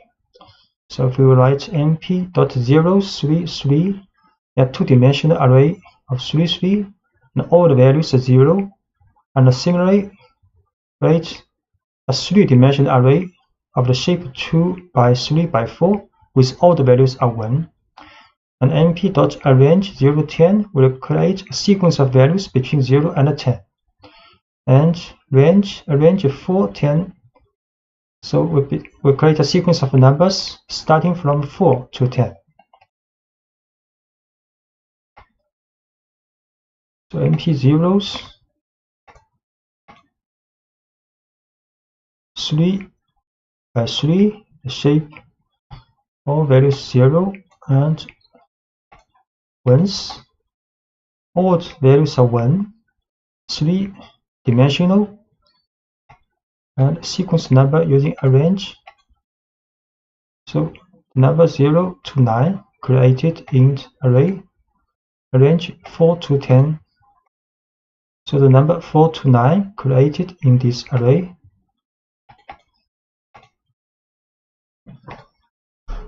And you can also use the gap not equals 1. So here you create a sequence number between 0 and 12 with the gap 3. And this is the gap 0.6.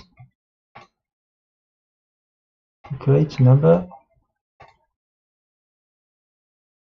array 0, 3, 6, 9 now. And this array with the gap 0.6. So from 0 to 5.4. And you can also generate 2-dimensional arrays using arrange and reshape. So we create a sequence number first from 0 to 12, then reshape to a 2-dimensional array with the shape 3 by 4.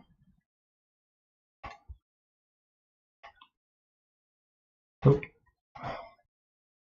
the 2-dimensional array is the number from 0 to 11. The shape is 3 by 4. And line space generates a sequence of numbers based on the number of elements in a third argument. So np.linespace 0, 10, 5 means to create an array with 5 values equally distanced between 0 and 10. np linespace 0, 10 with 5. So this is the resulting array with 5 numbers equally distanced between 0 and 10. Just note, in arrange function, the 10 is not included, but in line space, the 10 is included.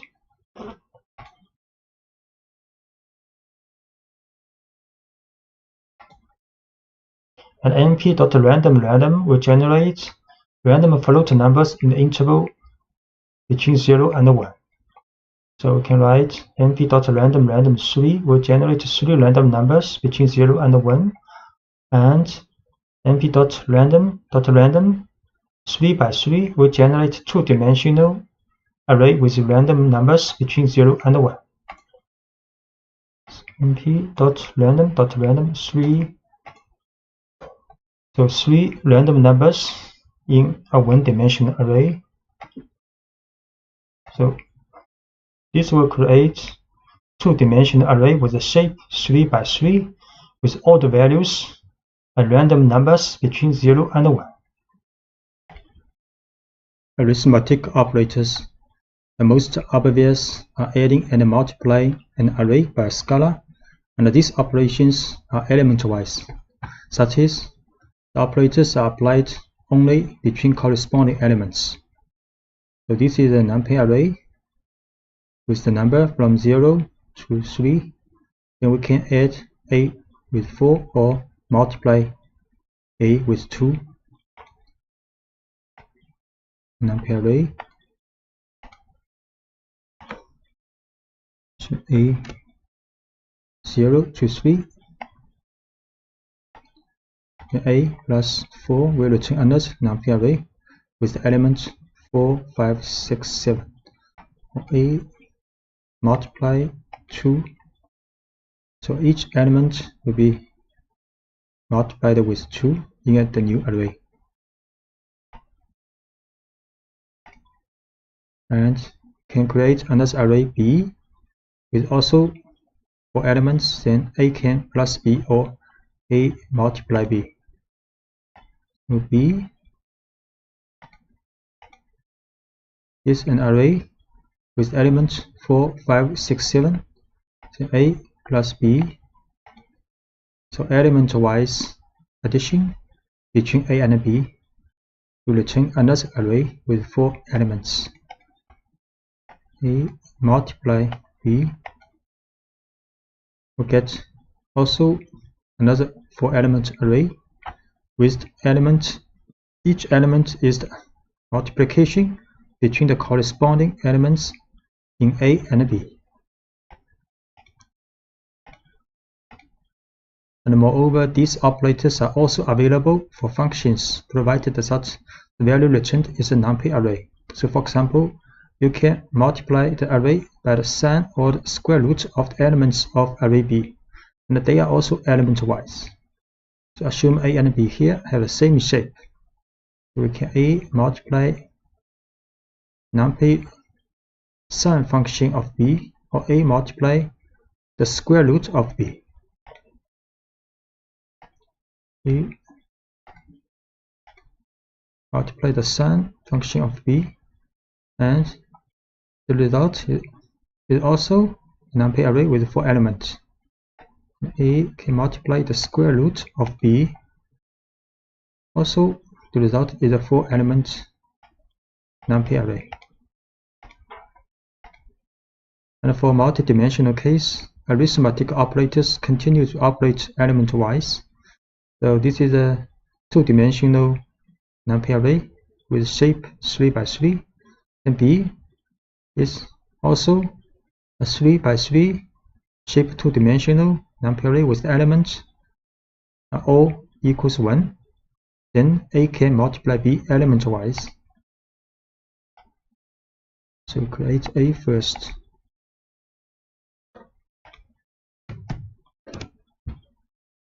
A is a 2-dimensional array, and B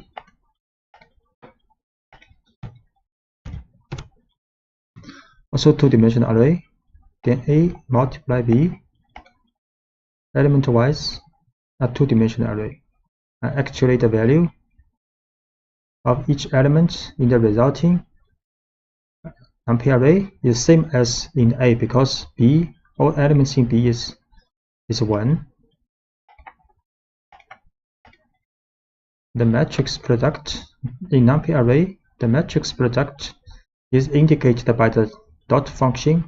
This operation is not element-wise, that is, the result at each position is the sum of the products of each element of the corresponding row of the first matrix with the corresponding element of the corresponding column of the second matrix. So numpy dot A and B is the matrix production A multiply B. You see, so this is the result of matrix multiplication A and B. An alternative way to write the matrix product is to take dot function as an object function of one of the two matrices. So we can also write numpy dot A and B. Also A is the first matrix, B is the second one. Or A dot B. So these two is the same. Note that since the matrix product is not a commutative operation, the order of the operands is important. So indeed, A multiply B is not equal to B multiply A in the matrix multiplication. So also show A dot B the same results as this one, but we show the numpy dot B and A is not the same.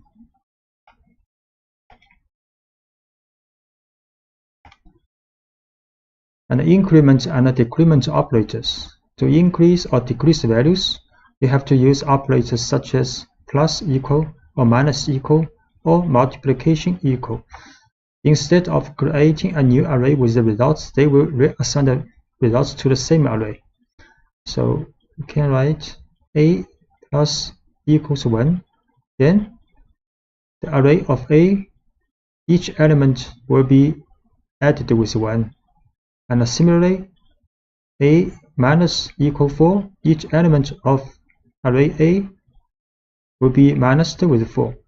And this will multiplied with 4 for each element in A. We create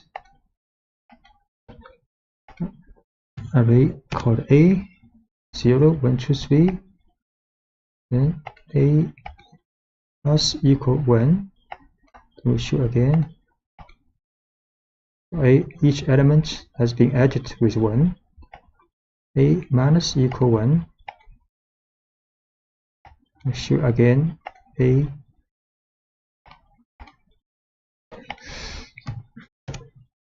Then the value is being changed back.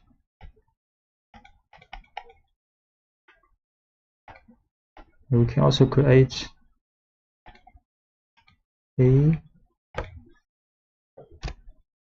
0, 1, 2, 3, A, for example, plus 4. Change it to 4, 5, 6, 7, and multiplication to 8, 10, 12, 14 now. And universal functions. A universal function, generally called ufunc, is a function operation on an array in an element-by-element fashion. And this means that it acts individually on each single element of the input array to generate a corresponding result in a new output array. So in the end, we obtain an array of the same size as the input. There are many mathematical and trigonometric operations that meet this definition.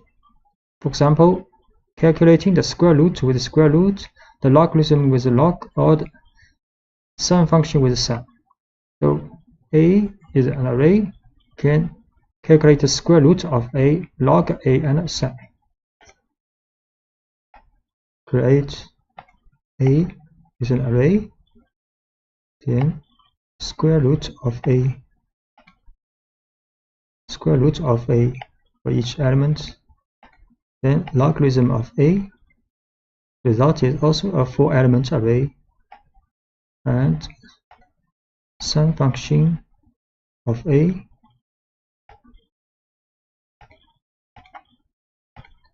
Aggregate function. Aggregate functions perform an operation on a set of values of an array, for example, and produce a single result. So many functions of this kind are implemented within the class and the array. For example, A is an 5-element array, that we can calculate the sum of A, minimum, maximum of A, and mean value of A, or standard deviation of A.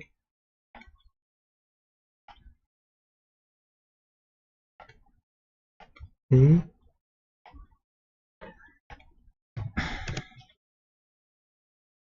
then A dot sum,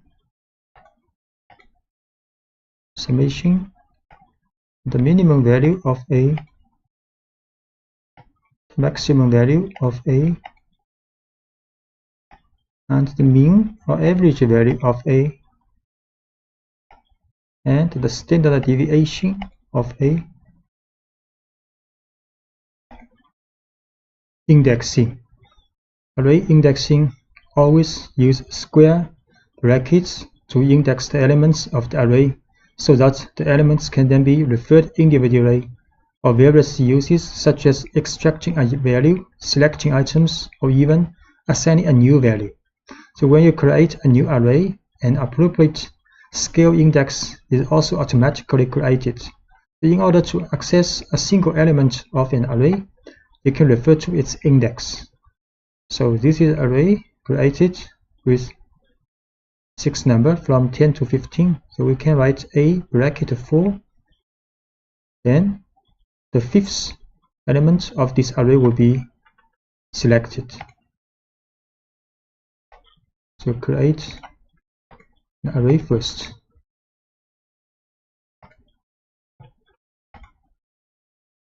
So this array with 6 elements,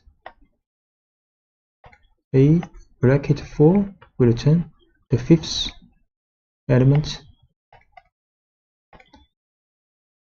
And numpy array also accepts a negative index. So this index have the same incremental sequence from 0 to -1, -2, and so on. So this is the last one and last element of this array if we use a bracket -1, and this is the first element of this array if we use bracket -6. So a bracket -1, 15 returns a -6, so 10 is returned. To select multiple items at once, you can pass array of index in square brackets. So we can pass an array inside these brackets with 1, 3, 4. Then 3 elements of the array will be returned. The 3 elements 11, 13, 14 of the array are returned.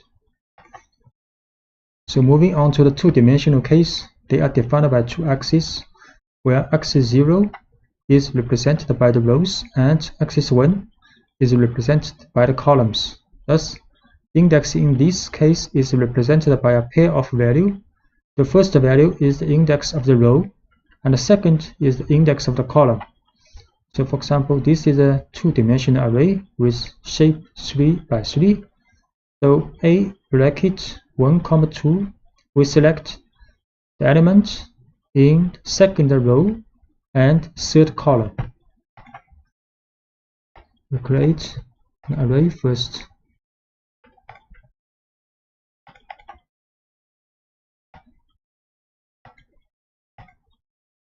A, the two-dimensional array, then a bracket 1, 2, so the value element of 15 is returned.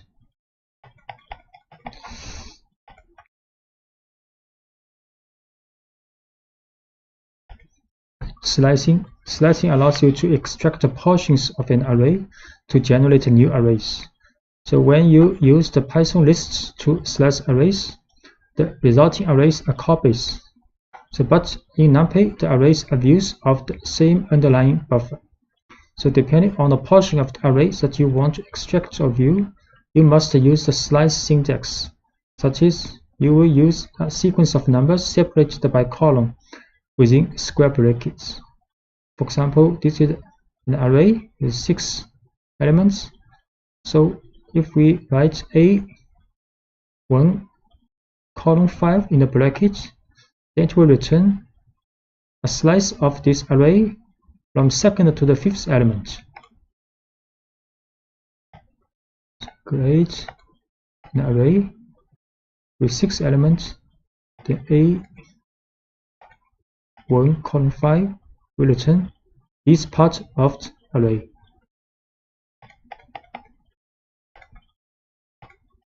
And you can use the third number in the bracket to find a gap in the sequence of the elements. So if we write A bracket 1 column 5 1 column 2, this last 2 means the gap of the elements returned. So array will return an array with 11 then 13. So the difference between these two are 2 for this element.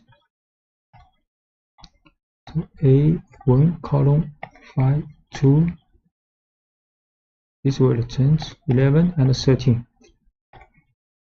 In the slicing bracket, if you omit the first number, NumPy implicitly interprets this number as 0.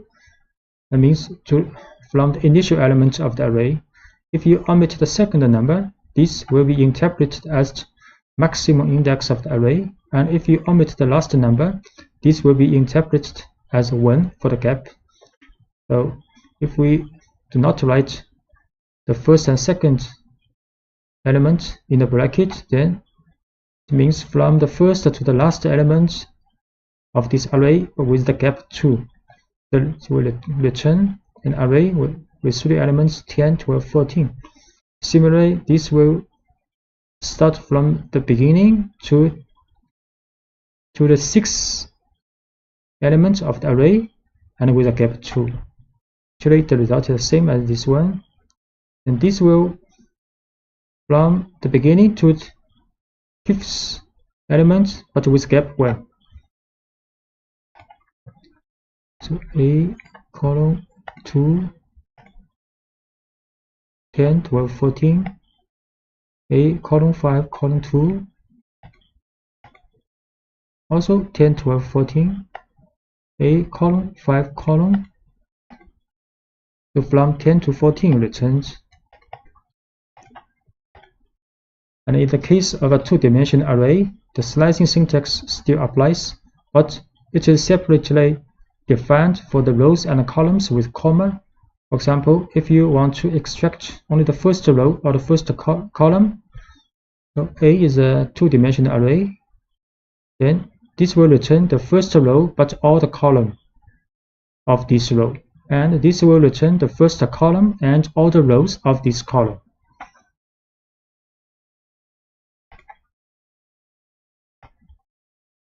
So A is a two-dimensional array.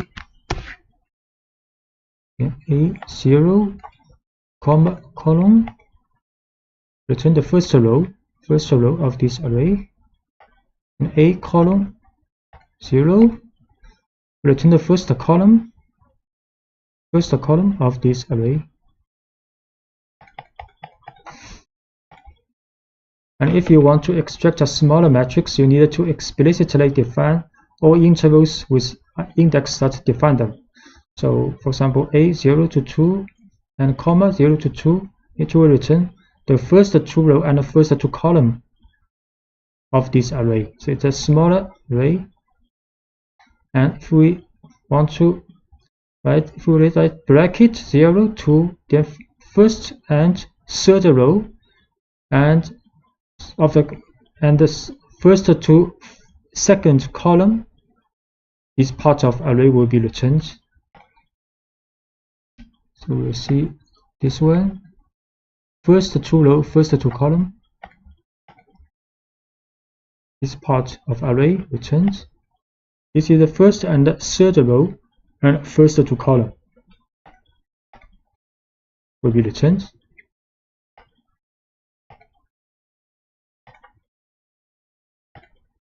Iterating an array, you can use the for constructor to do the iteration of the items in an array. So you can write for I in A, print I. You can write for I in A, print I. But similar as numpy's for loop in the list, but similar as the for loop for the list. So if you apply the for loop to a matrix, it will always perform a scan according to the first axis is a row. So if we write a for row, A is a two-dimensional array, print a row, then each row of this matrix two-dimensional array will be print out. So we can write a for row in A, print row, and row by row, print out. And if you want to make an iteration element by element, you can use the following constructor using the for loop in A.flat. So A.flat will get all elements of this two-dimensional array and put in an one-dimensional array, then print this item out.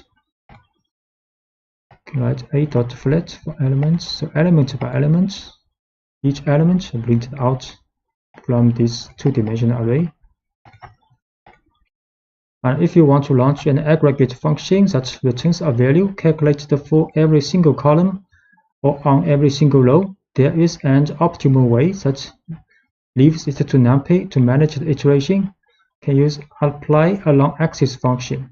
So this function takes 3 arguments: the aggregate function, the axis on which to apply the iteration, and the array. So if the option axis equals 0, then iteration evaluates the elements column by column along the column, whereas if axis equals 1, then iteration equals evaluates the elements row by row. So for example, you can calculate the average values first by column and then by row.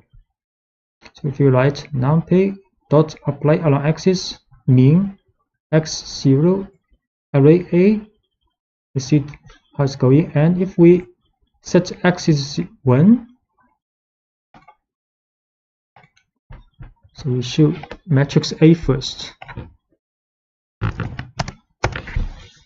3 row, 3 column, then we apply a mean value for axis 0 for this matrix. Mean value 13, 14, 15, actually it's along the column. So along the column, by column, then we mean value axis equals 1 along the row.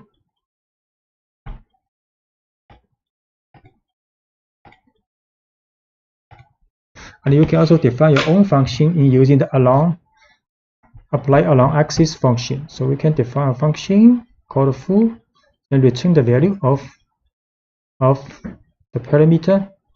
So next we apply this function to array A along axis 1 or along axis 0. Define this function first, then apply along axis for the 1,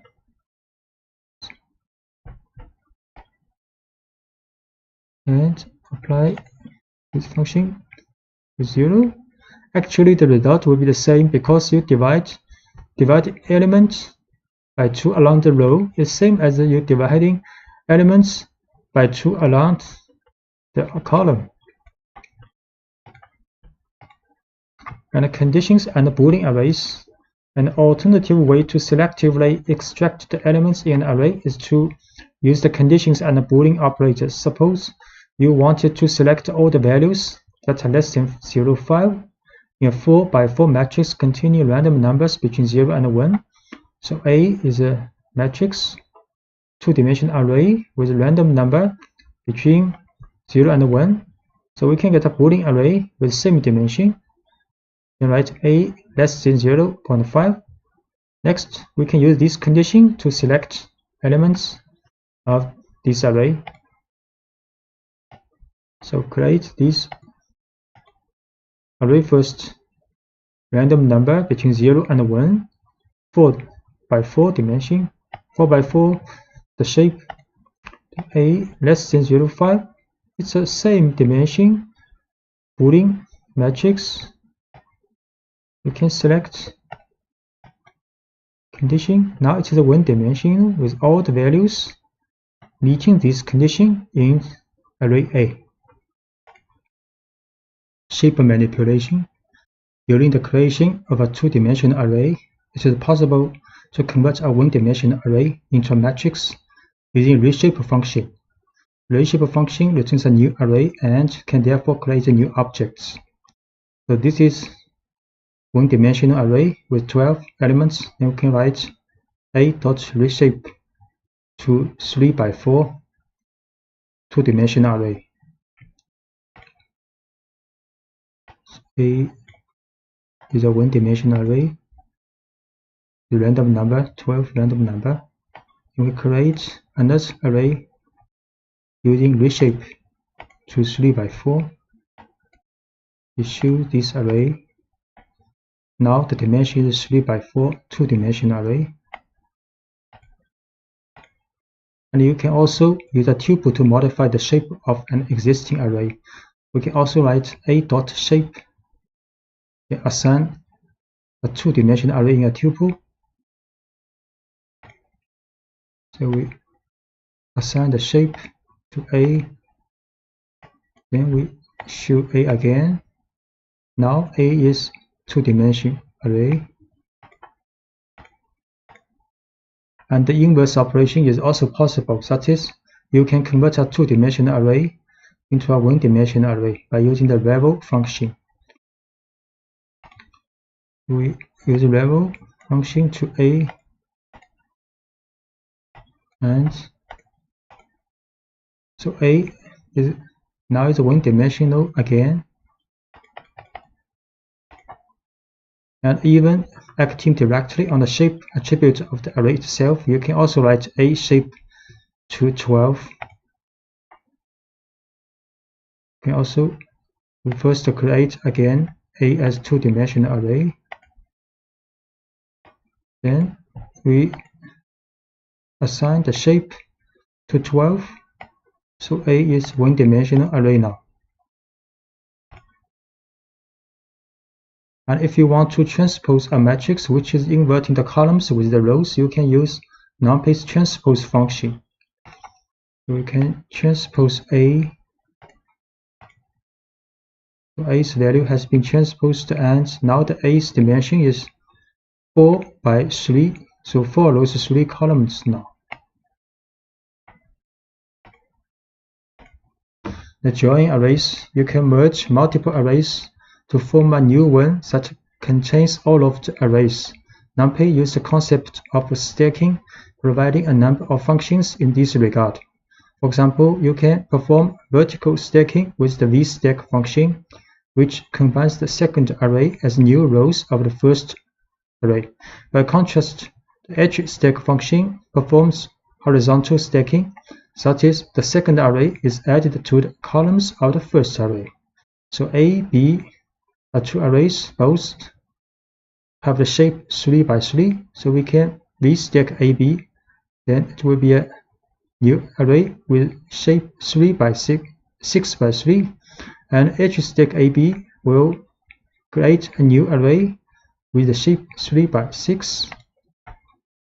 So A, B are two array. So A, B, both 3 by 3. Then NP vstack AB. So the shape in the new array is 6 by 3. So array B has been added to the rows of the resulting array. And edge stack AB, you see the array A and array B is being stacked, and the dimension is 3 by 6 now. Two other functions performing stacking between multiple arrays, a column stack and a row stack. These functions operate differently than the two previous functions. So generally, these functions are used with a one-dimensional array, which are stacked as columns or rows in order to form a new two-dimensional array. So can create 3 array all by one dimension. Then we can use column stack ABC or row stack ABC, row C. So ABC, 3 one-dimensional array. Then you can column stack ABC. So they now become a two-dimensional array. The row, each row represents, each column represents these 3 array. And we can also NP row stack ABC. So this also is a 3 by 3 two-dimensional array, and with each row represents ABC.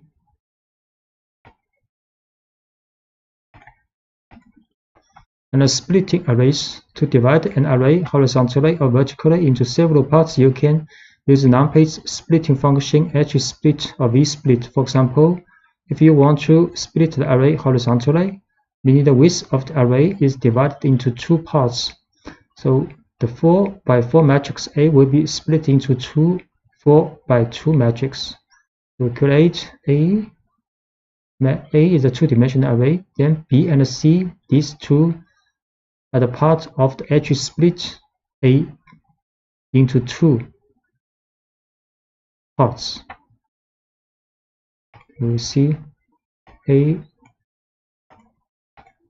is a two-dimensional array. The shape is 4 by 4. Then B and C is NP edge split A2 into 2 parts. Then we will show B is this part, and C is another part of the matrix A. And instead, if you want to split the array vertically, meaning the height of the array is divided into two parts, the 4x4 matrix A will be split into two 2x4 matrix. We can write np.v split A2. So this time we use v split. Then we will show B is this part and C is another part of matrix A. A more complex command is the split function, which allows you to split the array into non-symmetrical parts. So passing the array as an argument, you have also to specify the index of the parts to be divided. If you use the option x equals 1, then the index will be columns. If instead the option is axis equals 0, then there will be row index. For example, if you want to divide the matrix into 3 parts, the first of which will include the first column, the second will include the second and the third column, and the third will include the last column. So this, we can do this. A1, A2, A3, 3 parts is numpy split A by column, and 1, 3 are bounded of this separation. So we can see.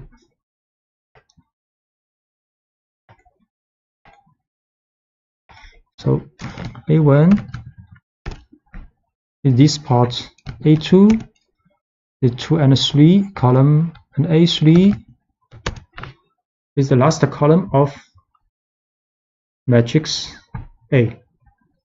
And similarly, you can also do the same thing by row.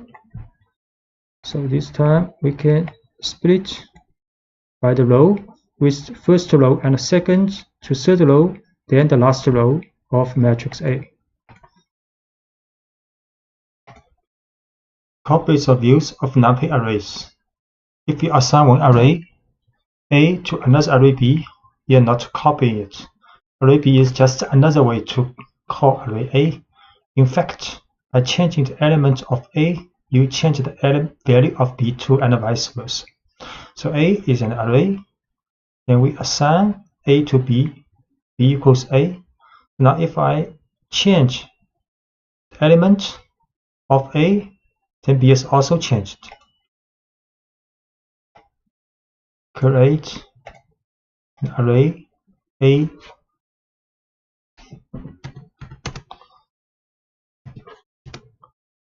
one, two, three, 4. Then we run B equals A. We should be here also 1, 2, 3, 4. Now we assign the element, one of the elements in A to 0. Then A will be 1, 2, 0, 4, and B is also 1, 2, 0, 4. So when you slice an array, the object returned is also a view of the original array. So if we create a C, it's a slicing of A, and now we also assign elements, change one of the elements in A to 0, then C is also changed. So C, then C is array 1, 2, and A is array 1, 2, 0, 4.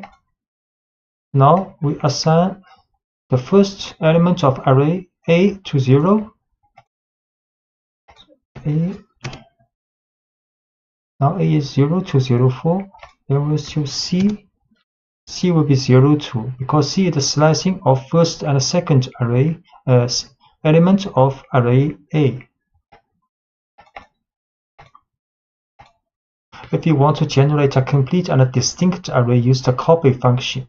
So we can use the C is equals A.copy. So C is another distinct array. If we change some elements in A, C will not be changed.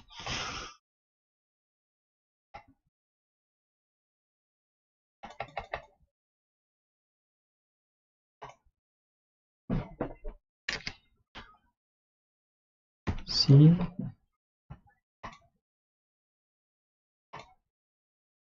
equals A dot Y.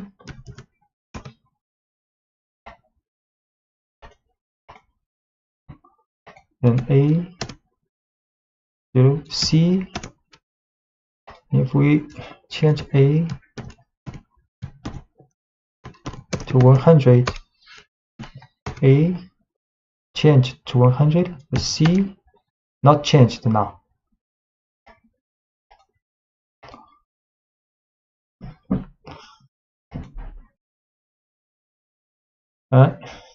Copies or views of Python lists. If you assign one Python list A to another list B, you are not copying it.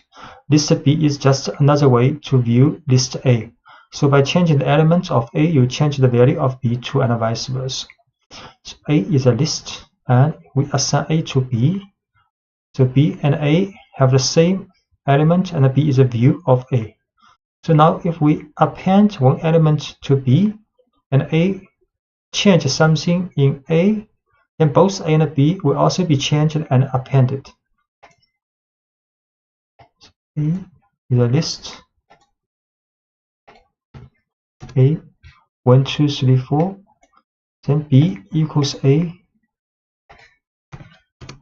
B is also a list with the same element as A. Now B append with 5. Then B is 1, 2, 3, 4, 5. Then A also 1, 2, 3, 4, 5. We also change one element in A to 10. A is now 1, 10, 3, 4, 5. Then B also 1, 10, 3, 4, 5.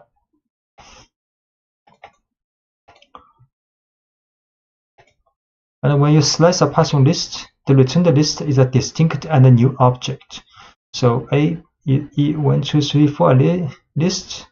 Then F is a slicing part of A. Then we change element of A to 10. F append 100, and A and F will be changed individually. So A is a list. F is slicing of A. A is 1, 2, 3, 4, and F 1, 2, 3. Then we change one of the element in A to 10, and we append one element to F. So A 1, 10, 3, 4, and F 1, 2, 3, 100. So they are distinct objects. So when you use a copy to a Python list, the returned list is a distinct and a new object. So A is 1, 2, 3, 4 a list. C is the copy of A. Then we change element in A to 10, and C append 10, and A and C will be changed individually. A is a list. C is a copy of A. A is a list 1, 2, 3, 4, and C also 1, 2, 3, 4. Then change second element in A to 10, and append one element to C. Then A the 1, 10, 3, 4, C the 1, 2, 3, 4, 10. So they are independent.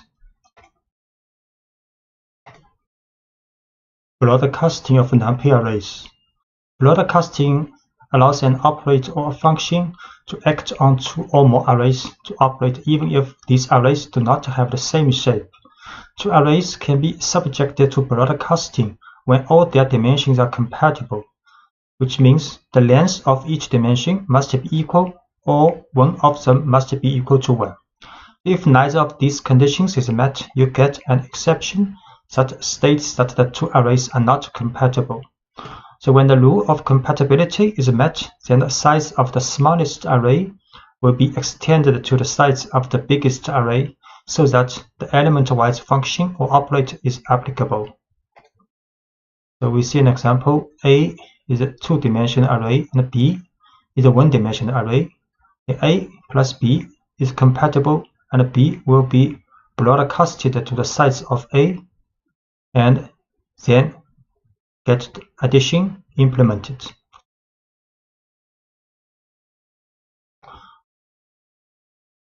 And the broadcasting with the U function, we can demean each column of an array by subtracting the column means. So for example, A is a two-dimensional array with a shape 4 by 3. Then we can write the mean value of this array for each column. So mean 0 means for each column. Then next we can minus this one, minus the mean value of each column from this array. And this matches the broadcasting rules. Next, we can also calculate the mean value of each column for this array. So first we show A is two-dimensional array and B is a one-dimensional array. A is two-dimensional, B one dimension. So A plus B will get the same shape with A, and array is a two-dimensional array with shape 4 by 3. You can calculate column mean of this array. 3 value because there are 3 column. Next, we can calculate the minus array minus the mean of its column.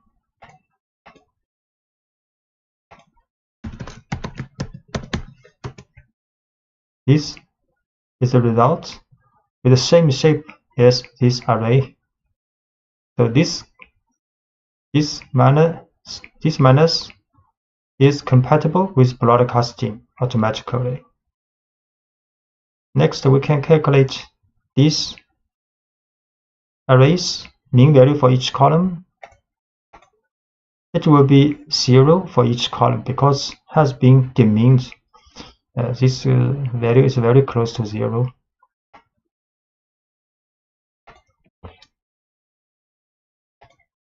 And if we want to demean each row, the mean vector by row should be reshaped first before doing calculation. So first, we can calculate the mean value for each row, and this is the shape.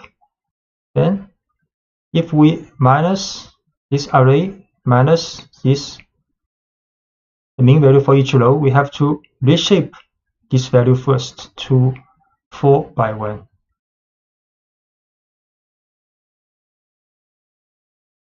So we will show again this array 4 by 3. Then the row mean for this array, we have to put 1 here.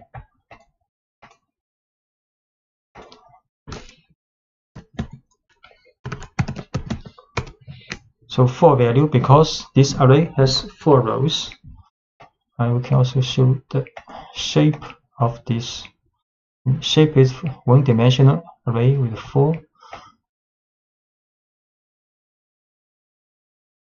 If we want to calculate, then we have to reshape this row means to 4, 1. Then it is possible with the broadcasting.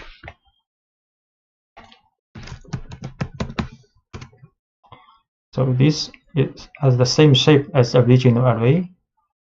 And we have to now calculate the mean value for this array.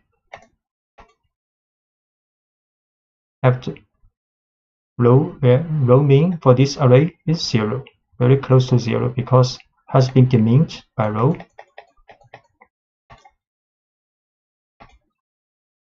Okay, using NP new axis function to reshape numpy arrays also. So in the 3-dimensional case, broadcasting over any of the 3 dimensions is only a matter of reshaping the data to be shape compatible. So using reshape is one option, but numpy arrays offer a special function called np.newAxis along with full slices to insert the new axis. So what this means? We show one array in 2 dimensions, then we can change the shape of this array to 3 dimensions by adding np.new axis here. Then the shape will be 4, 1, 4. So this array, the 2 dimension, 2 dimension, all the values 0. Then we can create another array based on this array with 3 dimensions. Add np.new axis here. Then show the shape of this array like 4, 1, 4.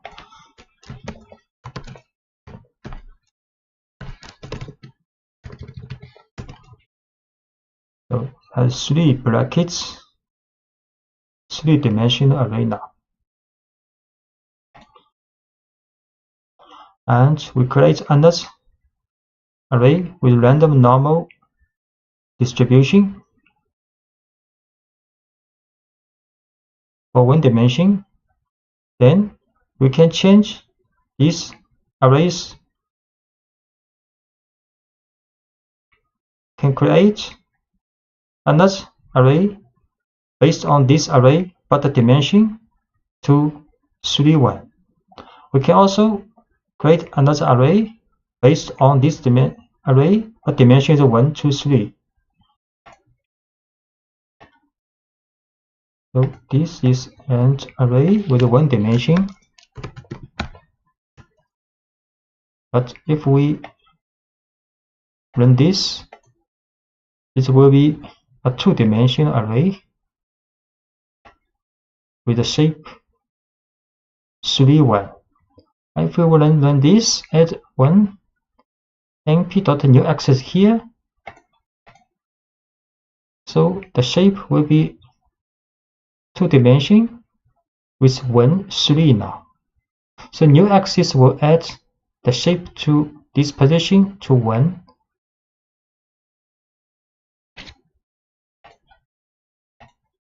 Thus, if we had a 3-dimensional array and wanted to the min axis to, say we would need to write, so this is a 3-dimensional array, and we want to get the min for 2 is the last dimension.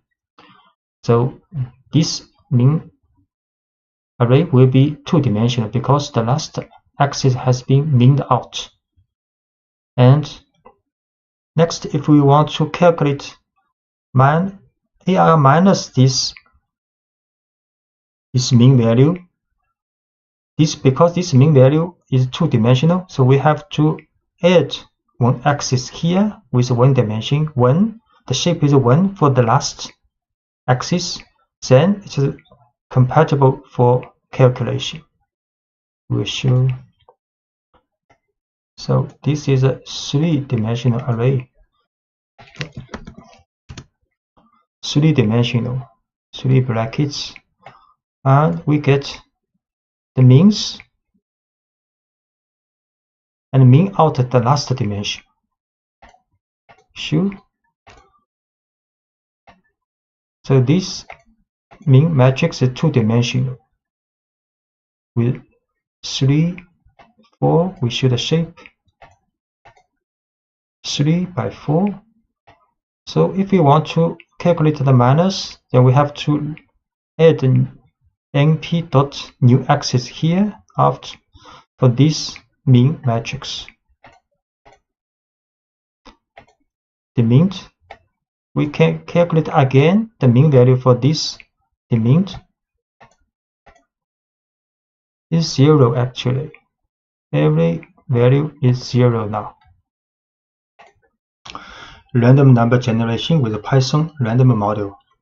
The Python defines a set of functions that are used to generate or manipulate random numbers through the random module. Functions in the random module rely on a pseudo-random number generator, function random, which generates a random float number between 0 and 1. So we first import random, then can generate a random number. Import random and generate a random number using random.random. And this number is randomly generated between 0 and 1. generating a random item can using a choice. The choice is an inbuilt function in the Python random module that returns a random item from a list, tuple, or string. So you import a random, and we can print a random value from the list. So this is a list, and can print a random number using random.choice for this list. To random, then create a list. So list 1 has 1, 2, 3, 4, 5, 6. We use random.choice list 1. This time print the number 4. We can also print a random item from the string. So this is a string, can print random.choice string. String, then randomly choose one alphabet of this string to print out. S, this time is S. And generating random numbers from a specified range and step using random range. So using random range can generate in range from, for example, 20 to 50. The last parameter 3 is the size of a step to skip 3 numbers when selecting. So we can using random.random range 20, 50, 3, then print out.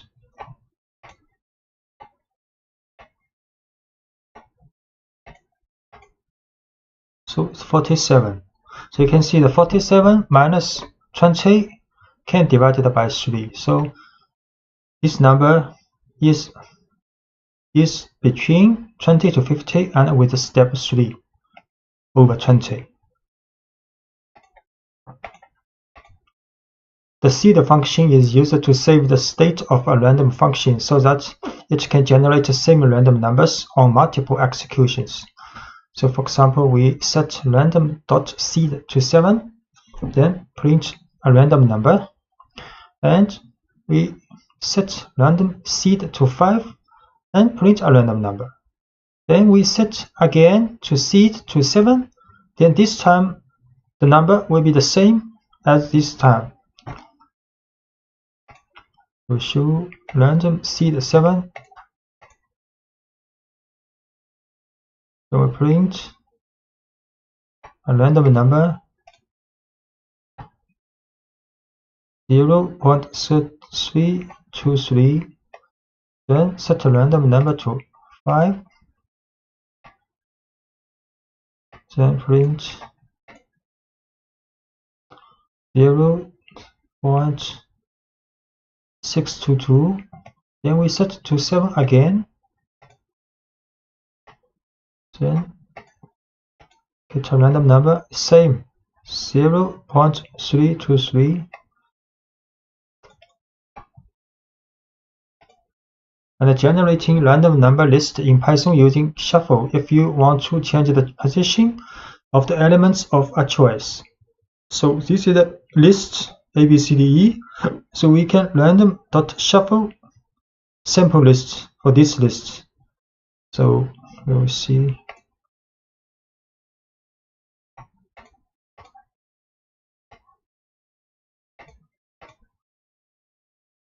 And print. This is the original list. And random shuffle sample list. We shuffle this list, then print again. So after the first shuffle, now the sequence of elements has been changed. Second shuffle also changed. Sequence.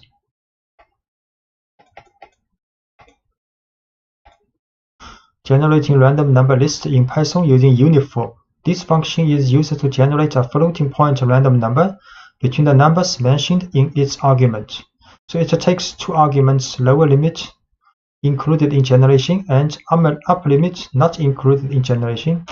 For example, we can use random.uniform. So to a random number between 5 to 10.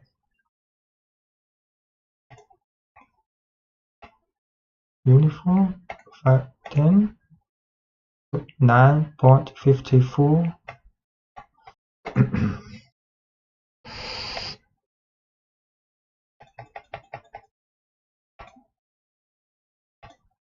So random number generation with numpy's random module.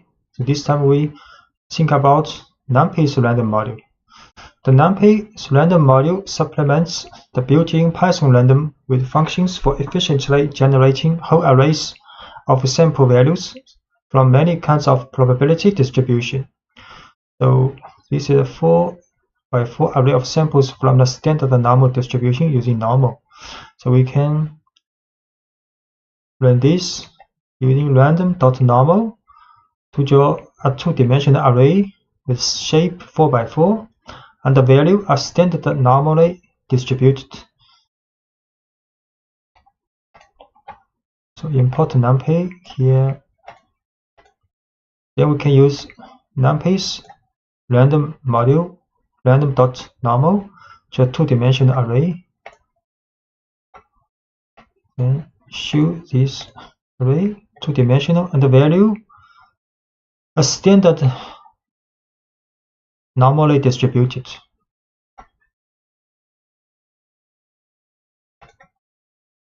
And we can also draw a 4x4 array of samples from the normal distribution with mean equals 5, standard deviation equals 2. Use np.random.normal 5 to size it 4x4.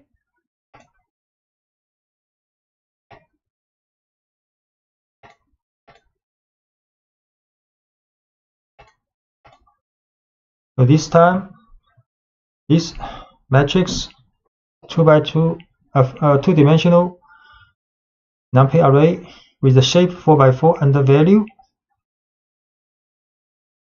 f normally distributed with mean equals 5, standard deviation equals 2.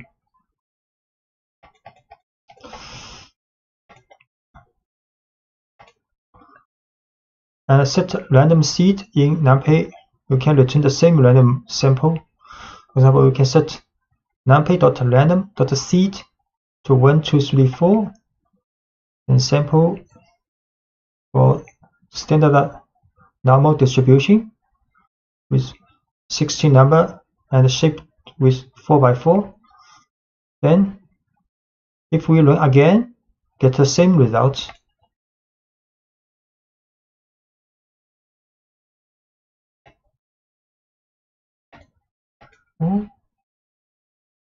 Simple.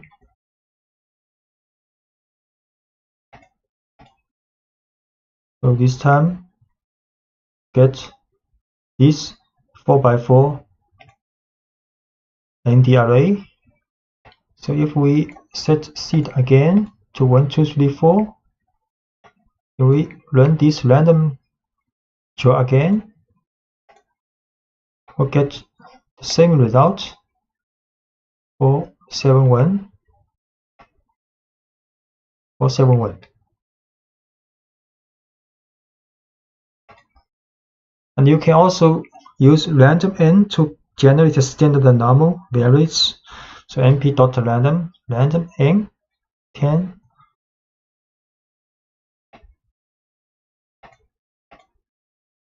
So these 10 numbers also standard normally distributed. You can shuffle an numpy array with np.random shuffle. So create an array.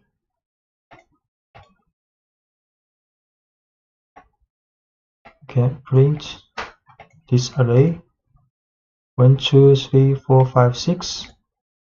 And you can shuffle this array.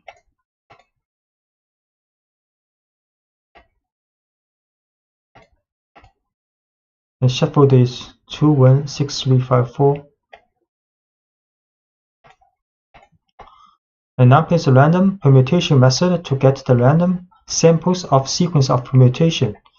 So import numpy as np, then gfg equals numpy's random.permutation 20. See,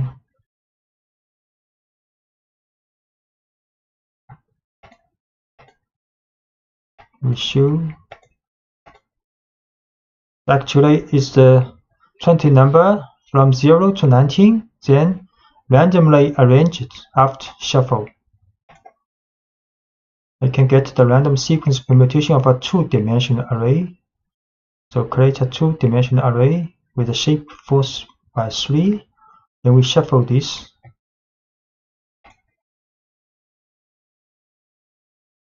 This is a two-dimensional array.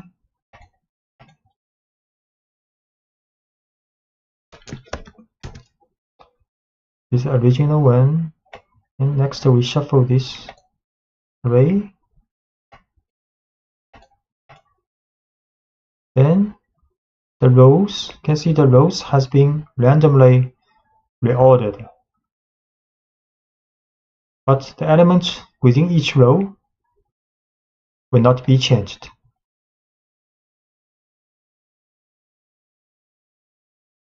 So reading and writing numpy array data on files. So loading and saving data in binary files. So numpy provides a pair of functions called save and load that enable you to save and then later retrieve data stored in binary format. So once you have an array to save, for example, one that contains the results of your data analysis processing, you simply call the save function and specify as an argument the name of the file and the array. The file will automatically be given the .npy extension. So this is a data frame. So this is a numpy array with shape 4 by 3, two-dimensional. Then we can save using np.save to save the data, this file with this data numpy array. We have to import OS package and save the working directory. Then create a numpy array, two-dimensional array, the shape of 4 by 3.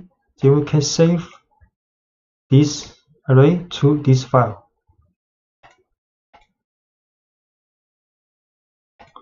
Save the data.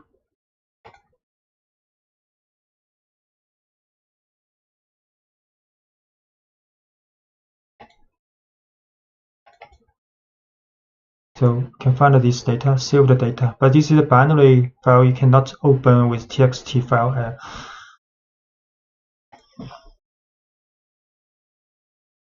So when you need to recover the data stored in an npy file, you use the load function by specifying the file name as argument. So this time adding the extension npy.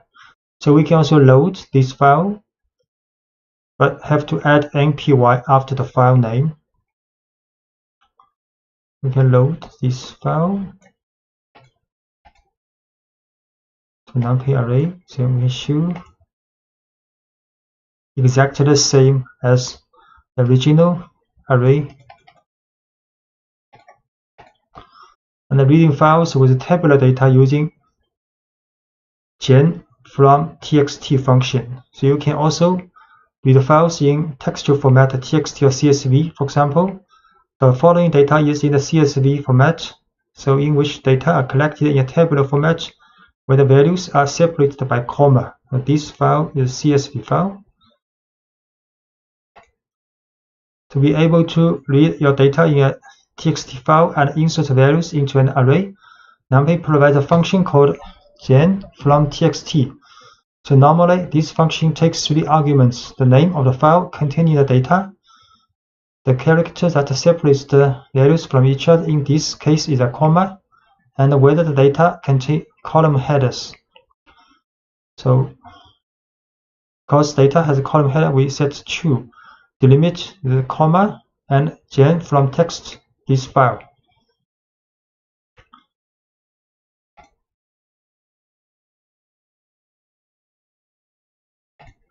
And we can show this file is The data file is a structured array in which the column headings have become the field names. So in the CSV file, the heading becomes the name of the field. So this is arrays value part, and this is dtype part for each column.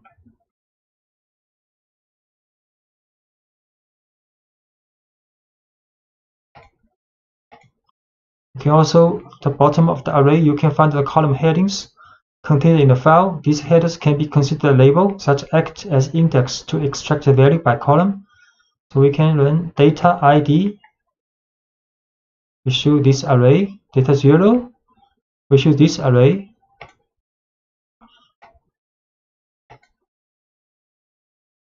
D data 0.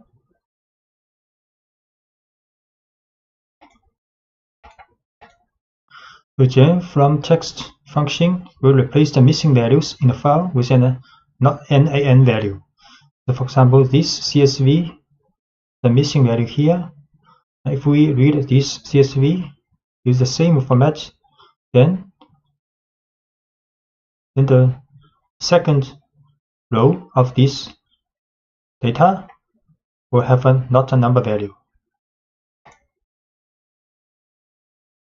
We read this file. You can see array, the first row, the second row, the third row both have missing value. We view the column of ID, no missing value. First row, no missing value. Second row has a missing value.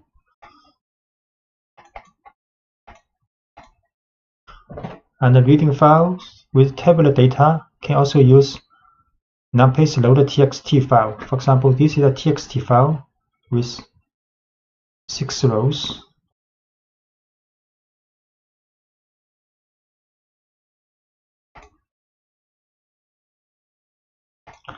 And when you read reading txt files, can have to set the dtype to int, because this is a numerical value, integer value.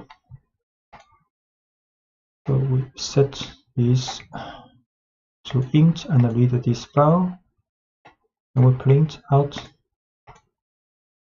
exactly what we want: a two-dimensional array with shape 6 by 2.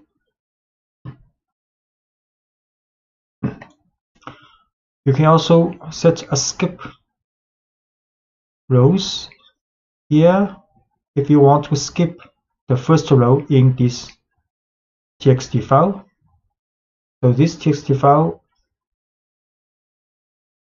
has index name, but we do not want to read this in the numpy array. So we skip this first row.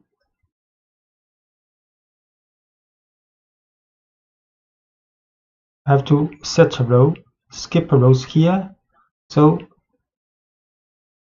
loader text will read from this row first. So this is the second row, which means the first row is skipped. And the dtype is a string. I have to add str here.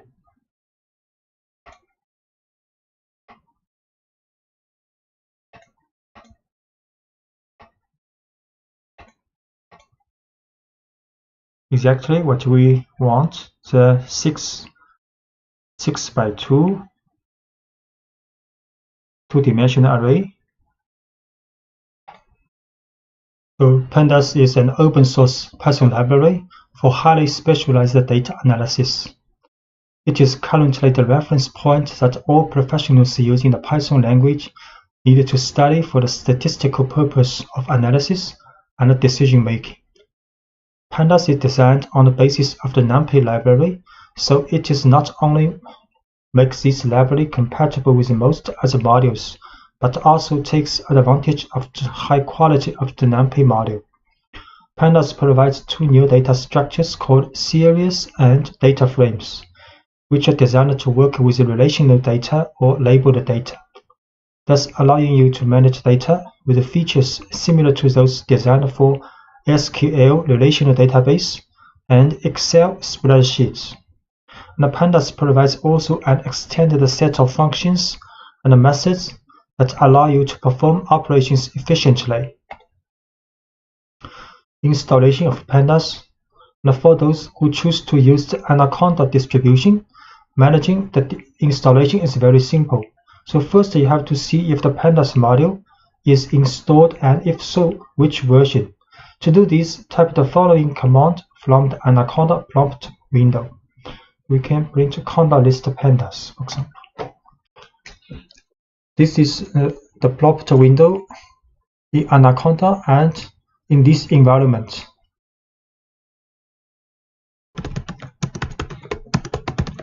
We can show conda list pandas.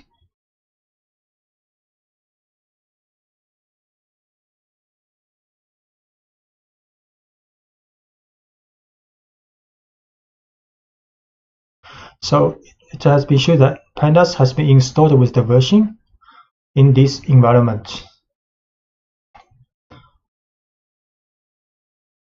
And if you do not have pandas installed, you will need to install and the following command conda install pandas. So if you want to install, just print conda install pandas. Okay. And if you want to start a pandas, the general practice for importing a pandas module in Python session is as follows. So just import pandas as PD and import numpy as NP. So we import pandas as PD and import numpy as NP. This is the standard import. And declaring a series. So to create the series, you simply call the series construct and pass as an argument an array containing the values to be included in it. So we can create a series, use pd.series, then array inside the parentheses. Or we can create an array and manually add the index. So we create an array with this, or create a series with this array. We show this series. The series is a relational data with index, default index from 0 to 3, and the value is the array we input in the creation of a series. So we can also add manually the index string when we creating this series.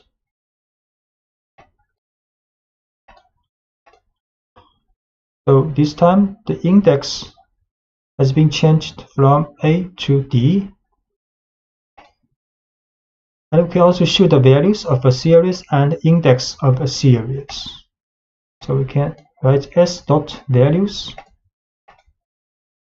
The values is an array with this value, and the index of this series A, B, C, D, the index.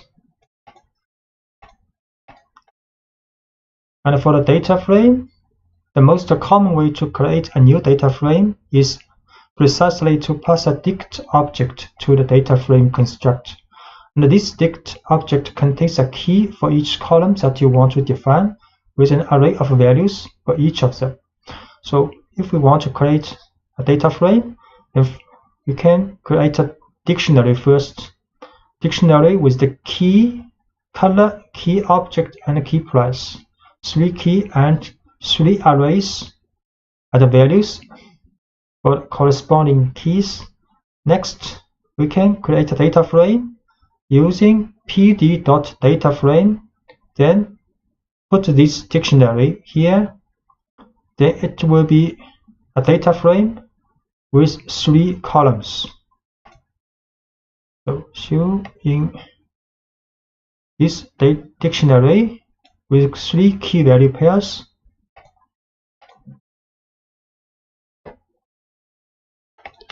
if we show this dictionary, 3 key value pairs, then create a data frame with this dictionary information.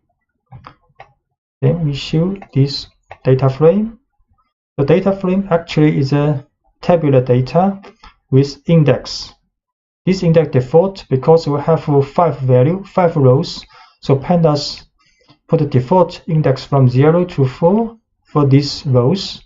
And the column has a header, 3 header variables, exactly the 3 keys in this dictionary. And the values, 3 column values, are 3 values associated with these 3 keys in the dictionary.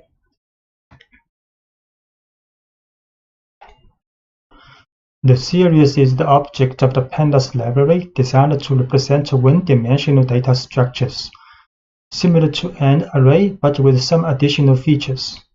It is composed of 2 arrays associated with each other. The main array, whose data is actually a numpy array, to which each element is associated with a label contained within the other array called the index. So this is a series. The main array is the value part, and each value associated with an index in an index array. So declaring a series, to create the series, you simply call the series constructor and pass as an argument an array containing the values to be included in it. So we can just create a series using pd.series with an array in the parentheses, and the result will be a series. We create this series and show. So this series has value part and index part. So as you can see from the output of the series, on the left there are values in the index, which is a series of labels, and on the right are the corresponding values. If you do not specify any index during the definition of the series, so by default, pandas will assign numerical values increasing from 0 as labels. Often, however, it is preferable to create a series using meaningful labels. In this case, it will be necessary during the constructor call to include the index option and assign an array of strings containing the labels. So we can create a series and manually input an index with 4 strings.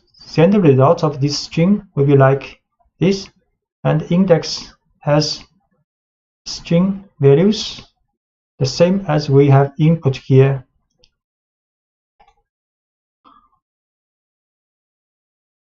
So we create series with ABCD index. So the index has been the value you want. And if you want to individually see the 2 arrays that make up this series, you can call the 2 attributes of the series as follows: index and values. We can write s.values, and it will show the value part, and s.index to show the index part of this series.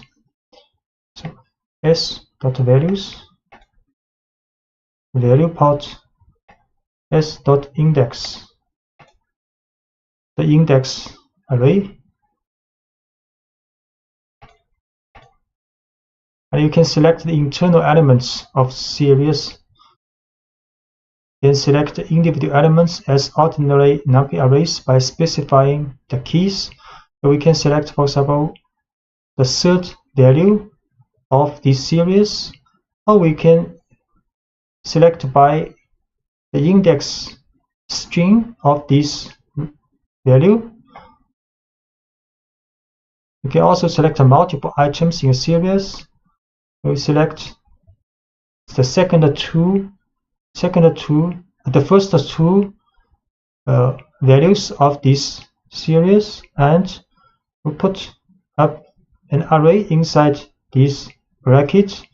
You can choose two values with index B and C.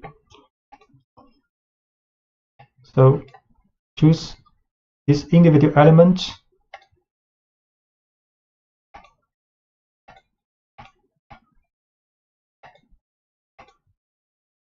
The value is 7, and choose the index B. The value is 4 minus 4, and choose the first two values of this index, and choose two values with index B and C.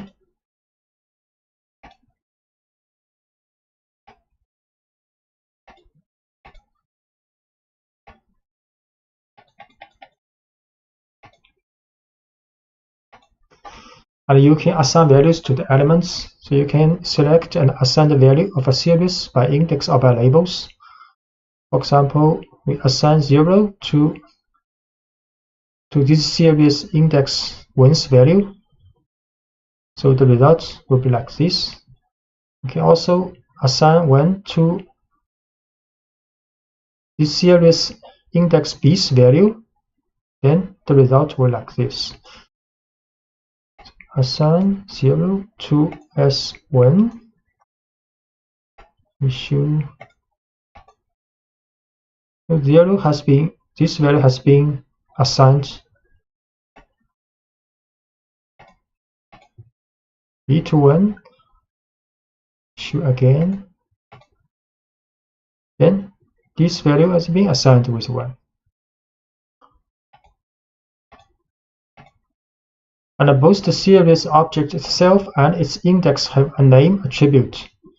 So if we assign the name attribute of this series as count, and we can also assign the index.name alphabet. So the result will be like this.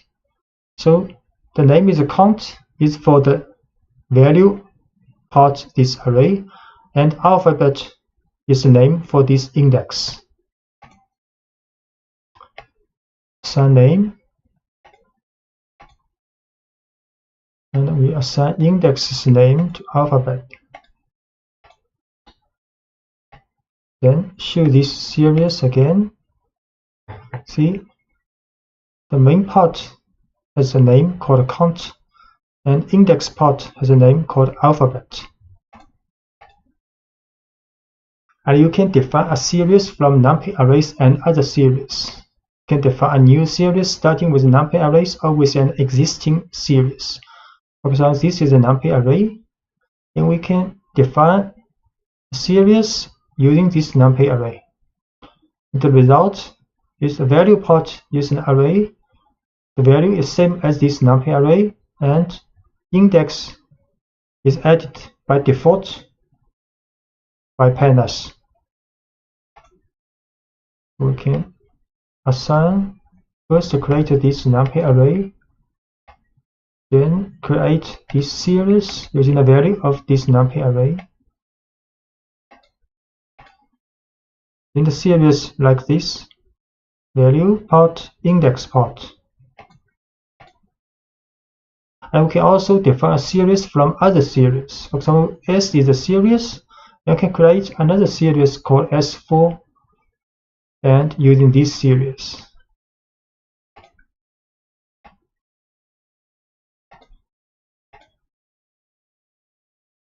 Can we show? Yeah, 4 values and with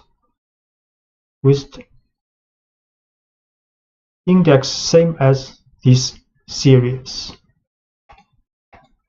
And you can always keep in mind that when you create new series from existing arrays or series, the values contained in the original numpy array or in the original series are not copied but are passed by the reference. So if the values of either one changes, then values in the other object will also be changed. What this means? So we show this series S, and we show this series S4. S4 is created from this series. So if we change S4's last value to 100, we show S4. This value has been changed to S to 100, but if we show S again, S value, this value also been changed to 100. So both series are the reference to one series. So you can filter values of a series. So many operations that are applicable to numpy arrays are extended to the series. One of these is filtering values contained in the series through conditions. For example, if you need to know which elements in a series are greater than 8, you can write the following statement. So PD series, create a series, then we can write S bracket S larger than 8, and the result will be these two values of the series. Create a series with 4 values. Then if we write S bracket S larger than 8, so only this part of the series are returned based on the condition. And some mathematical operations. So other operations such as operators, plus, minus, multiplication, and division, and mathematical functions that are applicable to numpy arrays can also be used to series. So we divide the 2 for this series, divide 2, then each value is being divided, and we can use log function, numpy's log function for series. This one is not a number. Then we use an exponential function, exponential, and evaluating values. You can check the values of series, including existence of any duplicates and whether a certain value is present in the series. So to know all the values contained in the series, excluding duplicates, you can use the unique function, and the return value is an array containing the unique values in the series. So create a series with duplicate index and values, then can create an array with duplicate values of this series. Use the unique function. So create a series, duplicate value 1, 2, 2, 2. So we use unique function and the value, unique value of this series.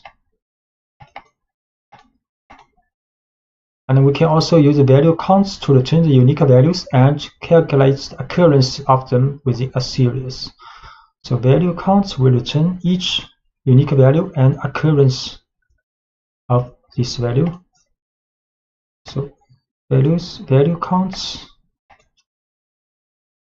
unique value and occurrence.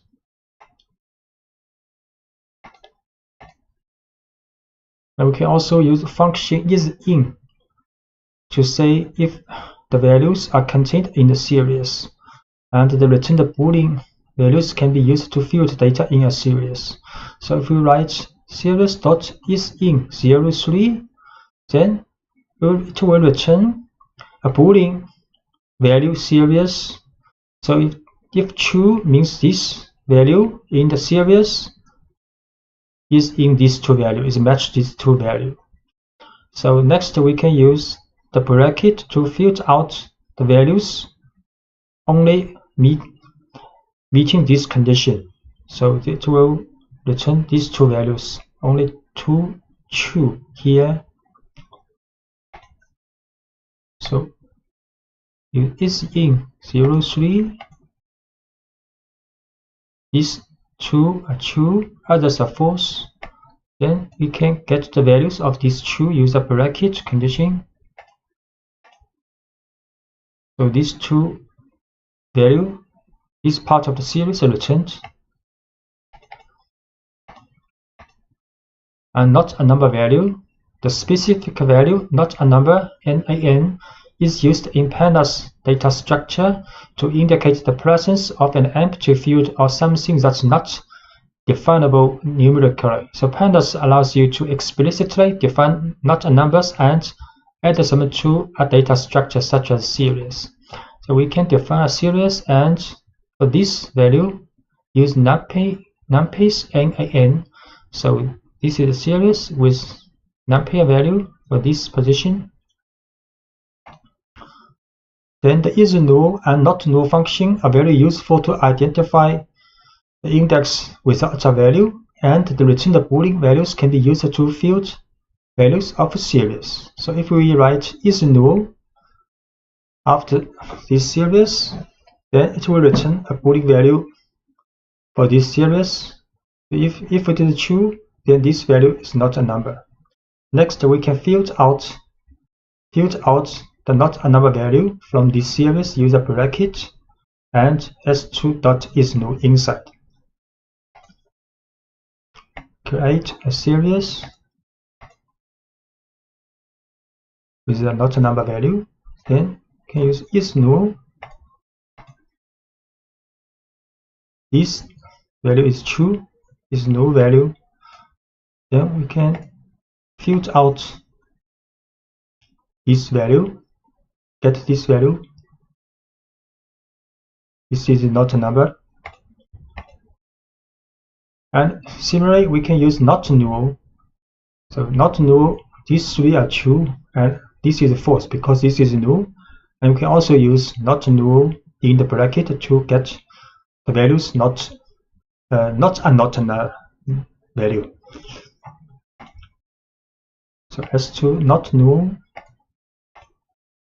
So 3 true, 1 false, and field out the not null value. This is not null value.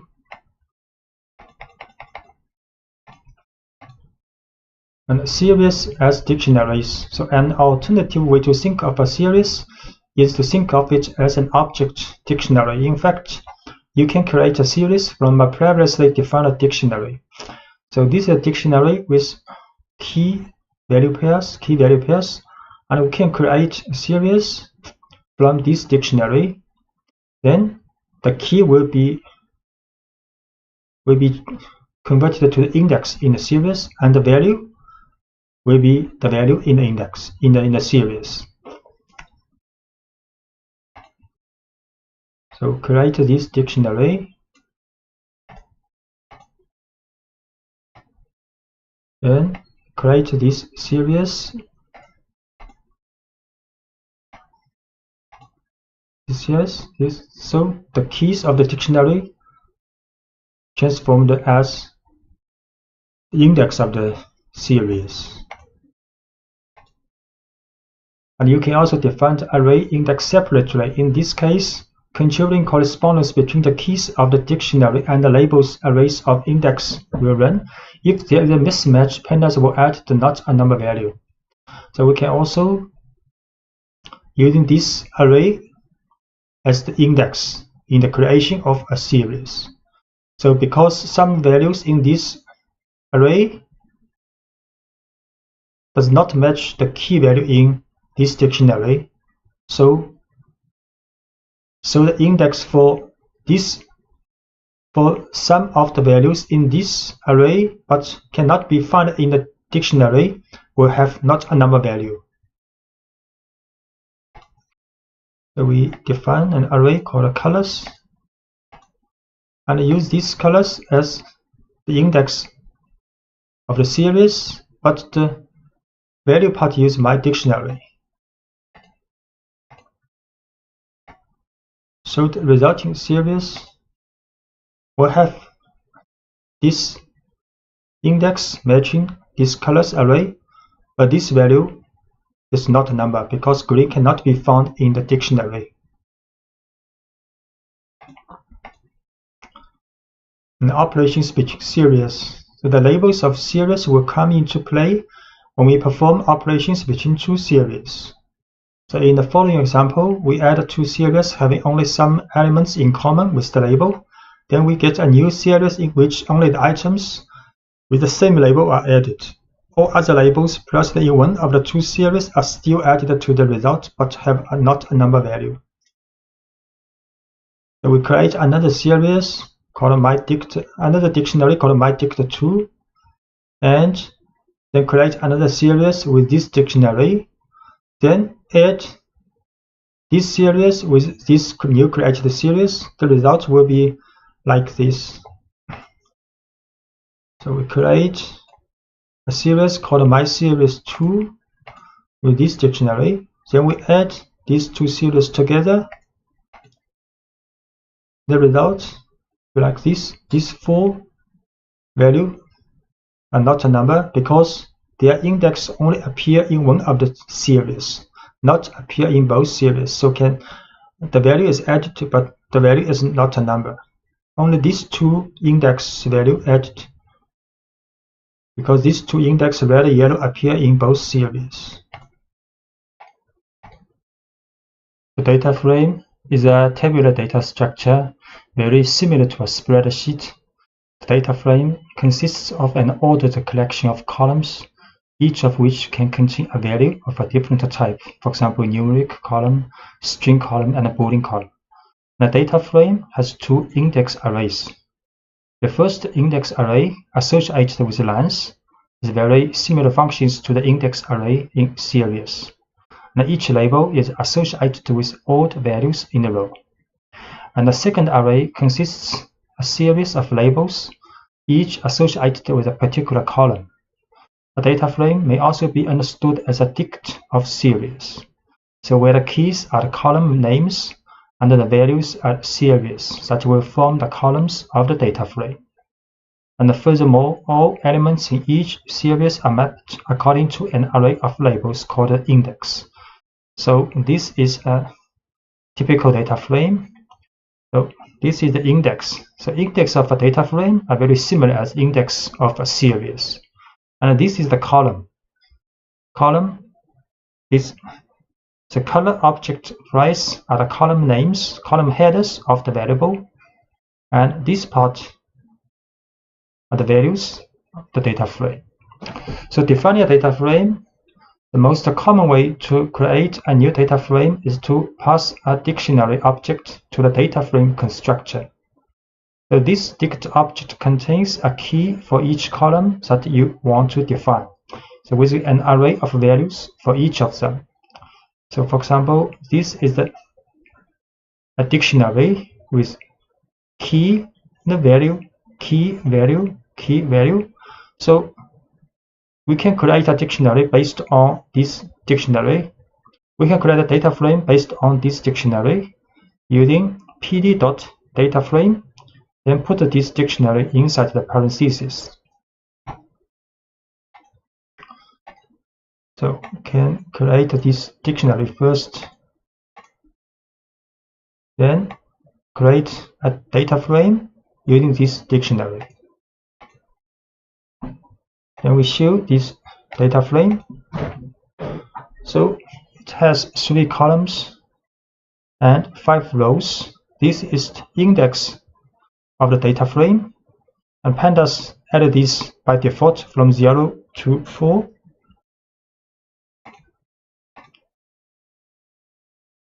So if the dict object from which you want to create a data frame contains more data that you are interested in, you can make a selection. So in the construct of the data frame, you can specify a sequence of columns using the columns option. And the columns will be created in the order of the sequence regardless of how they are contained in the dict object. So we can, for example, create a data frame, but with only 2 columns from this dictionary. So create this data frame. We show so only 2 columns in this data frame called frame 2. So if the labels are not explicitly specified in the index array, pandas will automatically assign a numeric sequence starting from 0. Instead, if you want to assign labels to the index of a data frame, you have to use index option and assign it an array containing the labels. So we can manually add this index when we create this data frame.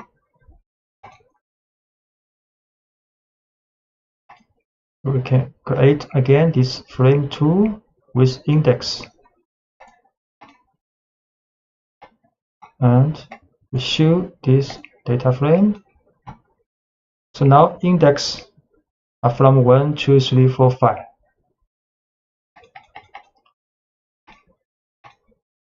And an alternative way to define data frames, instead of using a dict object, you can define 3 arguments in a construct in the following order: a data matrix, an array containing the labels assigned to the index option, and an array containing the names of the columns assigned to the columns option.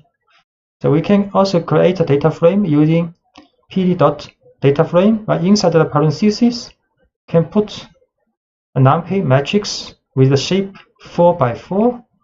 Next, we also add an index array, also add a columns array. We'll create this data frame called data frame 3. Then show this one. So it's a perfect data frame with index and columns headers.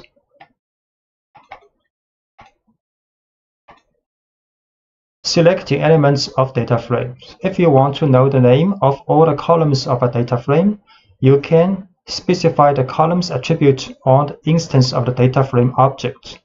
So for example, we can show the columns of the data frame, and also can show the index of the data frame. We can also show the values of the data frame, use frame.values. So show columns, data frame, columns, this column variable name, and index from 0 to 5. Then the values, value part, 3 column, 5 row. Selecting elements, or if you are interested in selecting only the contents of a column, you can write the name of the column. So we can write a frame, bracket, and quotes price, that will return the value of a price column. Another way to do this is to use the column name as an attribute of the instance of the data frame. We can also write frame.price, frame bracket price. So it will return column value of price. Actually, the returned object is a series. And we can also use this format. Same, result is the same. And we can also use function loc and iloc to select the elements of a data frame. So for rows within a data frame, it is possible to use the loc attribute with the index value of the row that you want to extract. For example, frame.loc2, so it will return this row of the data frame. And if you want to select multiple rows, can specify an array inside the brackets. So inside the brackets, we put 2 number, so these 2 rows will be selected. And we also can select both from row and a column. We can select this row and show this one. This row has 3 column variables, and the result will be a series. If we choose 2 rows,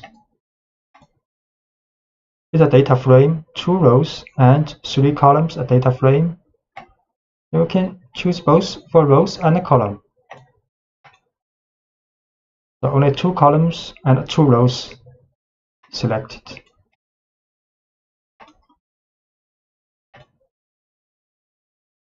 we can also use iloc. So if the selector rows only using integer value, so we can use iloc. So iloc does not support the string column names, only for the numeric value.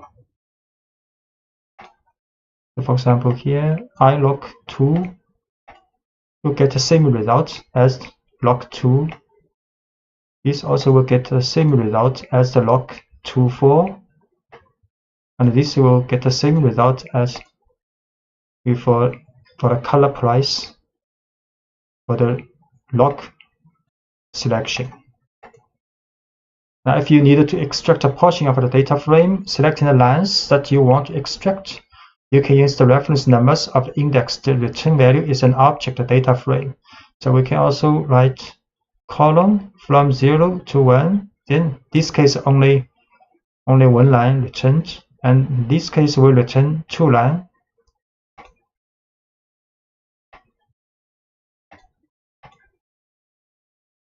Even if it is one line, the result will be a data frame. It's 2 line data frame.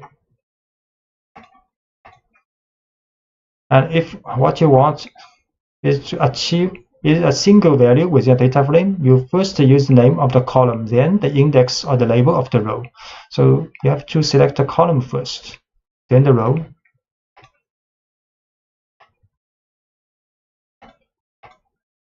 So the result is a single value.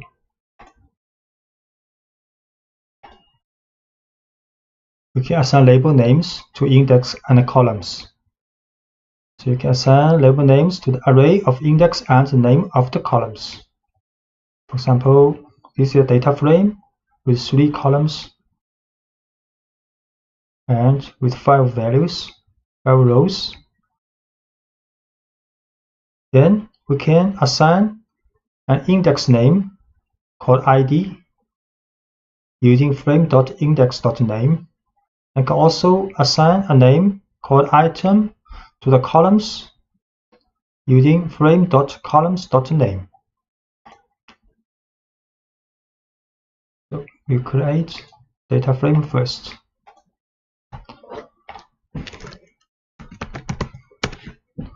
Three columns, 5 rows. Then we assign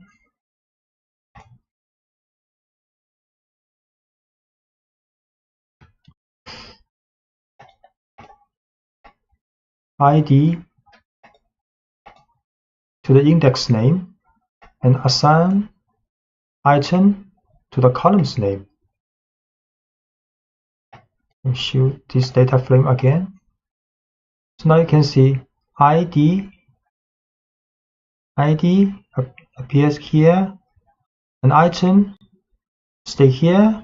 Item is the name of this column. id is the name of this index.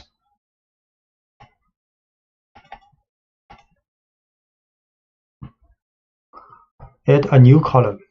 And you can do this by simply assigning a value to the instance of the data frame and specify a new column name. For example, if we write frame brackets new equals 12, then for this column, this is a new column created. Then all rows for this column has value 12. And if we assign this array to this column, also possible. So frame new equals 12. So we show this data frame again. You see this new column, all the rows have same value 12. And if we assign a new column with this array, value now is the array assigned.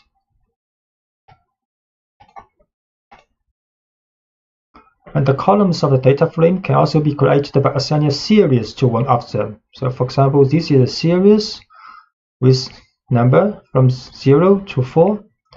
Then we can create a new column to this data frame, and the value is the series value. So this is a series, value 0 to 4, and we can assign this series to the column new of the data frame. Show again. So now data frames, this column's value is 0 to 4. And to change a single value, you simply select the item and give it the new value. For example, if we want to change the value of the column price, and this is the third value, third row of column price to 3.3, we can just write the frame bracket price, then bracket 2 equals 3.3.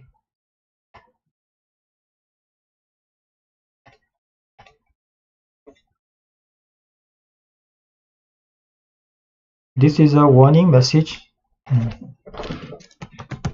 Show 3.3 this value.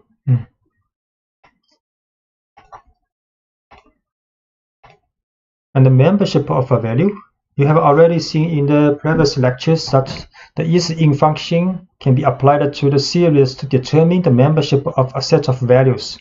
And this feature is also applicable to data frame object. So we can write data frame dot isIn, and inside the parentheses is an array for these two values.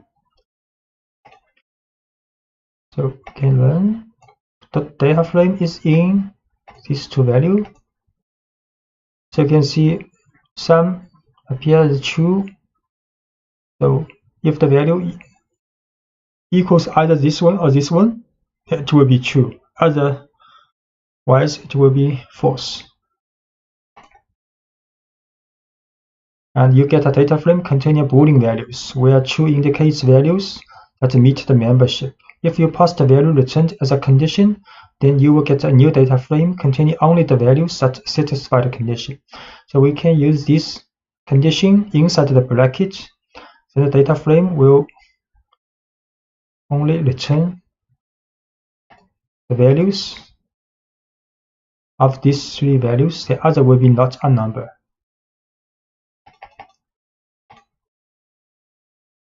And deleting a column. So if you want to delete an entire column and all its contents, use the delete method, del command. So we can write del frame new, then this column will be deleted. Delete frame new. Then we show this data frame again. So no column called new now, only 3 columns left.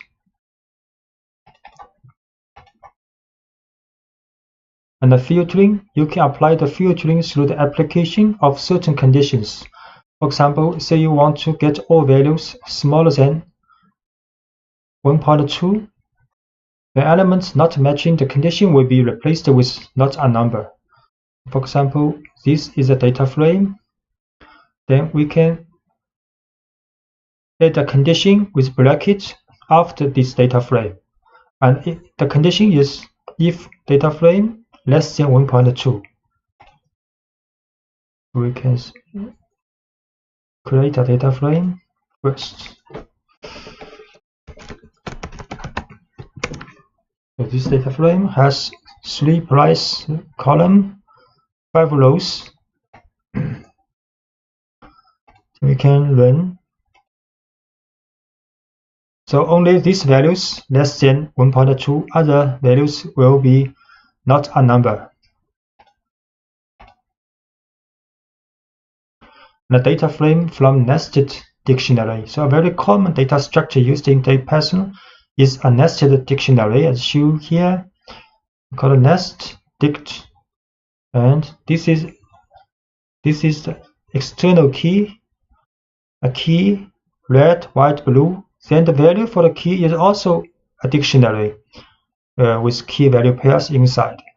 So we can create a data frame using the information of this nest dictionary. So this data structure, when it is passed directly as an argument to the data frame constructor, will be interpreted by pandas to treat external keys as column names and internal keys as labels for index. So red, white, blue are external key of this data object or library dictionary. Then this value will be converted as column names in the resulting data frame. And the internal keys like 2012, 2013 will be the index of the data frame.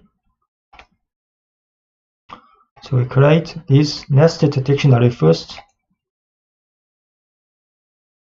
then create this data frame using this nested dictionary. Show this data frame. You can see now the red, white, blue are the columns, and the 2012, 13, 11 are the index.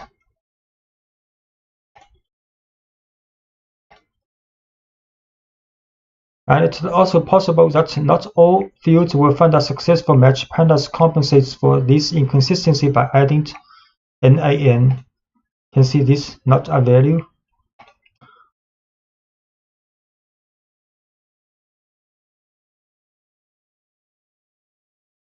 And the transposition of a data frame. You can get the transposition of the data frame by adding the T attribute to its application. You create a data frame, then transpose. We create a data frame called frame3 with color. Color is index and columns are object, ball, pen, pencil, paper. Then if we transpose this data frame, then the color will be the column and objects are indexed now. The index objects in pandas series and data frame are responsible for the labels on the axis and other metadata as the name of the axis. So we create a series with this value and with this index array. So if we write serial.index, it will show the index. Create this series first. Then can show the index of this series. And unlike all the other elements in the pandas data structures, the index objects are immutable, so once declared, they cannot be changed. This ensures the secure sharing between the various data structures. Methods on index. So there are some specific methods for index available to get some information about index from a data structure. For example, ID minimum and ID maximum are two functions that return respectively the index with the lowest value and the index with the highest value. So this maximum is blue, a minimum is blue, then maximum is white. Arranged alphabetically.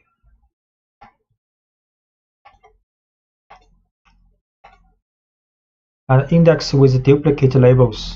So far, you have met all cases in which indexes within a single data structure have a unique label.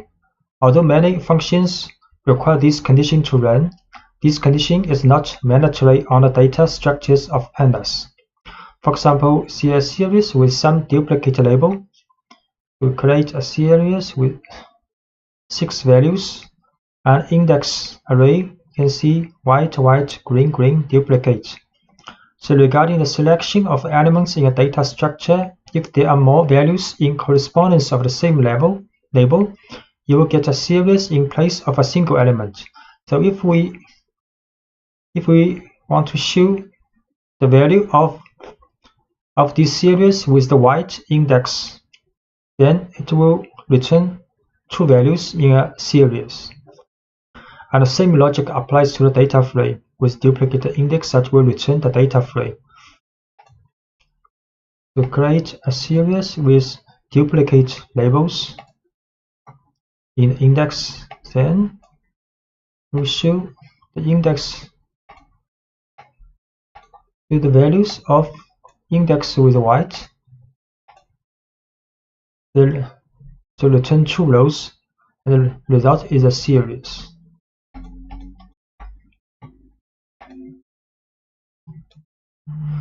And the pandas provides is unique attribute belonging to the index objects to tell if they are indexed with duplicate labels inside the structured data, both for series and data frame. So if you write series.index is unique or frame.index is unique, series.index is unique, both because there are several duplicate index in this series, and we create a data frame also.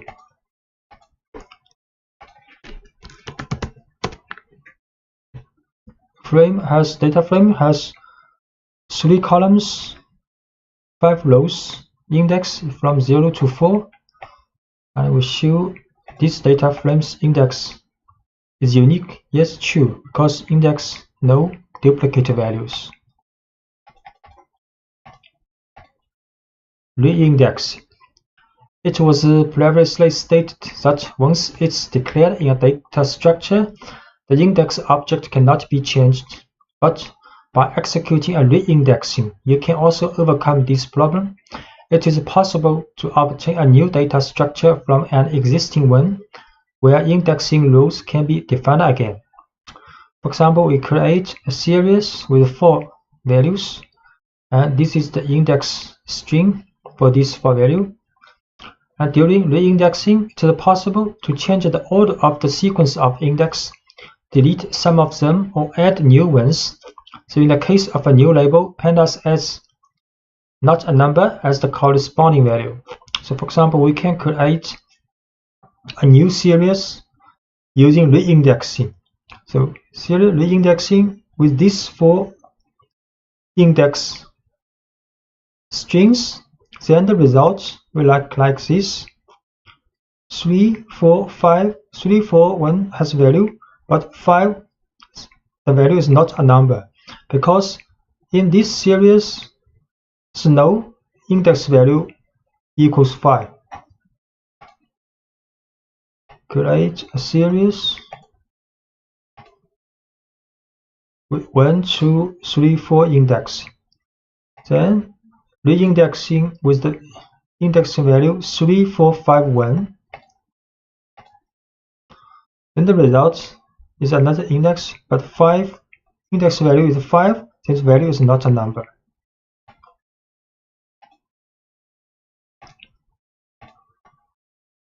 And you can also use reindexing with interpolation. So we create a series with 4 values, and this is the index. Then can write reindexing range 6. Range 6 is from 0 to 5. The method ffill forward filling. Then the result will look like this. From 0 to 5 indexing. Then the value comes from series 3, but if not available value, for example, index 2, 4 not appear in this series, then these 2 values will be filled forward filling from other values. And similarly, if we set method bfill backward fill, then if the index cannot be found in this series, the value will be filled backward. We'll create a series first with 4 values with these 4 index. Then we reindex this series, and with expected index from 0 to 5 in the new series, and using forward fill method. Then this is the resulting series. And if we use backward filling, then if the value cannot be found in this series, will be backward filling from other values.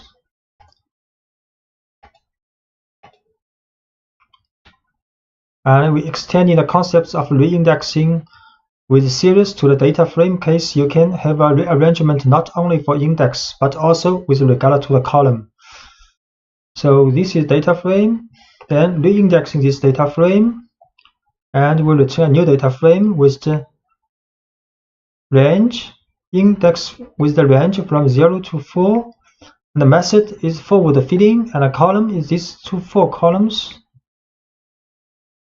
This is the result data frame. So we show the frame again. First, this is the data frame. Then we use reindex of this data frame with index from 0 to 4, method forward filling, columns, colors plus news objects.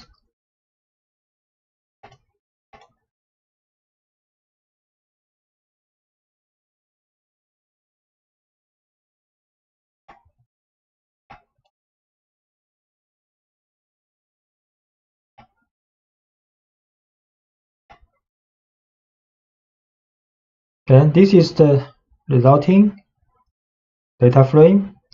And if we use backward filling,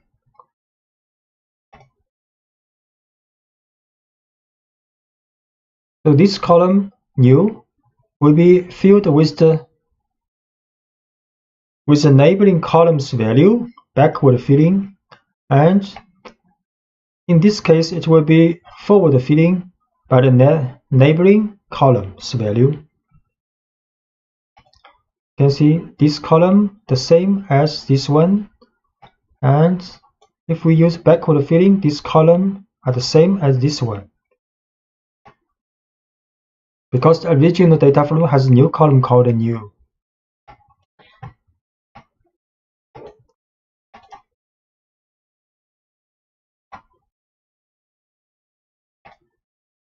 And a job for series, this method will return a new object and without the items that you want to delete. We create a series first with this index, and the value is 0, 2, 3. Then next we can job yellow index. Then the result will be a series with 3 rows, 3 items. We can also job this blue and white both. Create a series, 4 values with this index. Then we job yellow, then return another series without the yellow index. We can also draw 2 values, then only return this red and yellow.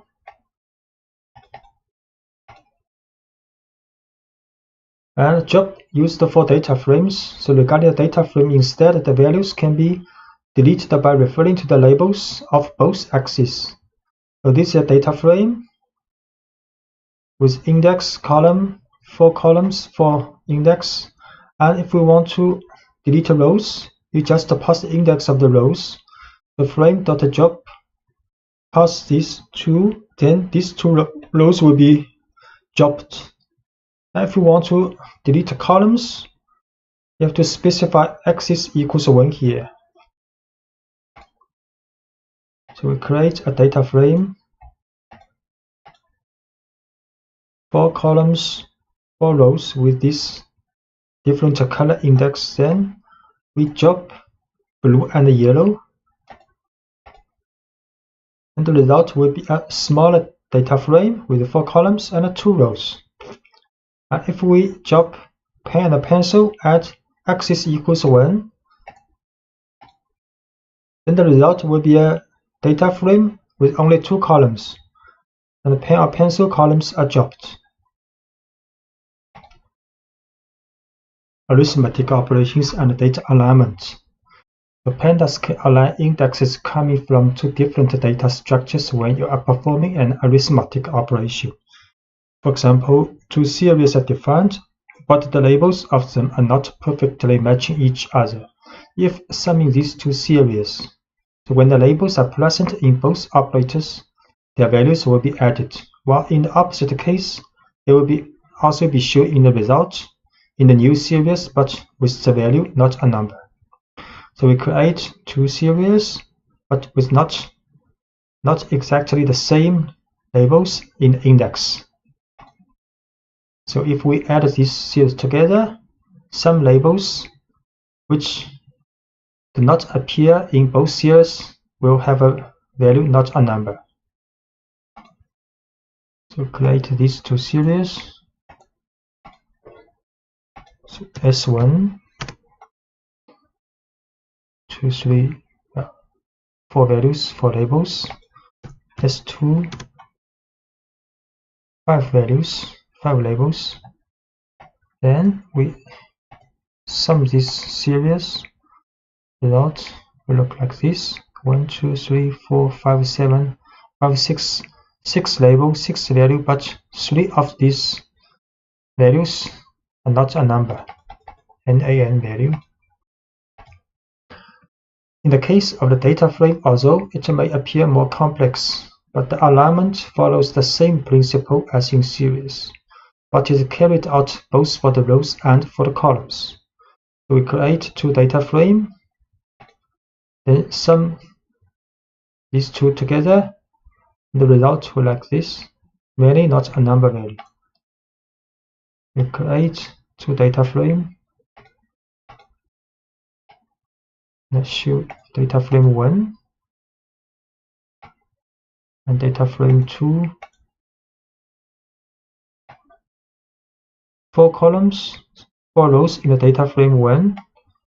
3 columns, 3 rows, the data frame 2. Columns not the same. Pen has pen, ball, ball, but pencil, paper, mug only appear in one data frame. Then we sum these two. That will be a 5 column, 5 rows data frame with many. For these 3 column is not a number value, and these 2 rows, green, red, also not a number value.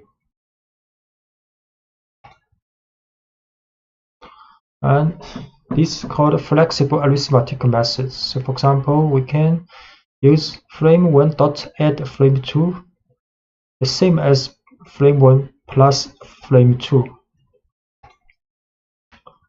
Can use this example. Result is the same as before.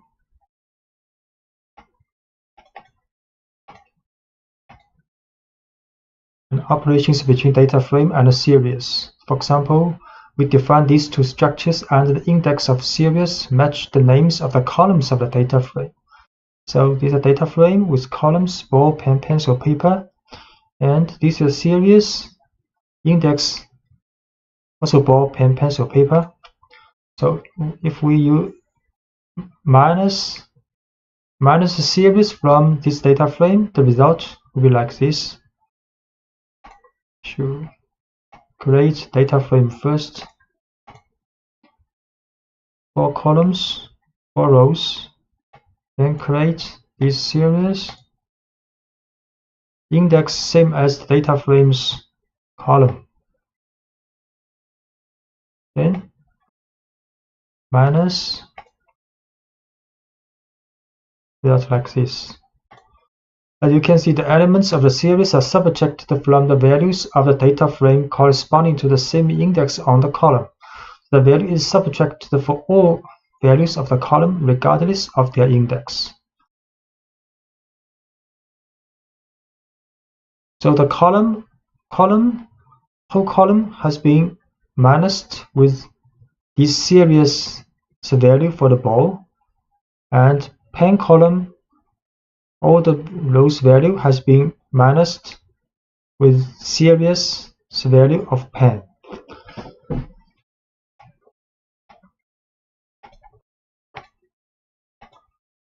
And if an index is not present in one of the two data structures, the result will be a new column with that index only, such all its elements will be not a number. So for example, we set series mark equals 9. Then if we minus frame with series, then the result will have 4 rows but 5 columns. One column mark comes from this series and without the value, not a number now, because this mark does not appear in the data frames column. We create the new value in the series. So now series has a label mark and the value is 9. Then frame minus series, the results, the extra column for mark but not value are all not a number. And function application and mapping functions by element. The pandas library is built on the foundations of numpy and then extends many of its features by adapting them to new data structures as a series and a data frame. So among these are the universal functions called ufunc, and this class of functions operates by element in the data structure. For example, you could calculate the square root of each value in the data frame using the numpys np.squared. You can write np.square root, then apply to this data frame. So data frame created.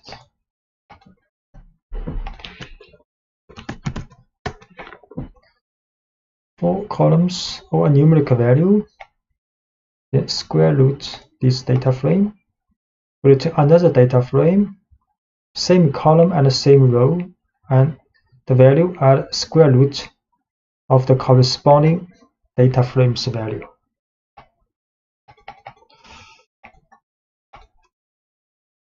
And functions by row or column, using the apply function to apply, for example, and the user define a function on columns or rows of the data frame. So we can define a function called fx and to return the maximum value minus the minimum value.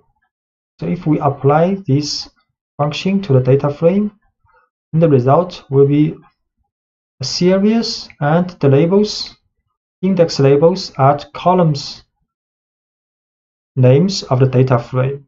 So this function will be applied on each columns of the data frame. Define function. We can also define function like this way. This is another way, lambda, but we use this way also.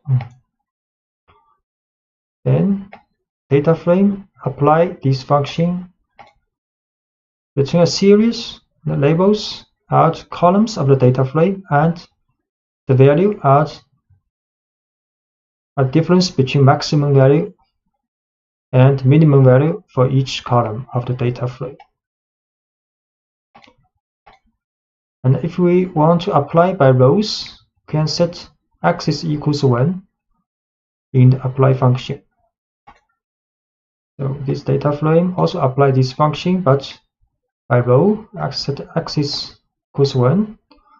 The result will be the series, the labels are the rows of the data frame, and the values are the difference between the maximum value and the minimum value for this row in the data frame. Extending the application to many functions simultaneously, the result will return a data frame. So for example, we want to return the minimum and the maximum value, two value, and index called minimum maximum of this series in the definition of this function. Then we apply this function to data frame. Then the result will be a data frame with this index name, and each row represent the minimum or maximum value of this column of the data frame. We define this function which will return a series with two indexes. Then apply this function to the data frame. The result is a data frame, minimum value or maximum value of each column of this data frame. Most of the statistical functions for numpy arrays are still valid for pandas data frame, so using the apply function is no longer necessary. For example, functions such as sum and mean can calculate the sum and the average respectively of the elements contained within a data frame. So we create a data frame with 4 columns and with 4 index labels. Then we can just write frame.sum. Then the result will be a series, and the index labels are column names of the data frame, and the values are the sum value of each column of the data frame. Create data frame first.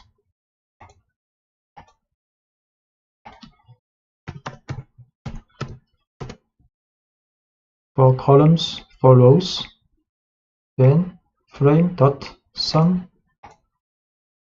return a series, the sum value of each column of data frame. And if we want to get the sum of each row of data frame, we have to add axis equals 1 here. And we can also calculate the mean value of each column of the data frame. Sum of the row. So the result is a series with the index labels are color, and index of the data frame value are sum value for each row, and can get the mean value of the data frames each column. Also is a series. We can calculate accumulation of each column and a row, for example. So this is the accumulation value for each column. Use frame.cum, and if you want to calculate the accumulation value for each row, then have to add axis equals 1 here. So the accumulation value for each column of the data frame. So each row by row calculated, accumulated. Then the accumulation of each column, each row, we have to add axis equals 1 here. Then for each row, accumulate the value. Accumulate the value.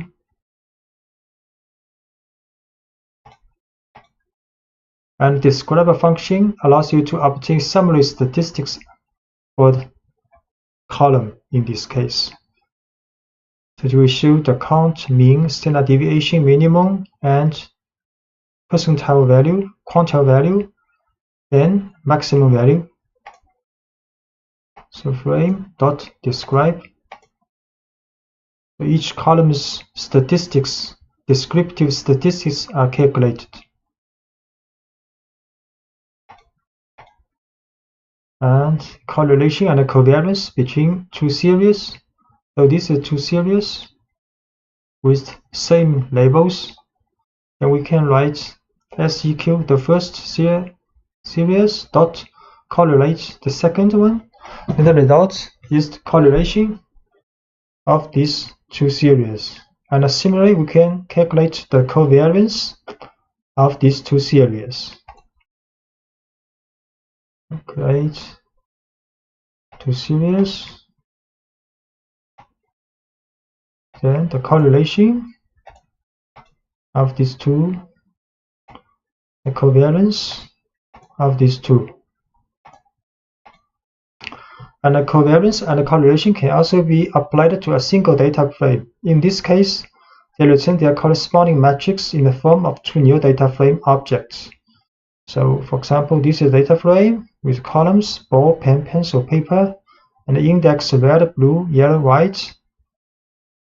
So if we just write this data frame .cor, then the correlation between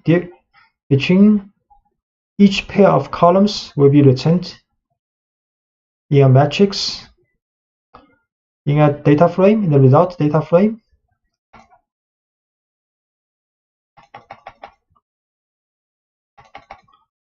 So we create this data frame called frame2, choose this data frame, then you just write data frame 2's correlation.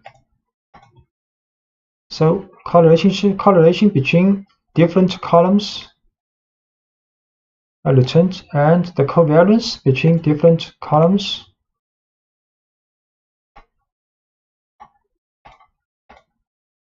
covariance. And using the COR with method, you can calculate the pairwise correlations between the columns or rows of a data frame with a series or another data frame. So we create a series with index with 5 labels, and if we write data frame dot COR with a series, then the result will be like this. So for the ball column, the correlation between this column with this series, and for the pen, the column of the pen of the data frame will be calculated with a correlation with this series, and so on. We create this series, then use frame.to.correlate with this series. Then each column of this data frame will be calculated with a correlation with this series.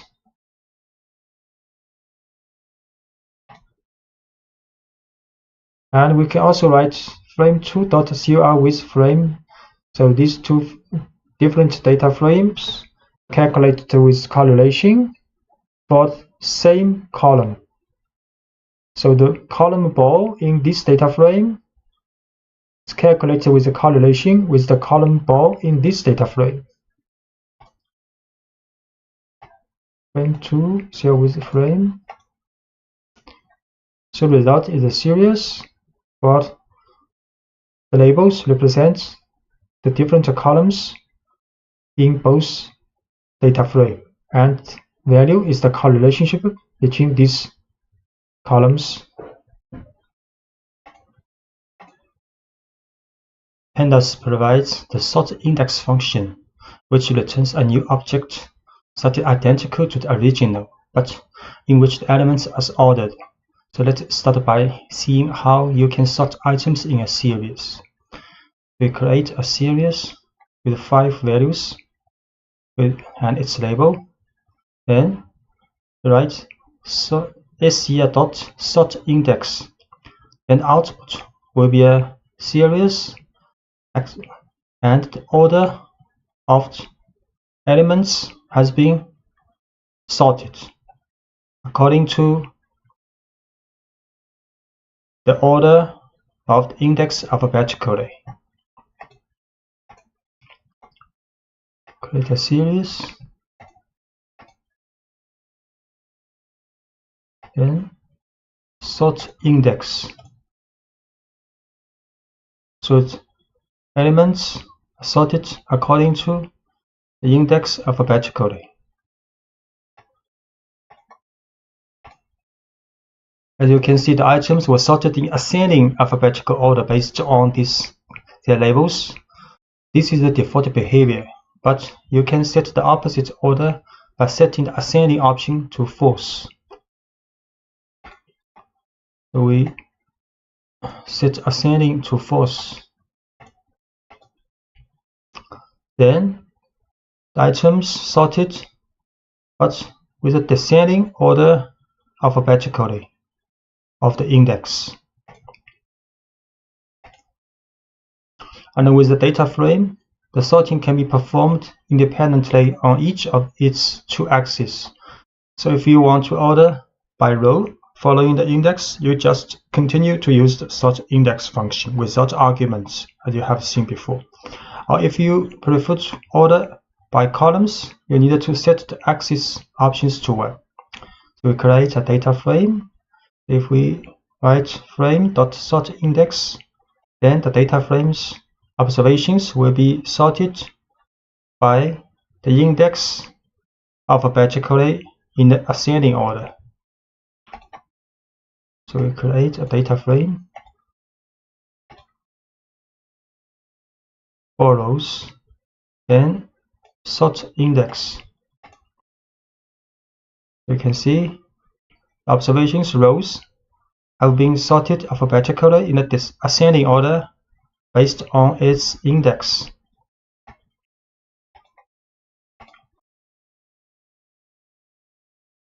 And if we write axis equals 1, then the data frame will be sorted by column according to the column names alphabetically. So frame.sortIndex axis equals 1. So the column names have been sorted alphabetically in ascending order.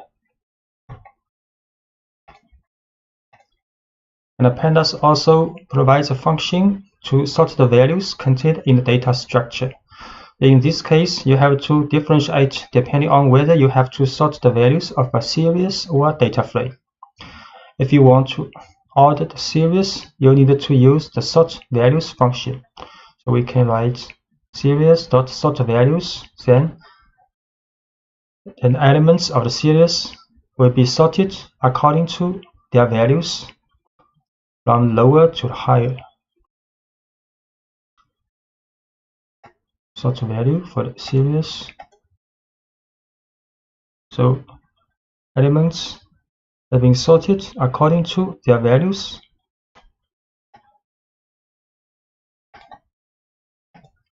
And if you need to order the values in a data frame, you will use the sort values function seen previously, but with the by option. Then you have to specify the name of the column on which to sort. So for the data frame, we can sort values by this column pen.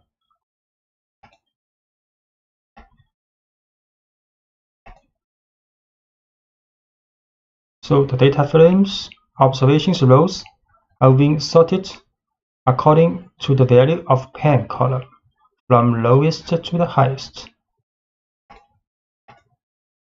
And if the sorting criteria will be based on 2 or more columns, you can assign an array containing the names of the columns to the by option. So for the data frame, we can also sort values by more than 1 columns. So here by pen and a pencil.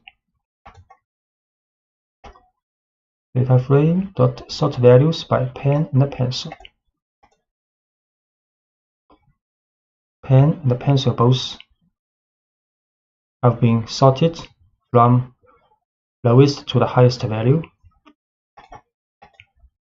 And the ranking is an operation closely related to sorting. It mainly consists of assigning a rank, that is, a value that starts at 1 and then increases gradually to each element of the series. The rank will be assigned starting from the lowest value to the highest. So if we run the rank function to the series, then the result will be a series, and the value of the series to each label is the rank with the lowest with rank 1 and the highest value with rank 5 here. And by default, even the ranking follows an ascending sort. To reverse this criteria, can set the ascending option to false. So we can rank set ascending to false, then the lowest value will have highest rank.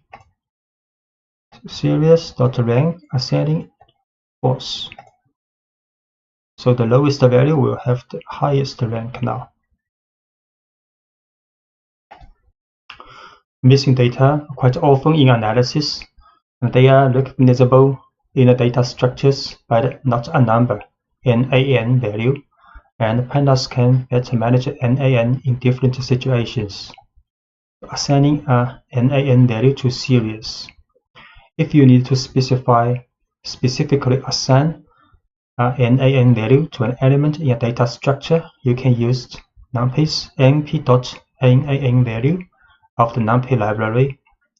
For example, this is a series. We can add np.nan for this position, this value. Now we can also write S, for example, series white equals none, we'll get the same result, or can get the same result if we write series bracket white equals np.nan. Let's note these two n and n have capitalized. So the result of this series will be like nan for the white index.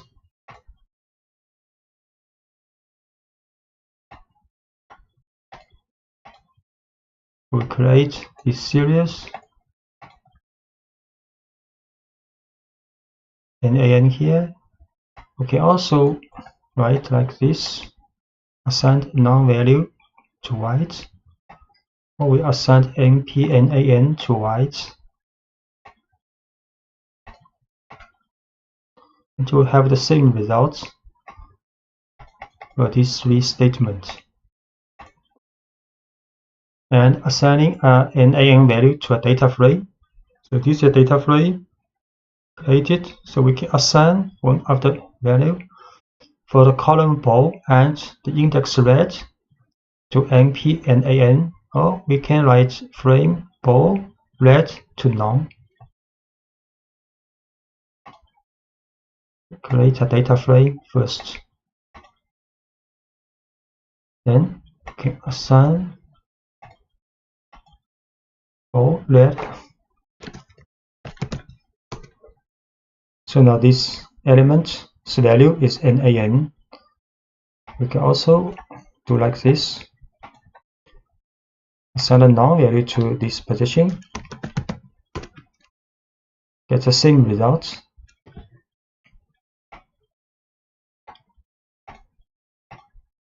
Filtering out nan values. You can use the job na function to eliminate the nan values during data analysis.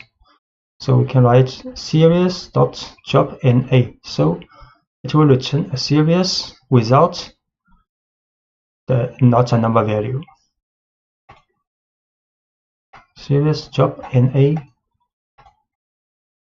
The result is a series with 4 elements, and the value of nan has been excluded. And you can also directly perform the filtering function by placing not null in the selection condition. So for example, you can write series bracket for the selection condition. We write series.not null, and the result will be the same. The not a number value has been excluded in the resulting series. Series bracket series.not null. Get the same result.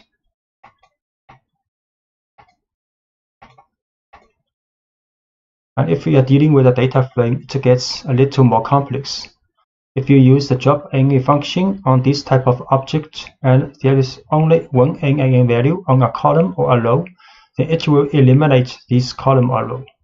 So for example, this is a data frame with some not a number value, like this. And if we write frame.jobNA for this data frame, and the result will be an empty data frame. So create this data frame, and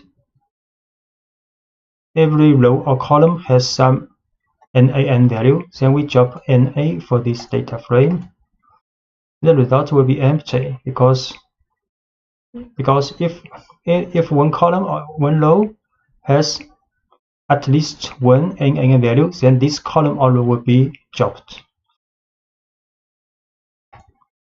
So therefore, to avoid having entire rows and columns disappear completely, you should specify the how option. So assigning a value of all to it. This tells the job no function to delete only the rows or columns in which all elements are not a number. So we have to write like this. So frame.drop_NA how is all. So the result is what we want. Only the row or columns with all the values are not a number will be dropped. So the result is a data frame with 2 rows left. Filling in NaN occurrence. Sometimes you may want to replace NaN values with other numbers. For most purposes, the fill NA function is a great choice. And this method takes one argument, the value with which to replace any NaN. So we can write dataframe.fillNA0, then the not a number value will be replaced with 0. FillNA0. So now not a number's value has been replaced with 0. Or you can replace NaN value with different values depending on the column, specifying one by one the index and the associated value. So you can write also frame.fillNA. Inside the parentheses is a dictionary with key value pairs. The keys are columns, names, and the value are the value we want to replace for the NaN value for this column. So frame.fillNA, ball is 1, mark 0, and the pen is 99. You can see the result of this data frame has no NaN value, and each column's NaN value has been replaced with the value in this dictionary.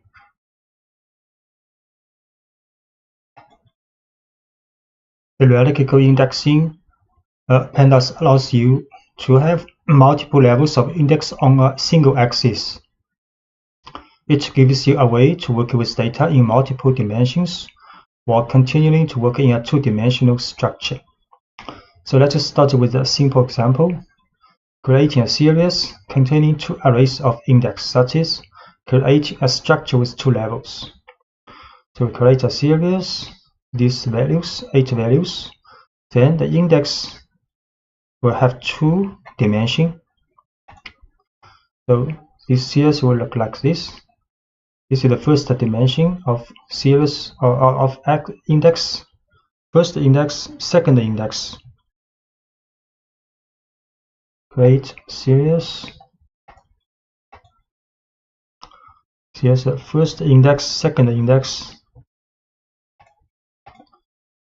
And if we show the index, it will look like this. Color first, upside down second. Each pair of 2 index. So show the index.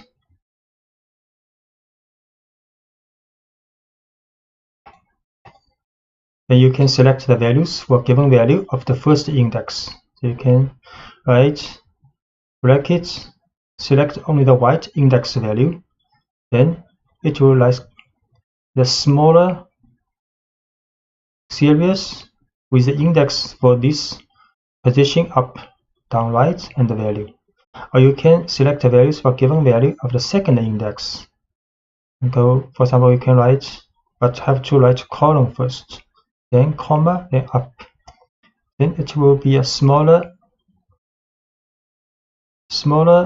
series with these colors on index. And if you want to select a specific value, you can specify both index. So you can write in the bracket, select white and up, then its value will be shown. Series white, this series column, comma up, like this. And we show the individual value. We have to put 2 index category here.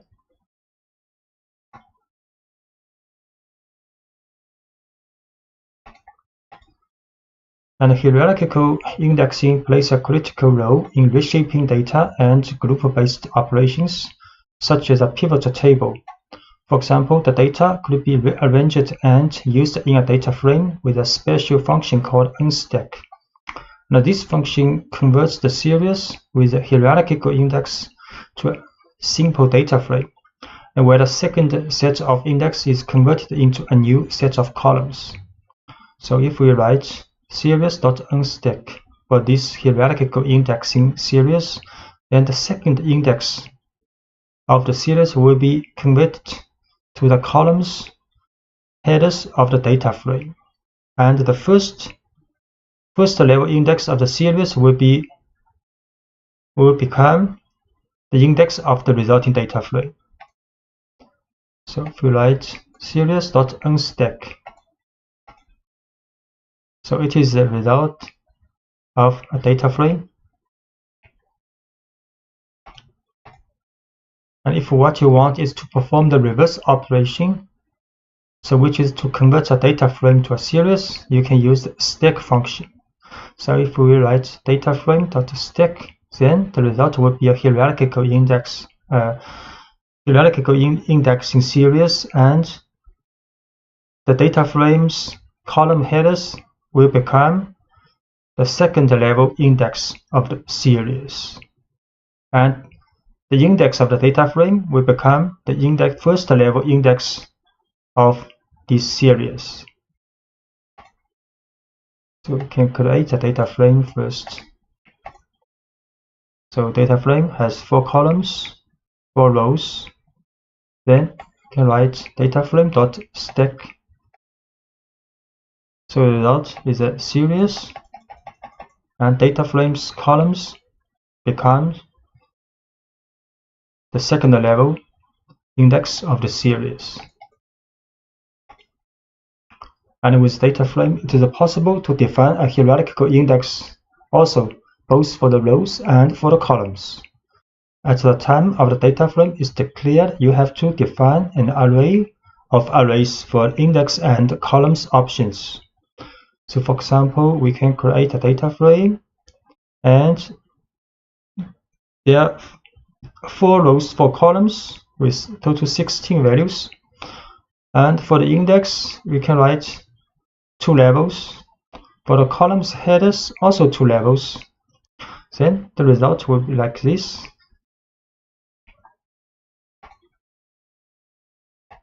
To define this data frame with 2 index and 2 column index.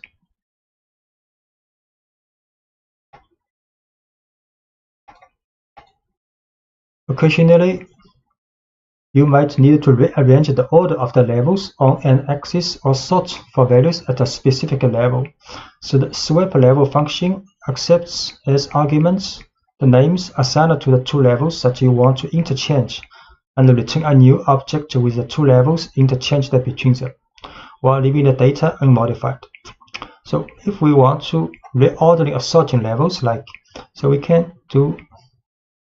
First, we have to define 2 names for the index, 2 index of this data frame, and the 2 names for the 2 columns of this data frame. So we define 2 names and show this data frame. So now 2 index, white, red, up, down, will have name called color and status, and 2 column headers also has name called object and ID.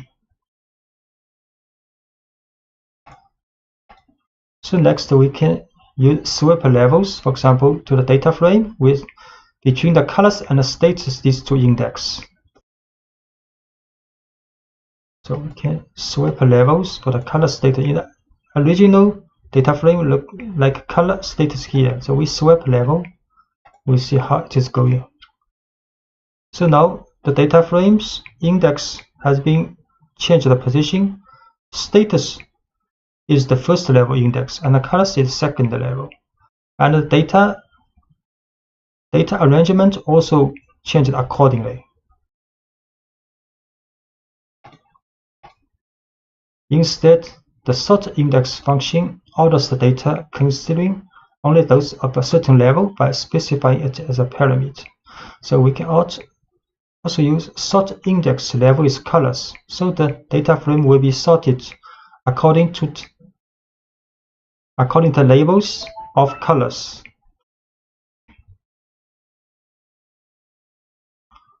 So we can sort index level colors.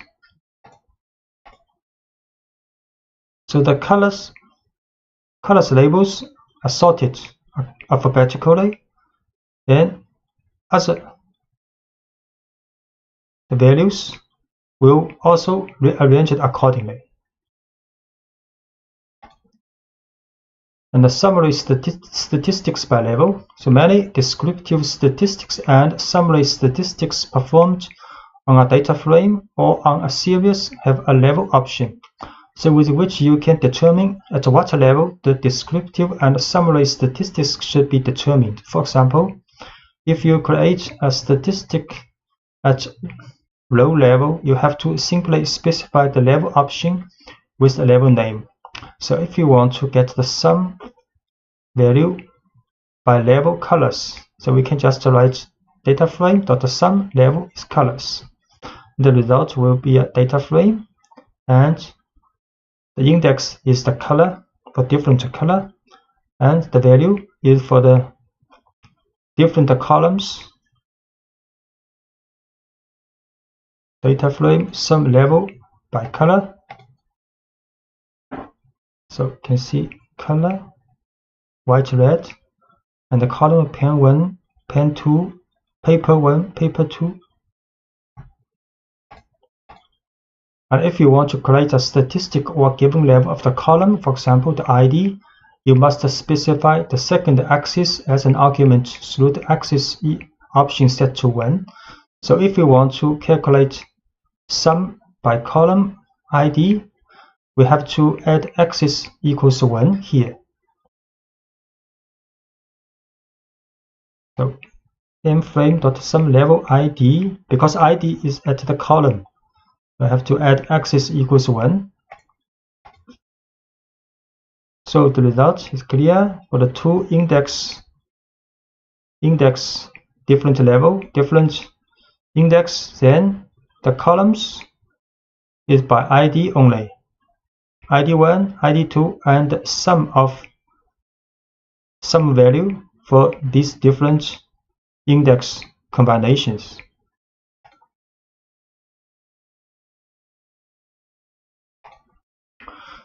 So the most common operation of a person approaching data analysis is to use the data contained in a CSV, comma separate the values, format or text separated by space or tabs, so generate with the txt extension file. Pandas provides a set of functions like read a CSV, read a table specific for these types of files.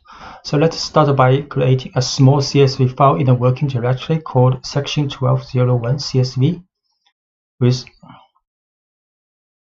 5 rows, the data, and the first row is the column variable.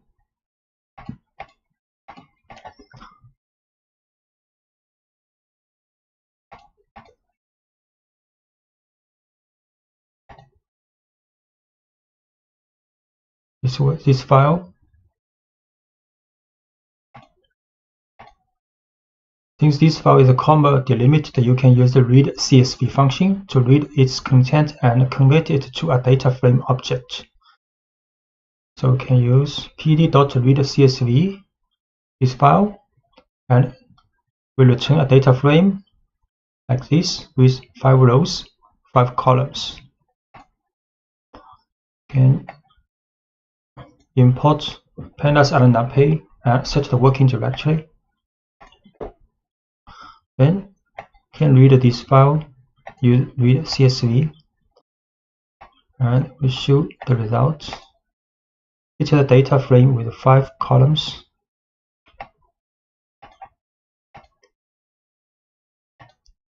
And since CSV files are considered text files also, you can also use the read table functions, but by specifying the delimit. So we can also read this file by using the function read table. I have to set the sep, the comma here. We can also read table. So the result will be the same, this data frame. In previous CSV file, headers that identify all the columns are in the first row, but this is not a general case. It often happens that the tabulated data begin directly in the first line. So for this CSV file, there are no header in file. So in this case, you could assign the default names to the columns by setting header option to none. So if we write header none, then the result data frame will be automatically set with header from 0 to 4. So we can read this file 2. File 2 has no header, so we can set a none. The result is a data frame with 5 columns, and the column headers have been set automatically by pandas with default value from 0 to 4. And in addition, you can specify the names directly by assigning a list of labels to the name option. So we can also set names here. Then the names will be manually added to the column headers in the resulting data frame. So we can read CSV, but set a names array. Then it will be perfect data frame with 5 columns and their column headers. So in the more complex cases in which you want to create a data frame with a hierarchical structure by reading a CSV file, you can extend the functionality of the read CSV function by adding the index column option, assigning all the columns to be converted into index. To better understand this possibility, create a new CSV file with 2 columns to be used as index of the hierarchy. So this is another CSV file.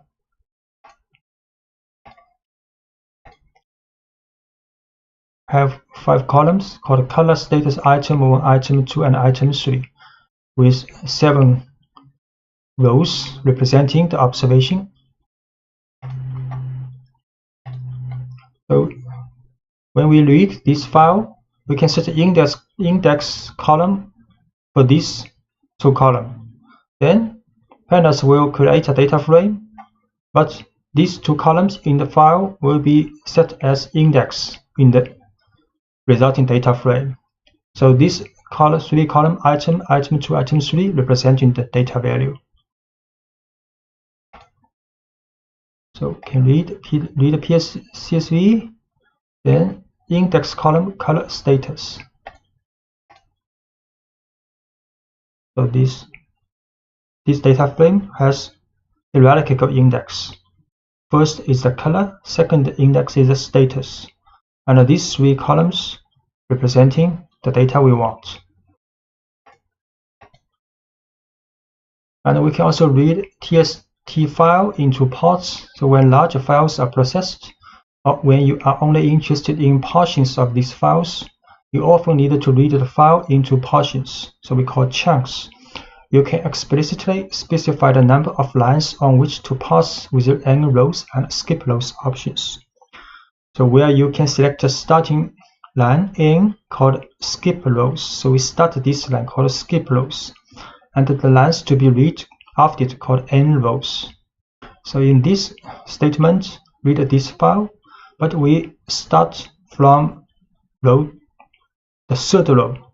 So index 2 is the 3rd row. We start from the 3rd row, then skip n rows to read 3 rows from this row.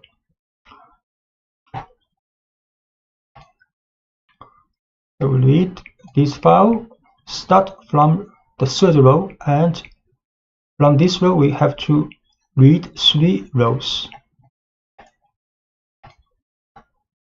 So the result will be a 3-row data frame without the header is set by default,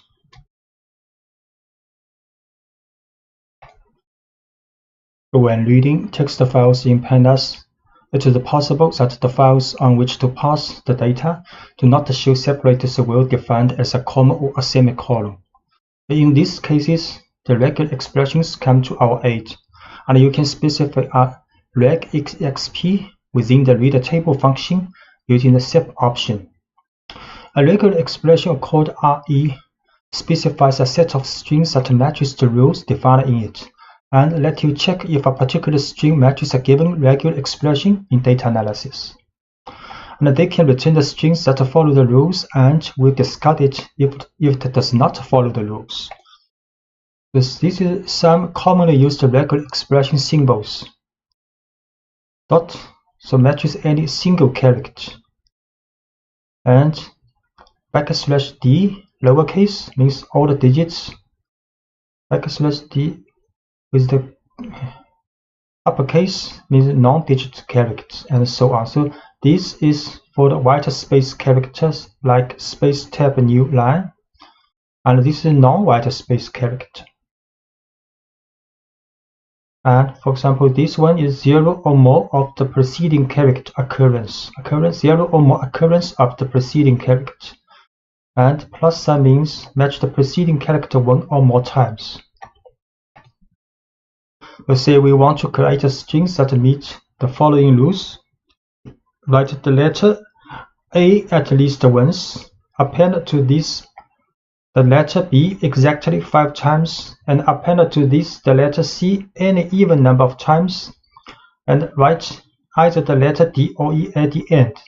So for these 4 rules, many strings will meet these 4 rules, like this one, and so on. There are many infinitive number of variations. But if we use regular expressions, we can just write a shorthand way of expressing this set of rules. For instance, here is the regular expression for the series of steps just described. We can write A, first write A, then next A with a star means appear 0 or more times of A. So this means the letter A at least once. Then next 5B or 5B. And C with any even number of times occurrence, we can write in the parentheses 2C, then with a star. So this will occur at least 0 or more times. So any even number. Then in the last place we will write a parenthesis, and inside with a bar means D or E. So this will happen only one time. So this rule meets these 4 rules. And the strings might seem a little daunting at first, but it becomes clear when you break into components. So parsing text using regular expressions with pandas use reader table function. Take for example in which we have the values separated by tabs or space in a random order in file 4, like this. Then we can read this file using sep with white space occur 1 or more times as the separator, and the engine will write Python.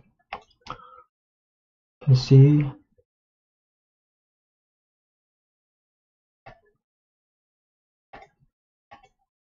then read the table, this file sep is the white space occur 1 or more time, engine Python. The result is perfect. If we look at these files, this file like this, the result is a perfect data frame. And in reality, you can consider separate characters like alphanumeric characters also.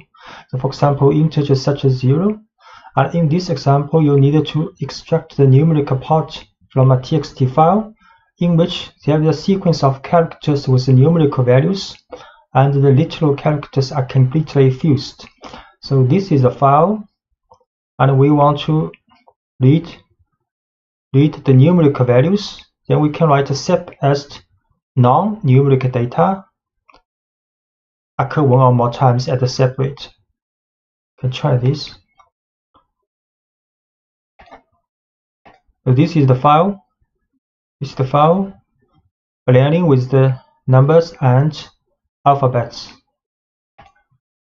So can read the table, use separator as non-digital symbol, occur one or more times, and header none and engine is Python. And the result is perfect. Numeric data has been extracted out and read into a data frame. You might want to write the data contained in a data frame to a CSV file. To do this writing process, you will use the toSV function of pandas and accept as an argument the name of the file you generate. So this is a data frame, and we can write this data frame to this file called 7CSV. Create a data frame with 4 columns and 4 rows. Both have column headers and index names. Then you can write to section 1207 CSV. And if we open this file,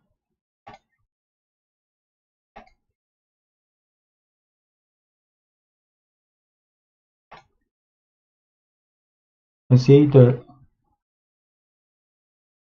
column header and the rows index and values row by row. But the first place will be a comma. So if you use Excel to open this file, you have to remove this manually, this comma manually. As you can see from the previous example, when you write a data frame to a file, index and columns are marked on the file by default. And this default behavior can be changed by setting the 2 options index and headers to false. So if we do not want pandas to add index and columns headers in the CSV file, we can set false to these 2 options. So we write to file 7b again with index and column header to false.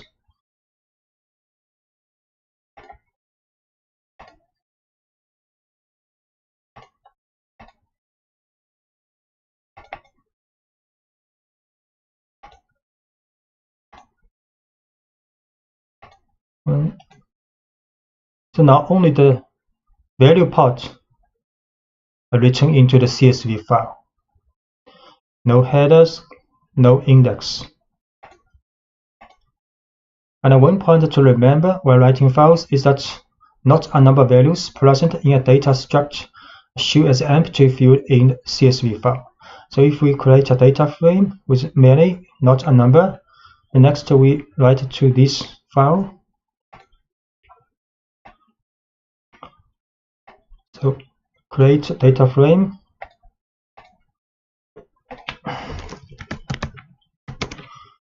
There are lots of not a number value. So we write to section 8 CSV.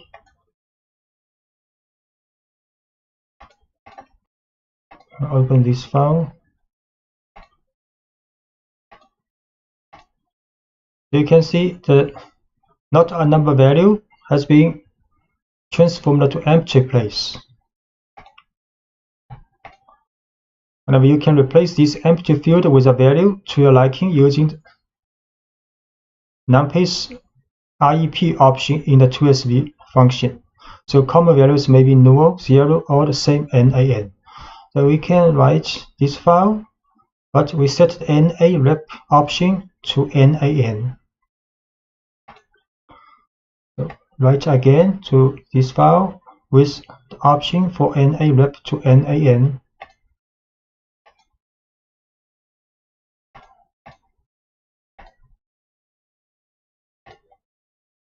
Open this file. So now it's perfect. Not a number has been written into the file with not a number value. It is not uncommon that the data collected in tabular form in an Excel spreadsheet. The pandas provides two functions to this purpose. ToExcel used to read data frame to Excel, and the readExcel is used to read Excel data into a data frame. So note that you have to install OpenPyXL package. You can use, for example, conda install OpenPyXL. And the readExcel function can read both Excel 2003 and 2007 form. So let us see an Excel file.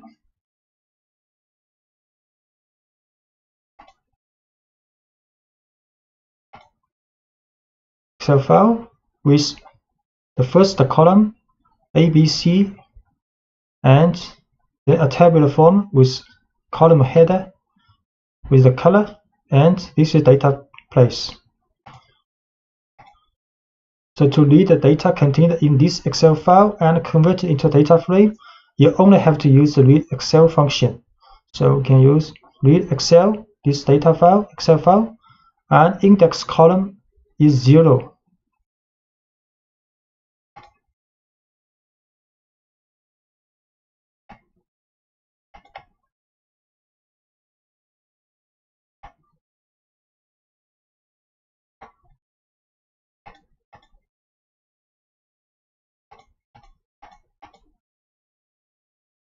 So read this Excel file.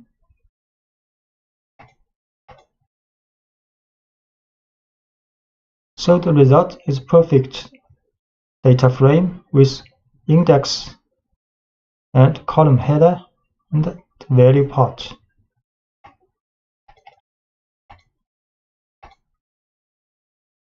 As you can see, by default, the returned data frame is composed of the data tabulated in the first spreadsheet. If, however, you need to load the data in the second spreadsheet, you must then specify the name of the sheet or the number of the sheet, just as the second argument. So if you want to read data in the second sheet, we can write sheet number 1 means second, and also put the sheet name here, sheet 2. For example, this file also has a sheet 2 data. So we can read Excel sheet 2. It will be a perfect data frame as we want. Okay. We can also set the sheet number 1 means second is the same result. And to convert a data frame into a spreadsheet on Excel, you have to write the following. For example, we can convert this data frame into an Excel file's first sheet. So we create a data frame with 4 columns, 4 rows. Then we write to this Excel file called data02.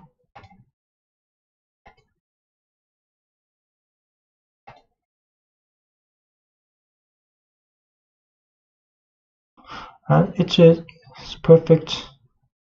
So the first column is the index, and the first row is the column header. Then this is data part.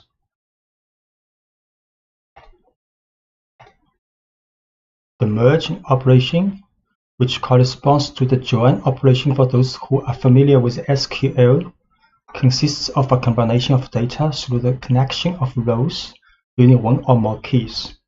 So in fact, anyone working with relational databases usually use the join query with SQL to get data from different tables using some reference values, keys, shared between them. So on the basis of these keys, it is possible to obtain new data in a tabular form as the result of the combination of other tables. So this operation with the library pandas is called merging, and the merge is the function to perform this kind of operation. So we define 2 data frames and carry out the merging by applying the merging function to these 2 data sets. So frame 1 and frame 2. The next we call merging to frame 1 and frame 2.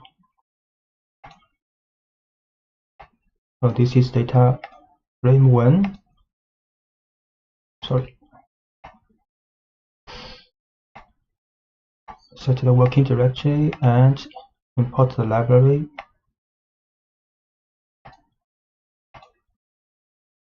This is frame 1 with ID price column with 5 rows, and this is frame 2 ID color, 4 columns. ID price and ID color columns. Then if we merge these two data frames, the result will be 4 rows with this ID and 3 columns ID, price, and color. So as you can see from the result, the returned data frame consists of all rows that have an ID in common. In addition to the common column, the columns from the first and the second data frame are added.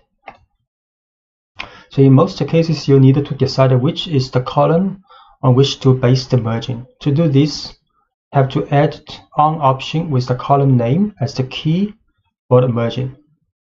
So we create 2 data frames again, but in this case, have 2 data frames having columns with the same name. So if you launch a merge, you do not get any results. So we create again another called data frame 1 with 3 column ID color branch with 5 rows, and frame 2 ID branch 4 rows. You can see in these 2 data frame have 2 columns called ID branch in both data frames. So next, if you use merge data frame 1 and frame 2, you will get nothing because pandas do not know which is the criteria you want to merge with. Empty. So it's necessary to explicitly define the criteria for merging that the pandas must follow. So specifying the name of the key column in on option. We have to set an on option, for example, ID here. So merge data frame 1, frame 2 on ID. So the result will be a data frame with 4 rows, and the merging operation implemented based on common ID values in 2 data frames. Then these rows are combined with all the columns in in 2 data frames. But the brand in 2 data frames has been changed with the name for the brand X and the brand Y.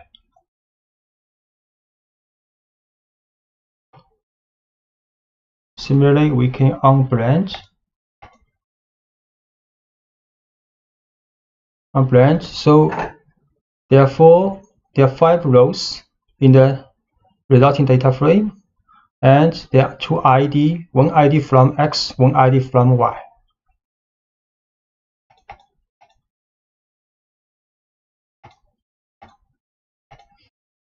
And often, however, the opposite problem arises, that is to have 2 data frames in which the key columns do not have the same name. To remedy this situation, you have to use left on and right on options, so which can specify the key column for the first and for the second data frame. So if we change data frame 2 column name to SID branch, then we can merge these 2 data frames, for example, left on ID and right on SID. Then pandas will find the same ID in the first data frame with the same ID on second data frame's SID column.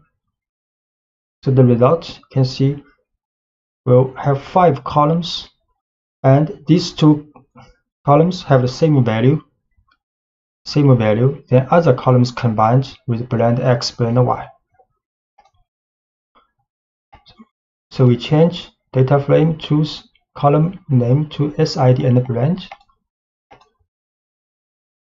Then merge left on ID, right on SID. Without 4 columns, ID and SID have same value, other columns combined.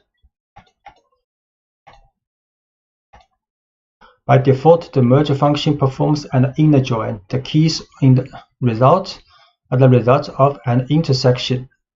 So the keys will appear in both data frames, then join these rows. Other possible options are the left join, the right join, and outer join. The outer join produces the union of all keys, combining the effect of a left join with a right join. So to select a type of join, you have to use the how option. For example, we can select how is outer. So then this will be a union of the rows of ID column in 2 data frames. So it could happen NaN value in some columns.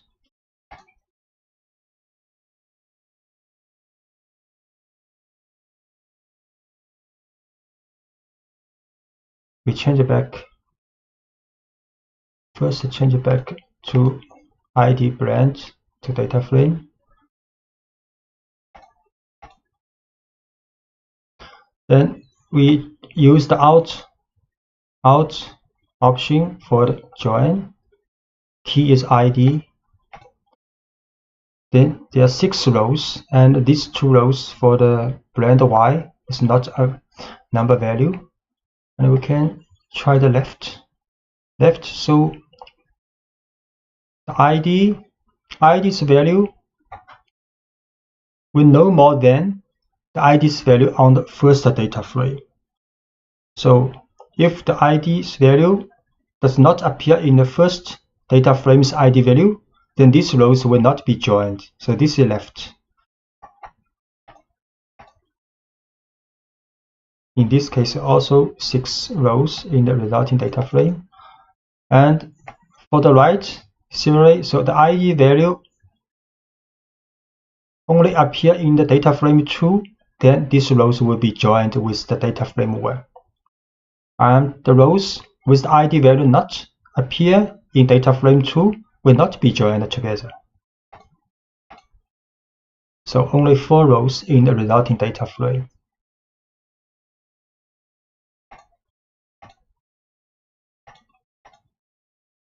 And to merge multiple keys, you simply add a list to the on option. So we can add 2 keys in join criteria in on. So PD merge frame 1, frame 2 on ID blend use outer. You can see how it's going. The lot, there are 9 rows in resulting data frame. So these 2 IDs, these 2 columns, the value appear in 2 data frames, either in frame 1 or frame 2, or appear in both, will be joined together for these rows. So the result will be 9 rows.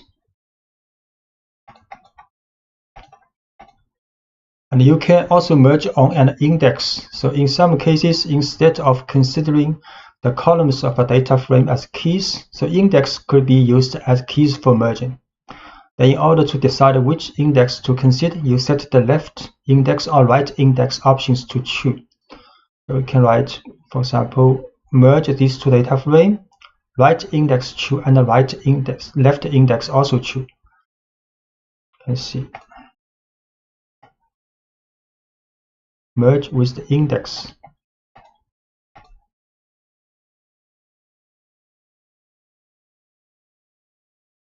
So 4 rows, and index will be set as IDX, IDY, blend X, blend Y, because these 2 data frame has same columns, so XY will be added.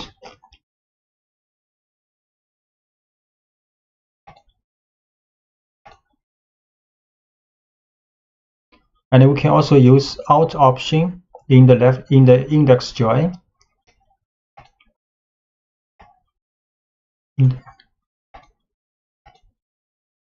So it will be 5 rows. And the data frame objects also have a join function, which is much more convenient when you want to do the merging by index. So it can also be used to combine many data frame objects having the same index but with no columns overlapping. So in fact, if you launch, you will get an error code because some columns in frame 1 have the same name as frame 2. Then you have to rename the columns in frame 1 to frame 2 before launching the join function.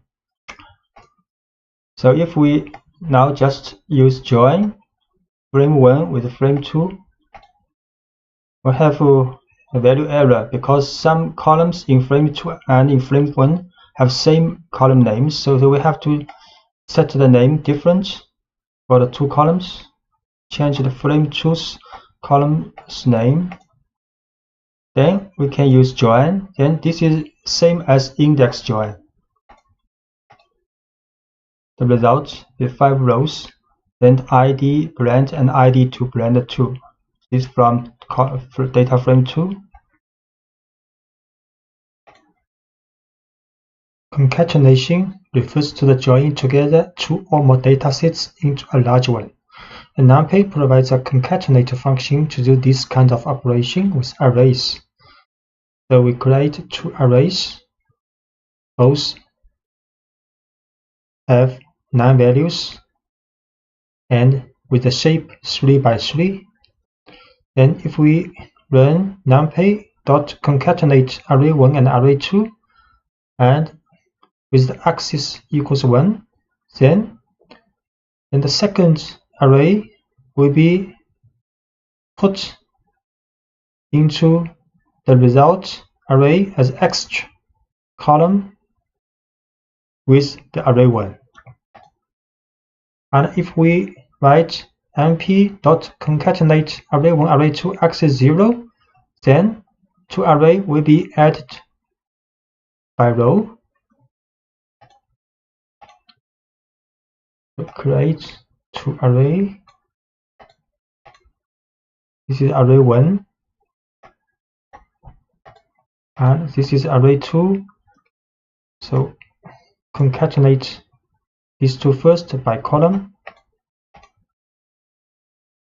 The result will be an array with shape 3 by 6 and concatenate these two array row. The result will be an array with shape 6 by 3. And concatenate pandas series and data frames. Can use concat function in the pandas to this kind of operation. So we create two series with 4 random number and with different index. So if we concat serial 1 with serial 2, the result will be a series with 8 elements. Create series, then create another series, and we concatenate these two series together. The result will be a series with 8 values. And by default, the concatenate function works on axis 0, having as a returned object a series. If you set the axis equals 1, then the result will be a data frame. So if we run pd.concat serial 1 and serial 2, but with the axis equals 1, the result will be a data frame. So the serial 1 will be on the first column and serial 2 will be on the second column, but these two parts will all have the value, not a number. So we run this axis equals 1, concatenate these two series. The result will be a data frame with many, not a number value. And the problem with this kind of operation is that the concatenated parts are not identifiable in the result. For example, you want to create a hierarchical index on the axis of concatenation. You can do this. You have to use the keys option. So if we put the keys equals 1, 2 in this concat operation, then the result will have a hierarchical index for this series, and the first index will be identified with the key 1, 2, exactly same as we have put here in the function. So PD concatenate these two series with keys 1 and 2. The result is a series with a hierarchical index 1, 2 in first index. And in the case of combinations between series along the axis 1, the keys become the column headers of the data frame. So if we concat these two series and axis equals 1, keys equals 1 and 2, then the result will be a data frame, and the column headers will have this name 1 and 2 from this keys array. So PD concat these two series, axis equals 1, keys equals 1 and 2. The result is a data frame with the column headers we have manually assigned to the keys.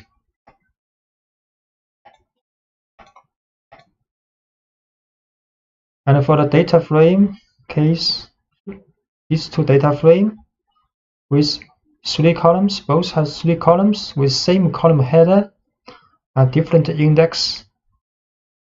Then if we concat these two data frame together, the result will be a data frame with 6 rows and 3 column heads.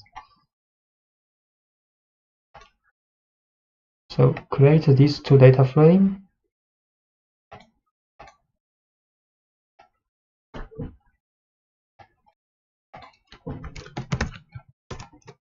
Frame 1, frame 2, then we concat together these two. The result will be a data frame with 6 rows, 3 columns.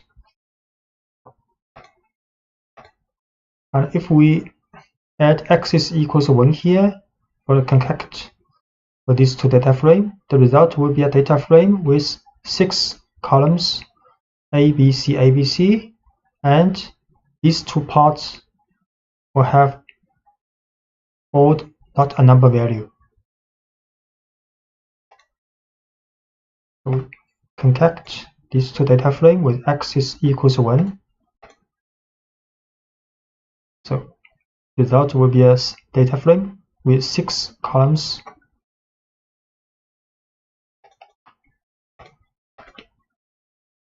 And combining datasets, there is another situation in which there is a combination of data that cannot be obtained either with merging or with concatenation. So combine first can perform this kind of operation along with data alignment. For example, these two series we create first as random number, 5 random number with index 1, 2, 3, 4, 5. Second series as 4 random number with index 2, 4, 5, 6. We see this index overlapping. So if we write serial 1 dot combine first serial 2, the result will be a series with 6 index. But because of this duplicate index 2, 4, 5, but if we write combine first, so for duplication, these duplicate values will be assigned with first series here. So we create 2 series. First one and second one, both are random number. And we combine first serial 1 here, then combine first with serial 2. The result will be a 6 value series, and we check for the, for example, index 2, the value will be same as index 2's value in serial 1, and so on. And if we put serial 2 first, then use combine first function with serial 1, it will be different. Also 6 values with index 1 to 6. Now this time, for example, index 2's value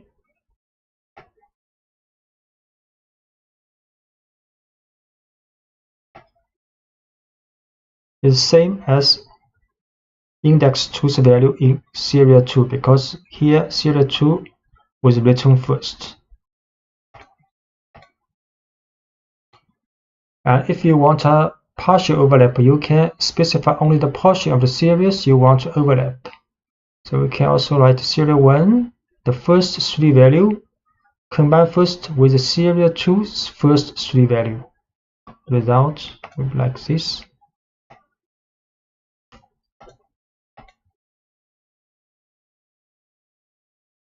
So there are only 5 values because one index is overlap. So for the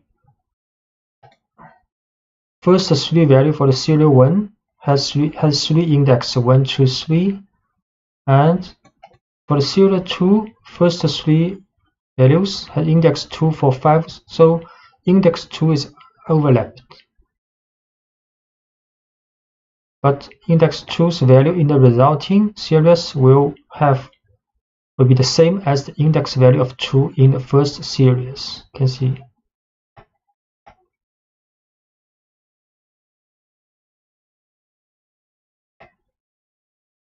This one.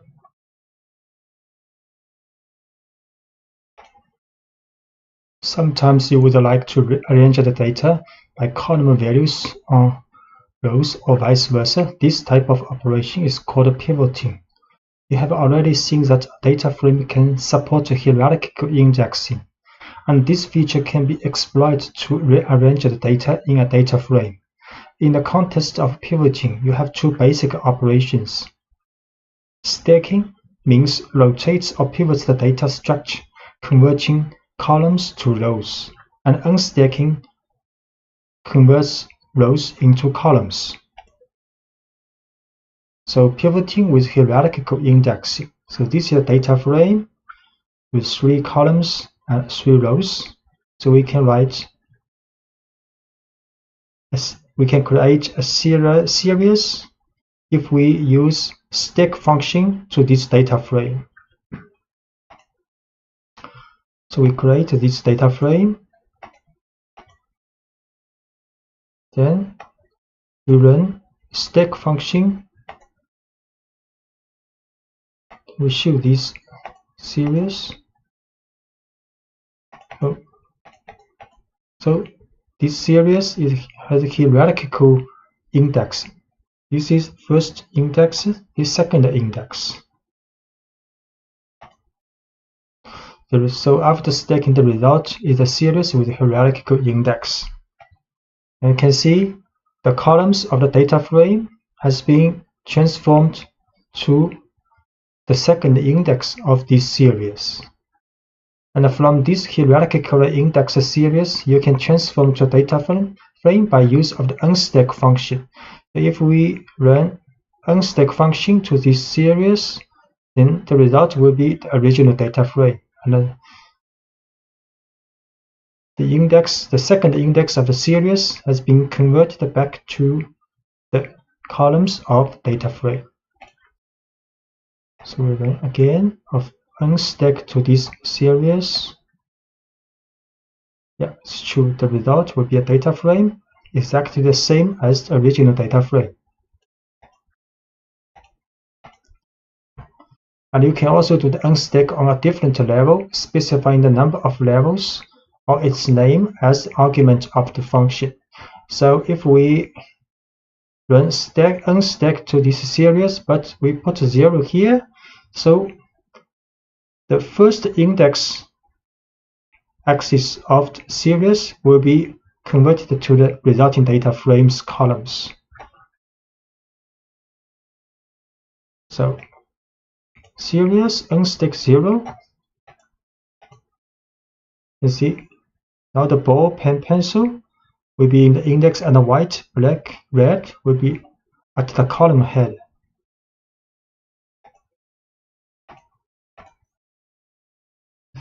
Pivoting from long to wide format. The most common way to store datasets is produced by punctual registration of data, such will fill a line of the text file, for example CSV, or a table of a database. This kind of tabular format of datasets can be referred to as a long or stacked format, like Excel table. To get a clear idea about that, consider the following data frame. So we create a data frame. You can see this data frame has 3 columns and 9 rows. Each line represents a data observation with 3 variables. So instead of the long format, there is another way to arrange the data in a table that is called a wide format, in which the row index and column headers are the values of some columns in the long form. So in the wide form, the row index and column headers are the values of some columns in the long format. So pandas gives you a function pivot that allows you to make a transformation of a data frame from the long type to the wide type, and it accepts as arguments the column or columns which will assume the role of key. So starting from the previous example, you choose to create a data frame in wide format by choosing the color column as the key, an item as a second key, and the value of which will form the new columns of the data frame. So we will show if we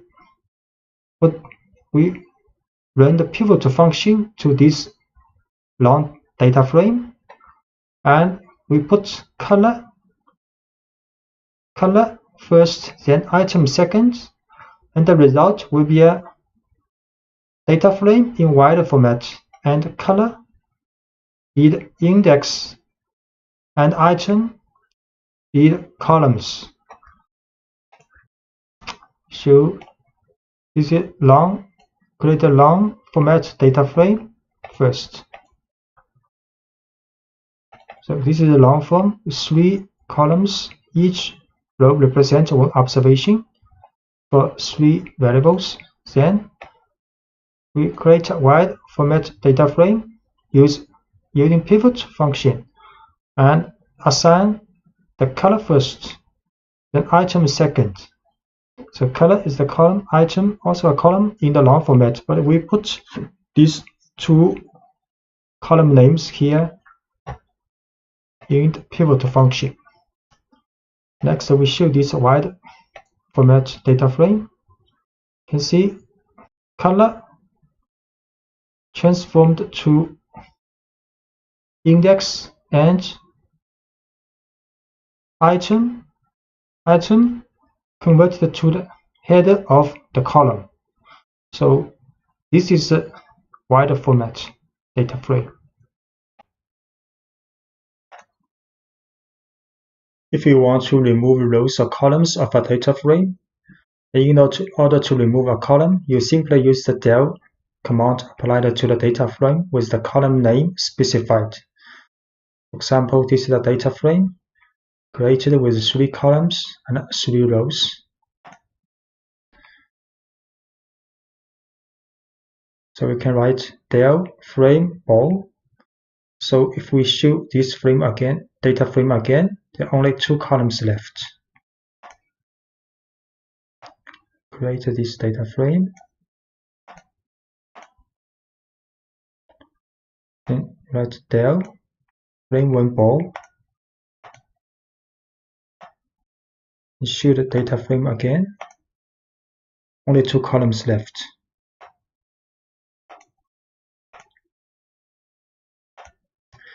And if we want to remove an unwanted row, you have to use the job function with the label of the corresponding index as an argument. So if we write frame1 dot job white, so the row of the white will be removed. So we next run this. So only 2 rows left.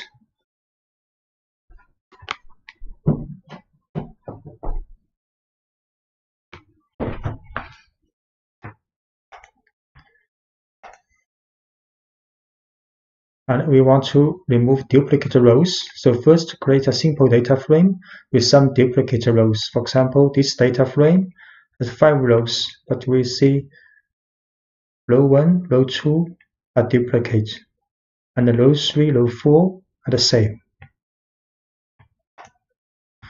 So the duplicate function applied to a data frame can detect the rows that appear to be duplicated, and it will return a series of booleans where each element corresponds to a row with true if the row is duplicated. Notice that only the other occurrence, not the first, will be identified as duplicated row, and with false if there are no duplicates in the previous elements. So if we write data frame dot duplicated, so it will show this one is duplicated, this one also duplicated. So we create a data frame first. 5 rows, 2 columns. So if we run, so these 2 rows are duplicated.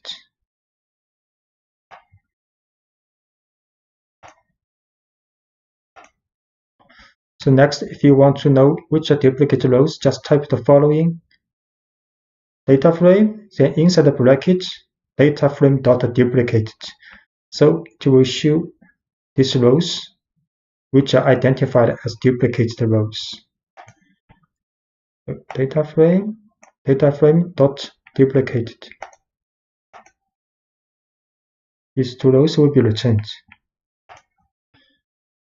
And the pandas provides the job duplicates function, which returns the data frame without duplicate rows. So data frame dot job duplicates will return a data frame in which the duplicate rows have been excluded. Data frame job duplicates, so only 3 rows are left. And the mapping, the pandas library provides a set of functions which exploit mapping to perform some operations. The mapping is the creation of a list of matches between 2 different values with the ability to bind a value to a particular label or string. So for example, these dictionary objects are appropriate to define a mapping. So inside the dictionary, the keys, the label 1, and the value 1 is a map to this key, value 2 is a map to this key, and so on. So the map functions usually perform these operations. Can replace values. The map can create a new column and replace the index values. So here we will show replacing values via mapping. So often in the data structure that you have assembled, there are values that do not meet your needs. In such cases, a replacement operation of various values is often a necessary process. So define, as an example, a data frame containing various objects and colors, so including 2 colors that are not in English. So this data frame has 1 column, has 3 columns, and the column for color has 2 values and not English. And to be able to replace the incorrect values with new values, it is necessary to define a mapping of correspondence. So containing as a key the new values, then you can use the replace function with the mapping as an argument. So we define a map dictionary called new colors, with the keys are those colors not English. Then the values are English name, Next, we can use the replace function, and with this dictionary new colors as argument in this function, and this function assigned to the data frame. So it will return the data frame with the colors all English. We define data frame, then define a map dictionary,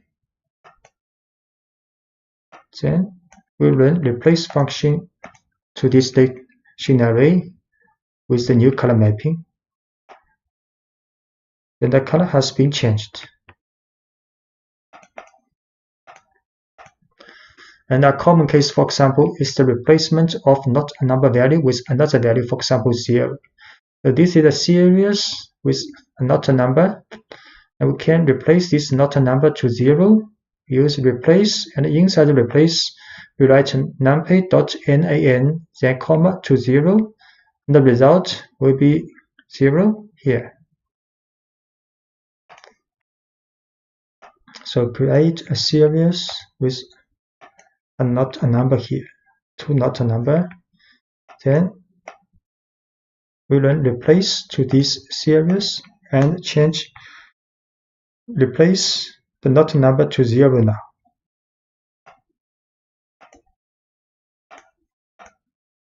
And we can also add values via mapping. You can also perform mapping to add values in a column depending on the values contained in another. So this is a data frame with 2 columns, item, color. So let's suppose you want to add a column to indicate the price of the item shown in the data frame. So before you do this, it is assumed that you have a price list available somewhere in which the price for each type of item is described. Then define a dictionary object that contains a list of prices for each type of item. This is a list for the price. Each item has a price. Each item has a price. Then you can apply the mapping of the price on the column item to add a column to the data frame. So we can create a new column of the data frame, and this value of the price, new column, based on the mapping from data frame's item column and with the price dictionary. So the resulting data frame will be like this. A new column called price is created. The value is added with respect to the dictionary we created earlier. So we define a dictionary, define data frame with 2 columns, then create a dictionary for the mapping from the item to the price. Then next we can create a new column for this data frame with the mapping, with the map. Then we show this new data frame. The price column is created. Pandas provides the rename function, which takes the mapping, a dict object, as an argument to rename indexes of axes. So let's look at an example. This is a data frame with 3 columns, 5 rows.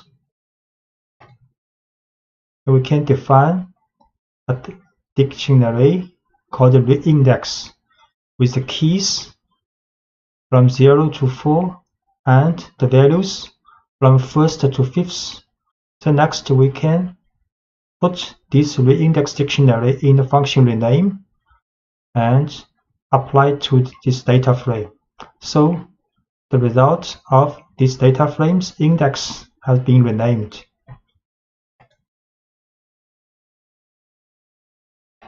And then create this data frame, and the index is a dictionary. Then apply this rename function to this data frame with the reindex as argument. So the data frame's index has been renamed. As you can see, by default, the index are renamed. If you want to rename columns, you must use the columns option. This time, you assign various mapping explicitly to the toIndex and columns option. So we can define another dictionary called recolumn with 2 key value pairs. Then next we can rename this data frame index with the reindex dictionary and columns with the recolumn dictionary. So this time both the index and columns of the data frame has been renamed. So define this dictionary for the column, then rename both index and columns. You see, for the columns, 2 columns have been renamed. And for the simplest case in which you have a single value to be replaced, you can avoid having to write and assign many variables. So if you want to just rename 1 index and 1 columns, you can just write frame.rename and inside the parentheses put index and assign a dictionary to index and columns. Same, assign 1 key value pairs in dictionary to these columns, and the result will be like only 1 index been renamed and only 1 columns had been renamed. And when this frame.rename, index is a dictionary and columns is a dictionary. Without this has been renamed, this has been renamed. And so far you have seen that the rename function returns a data frame with the changes and leaving unchanged the original data frame. So in the previous examples, if we print out the frame, the original data frame, index and column headers are not renamed. But if you want the changes to take effect on the object on which you call the function, you will set the in-place option to true. So this time we put in place to true in the function for rename. So if we print out the frame again, this will be renamed for this column. So for example, we print out frame now. It is not renamed both for index or for the columns. So if we want to rename and permanently for this frame, we have to put in place to true here.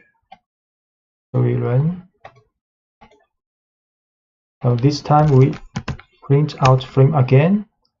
These columns has been renamed.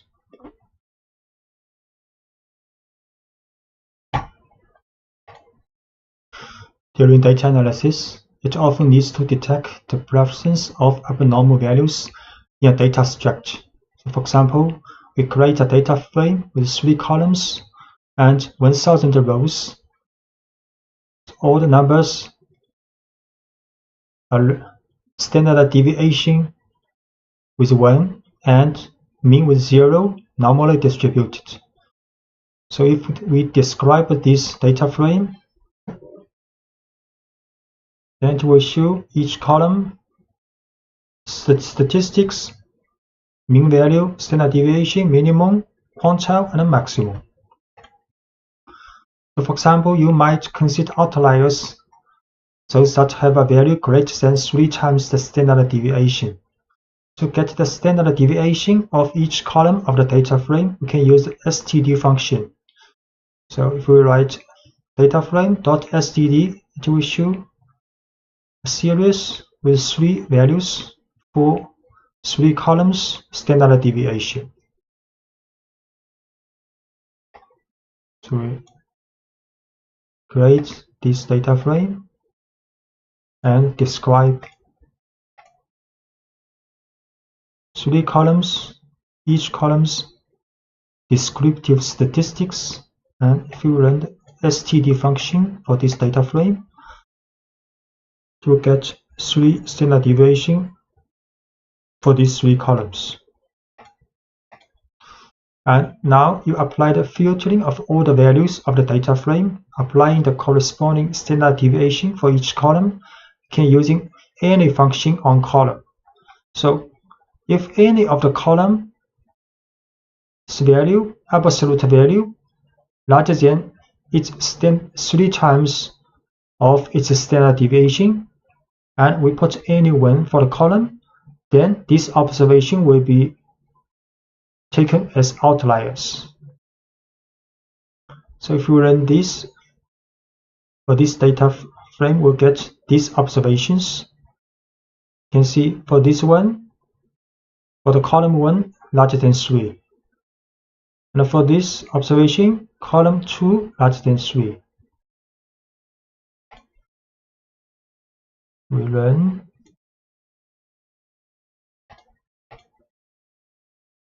Yeah, these 4 values larger than 3, taken as outlier. It's different because it's random data, so every time we run different. If you want to get a new data frame excluding all outlier observations, we have to first attract the index number of outlier and assign to an numpy array. So we can get this outlier index from, this is the from here to here, is the same as the statement in the previous page. Then we put dot index, get index of this outlier data frame's index, then transformed to an numpy array. Next, we can put the original data frame here, then use drop, then put out index, outlier index here, and in place true. Then we exclude outliers from this data frame. The next, for example, we use the length. So length data frame, it will not be 1000, it will be 996. So here, get the outlier data frame, index array.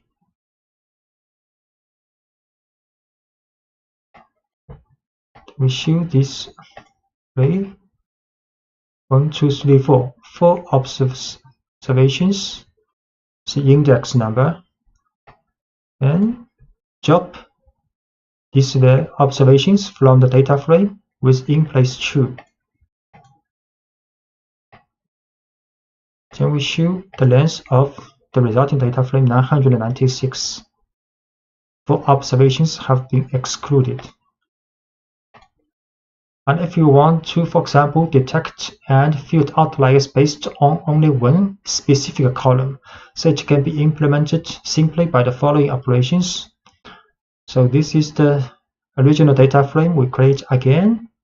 Next, for example, we only define the criteria that for column 2, if the value of the column 2 larger than 3 times of column 2's standard deviation, then this observation will be identified as outlier.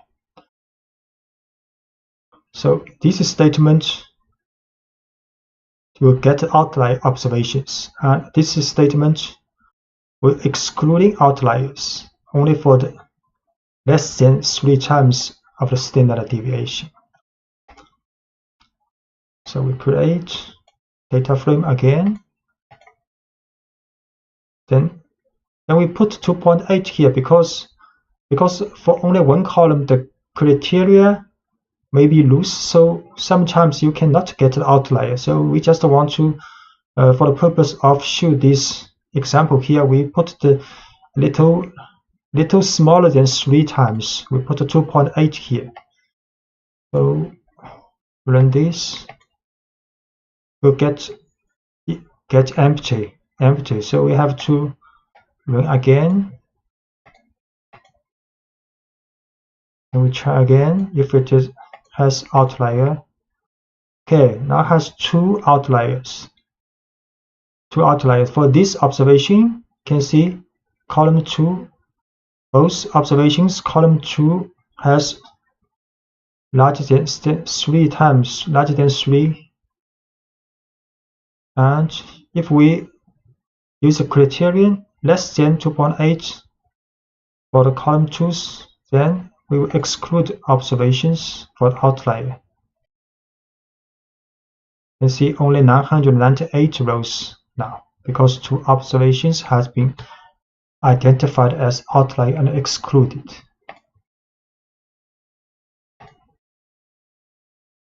Sometimes it can be used, especially in some experimental cases, to handle large quantities of data generated in sequence. To carry out the analysis of the data, however, it is necessary to transform this data into discrete categories. For example, by dividing the range of values of such readings into smaller intervals and counting the occurrence or statistics in them. So in your case, for example, you may have a reading of an experimental value between 0 and 100, and these data are collected in a list with 17 numbers.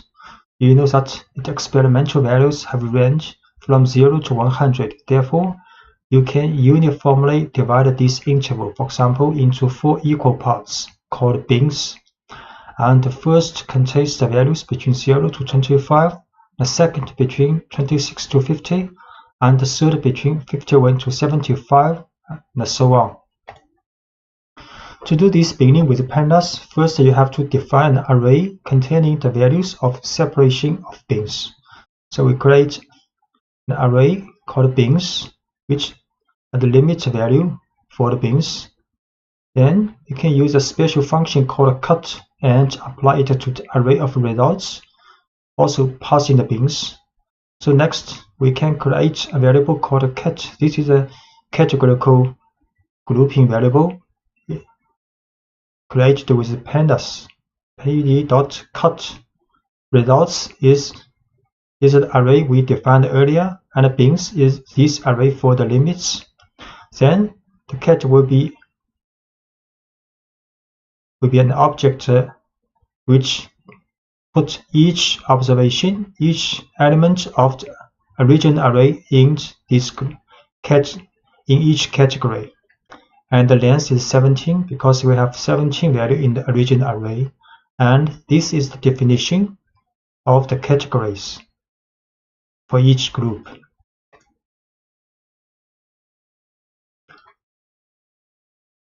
So this is the results, is the data we want to cut with pandas. Then bin is the limit of each category. Then we use pd_cut to the results with these bins. Then we should cut 17 value with the grouping. You can see the lower limit is open and up limit is closed, and this is for group definition. And the object returned by the cut function is a special object of categorical type. You can consider it as an array of strings indicating the name of the bin, and internally it contains a categories array indicating the names of the different internal categories, and a codes array that contains a list of numbers equal to the elements of results. So if we call cat.categories, it will show the category. If we run the cat.codes, it will return the code for each group and a group value from 0 to 3, because we have 4 groups. So cat.categories for each group's information. For cat.codes, each value is group information. So for first element of the array, it's in group 1. So 0 from 0, group 1. And finally, to know the occurrence for each bin, that is how many results fall into each category, you can use the value counts function. So we can write pd.valueCounts of the cat, this object. Then we'll show each group and how many occurrences in each group. pd value counts cat group and occurrence.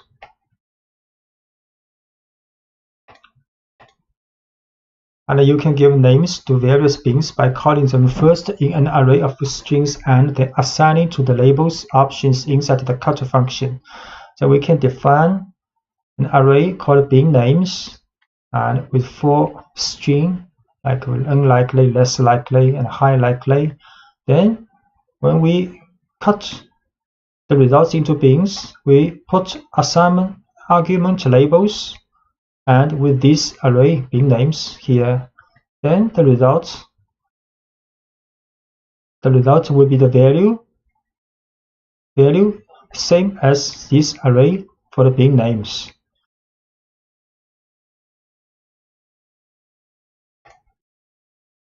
So bin names with 4 strings.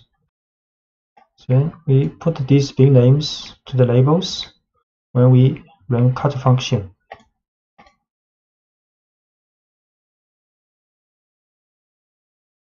So the labels has been assigned to each value and for each group. And if the cut function is passed as an argument to an integer, instead of explicating the bin edges, this will divide the range of values of the array in equal intervals as specified by the number.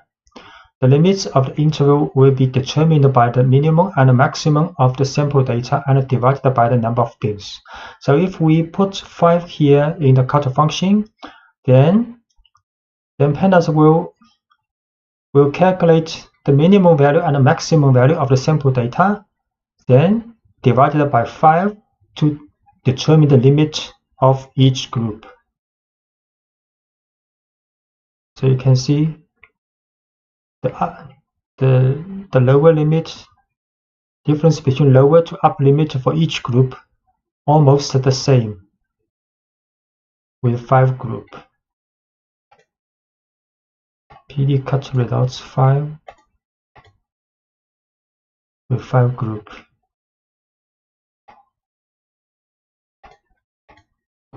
And the pandas provides another function for binning called qcut. This function divides the sample directly into quantiles. So qcut will ensure that the number of occurrences for each bin is equal, but the edges of each bin may vary. So if we use pd.qcut results 5, it will also be 5 groups, but the criteria is the occurrence in each group are the same, but the difference between lower limit to upper limit may vary between from group to groups. So you can see this group, the lower limit to upper limit difference smaller than this group, and the difference between lower limit to upper limit for this group is even smaller.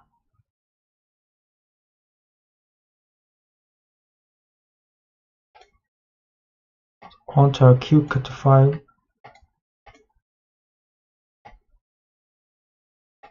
to show quantiles.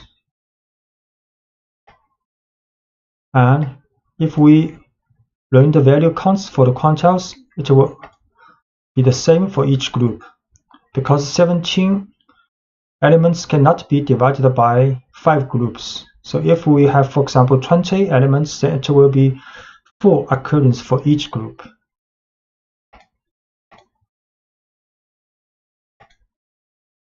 And we can also create a bin column for a data frame.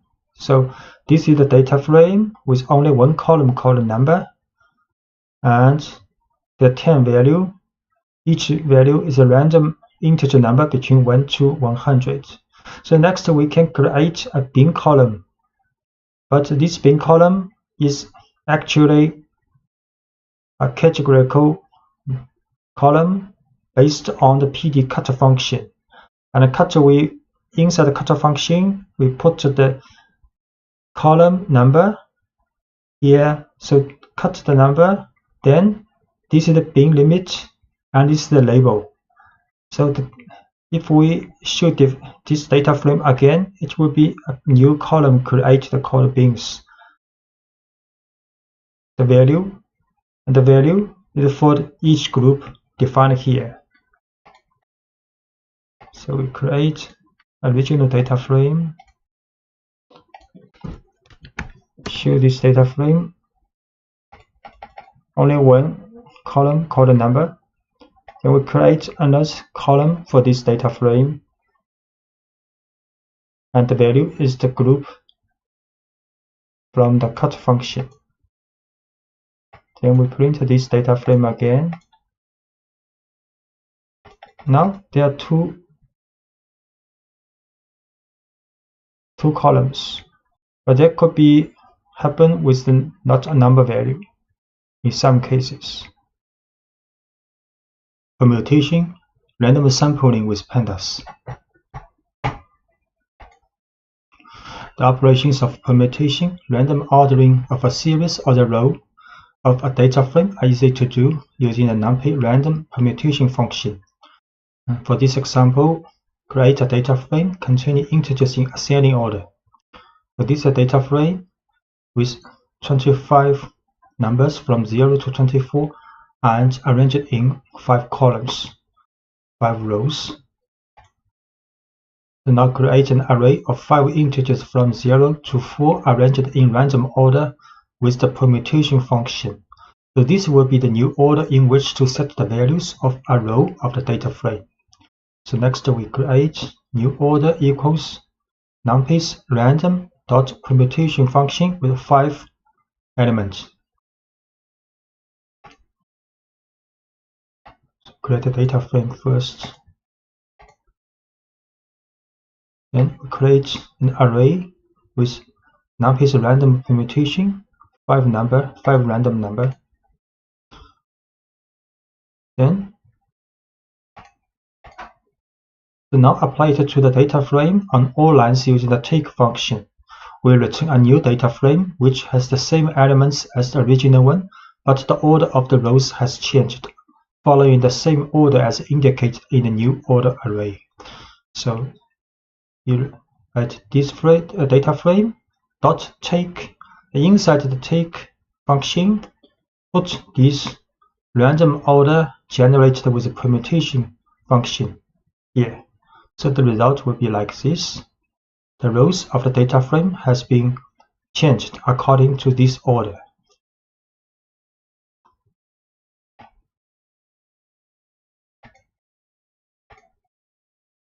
So this is the reordered data frame, and the index order is same as this new order.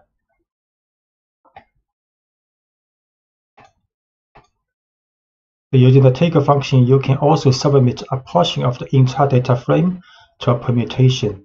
So it generates an array that has a sequence limited to a certain range, for example, from 2 to 4. So for example, we can define an array, for example, with 3 number for the row. Then next, for the data frame, use take function and put this array inside the parentheses. Then the result will be data frame, and this is actually the part of the original data frame. In order is 3 number, then data frame dot take. So we return a data frame with 3 rows to the part of the original data frame. The random sampling. Sometimes when you have a huge data frame, you may need to sample it randomly, and the quickest way to do this is by using the numpy's random init and function and take function. So we can write sample.np random integer, then 0 to the length of the data frame. So size is 3. So this will return 3 integer number between 0 and the length of the data frame. Then put this sample in the take function. We return data frame with the rows randomly ordered, selected from the original data frame. Then sample random index. We show this sample 202. Next, we put this sample in a take function to the data frame. We show part of the original data frame, but you can see the duplication of index 2 observation. There are 2 with E2 from the original data frame. The categorization of a set of data carried out for grouping is often a critical stage in the process of data analysis. It is a process of transformation, since after the division into different groups, and you apply a function that converts or transforms the data in some way depending on the group they belong to. So very often, the two phases of grouping and application of a function are performed in a single step. Also, for this part of the data analysis, pandas provides a tool that's very flexible and high performance, called group by. So generally, it refers to its internal mechanism as a process called split, apply, combine. Splitting means dividing the groups of data sets, and applying means the application of a function on each group. And combining means the combination of all the results obtained by different groups together. So this fig shows the mechanism of split, apply, combine. So for example, this is a data frame with 2 columns, key called key and a value. The key represents color, the white, red, black, for example. So if we want to calculate the mean value for each color group, so first have to split the data according to the color, like this. Then apply the mean function to each group. And the combine stage will combine the mean value for each group together to a new object. In this case, it is a series. So to better understand this mechanism, so let's switch to a practical example. First, define a data frame containing numeric and string values. So this is a data frame defined with 4 columns: color, object, price 1 and price 2, with 5 observations. Then suppose you want to calculate the average of price 1 column using group labels listed in the color column. So there are several ways to do this. You can, for example, access the price 1 column and call the group by function with the color column.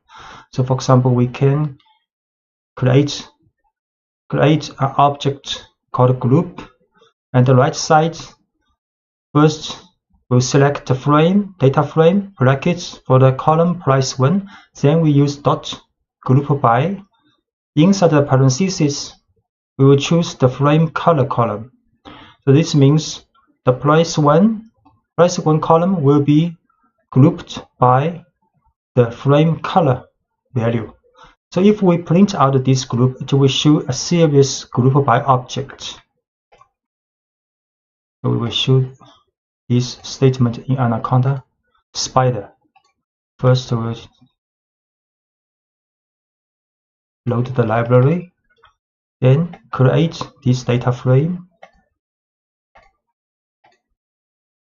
4 columns, then create a group object of price 1 and group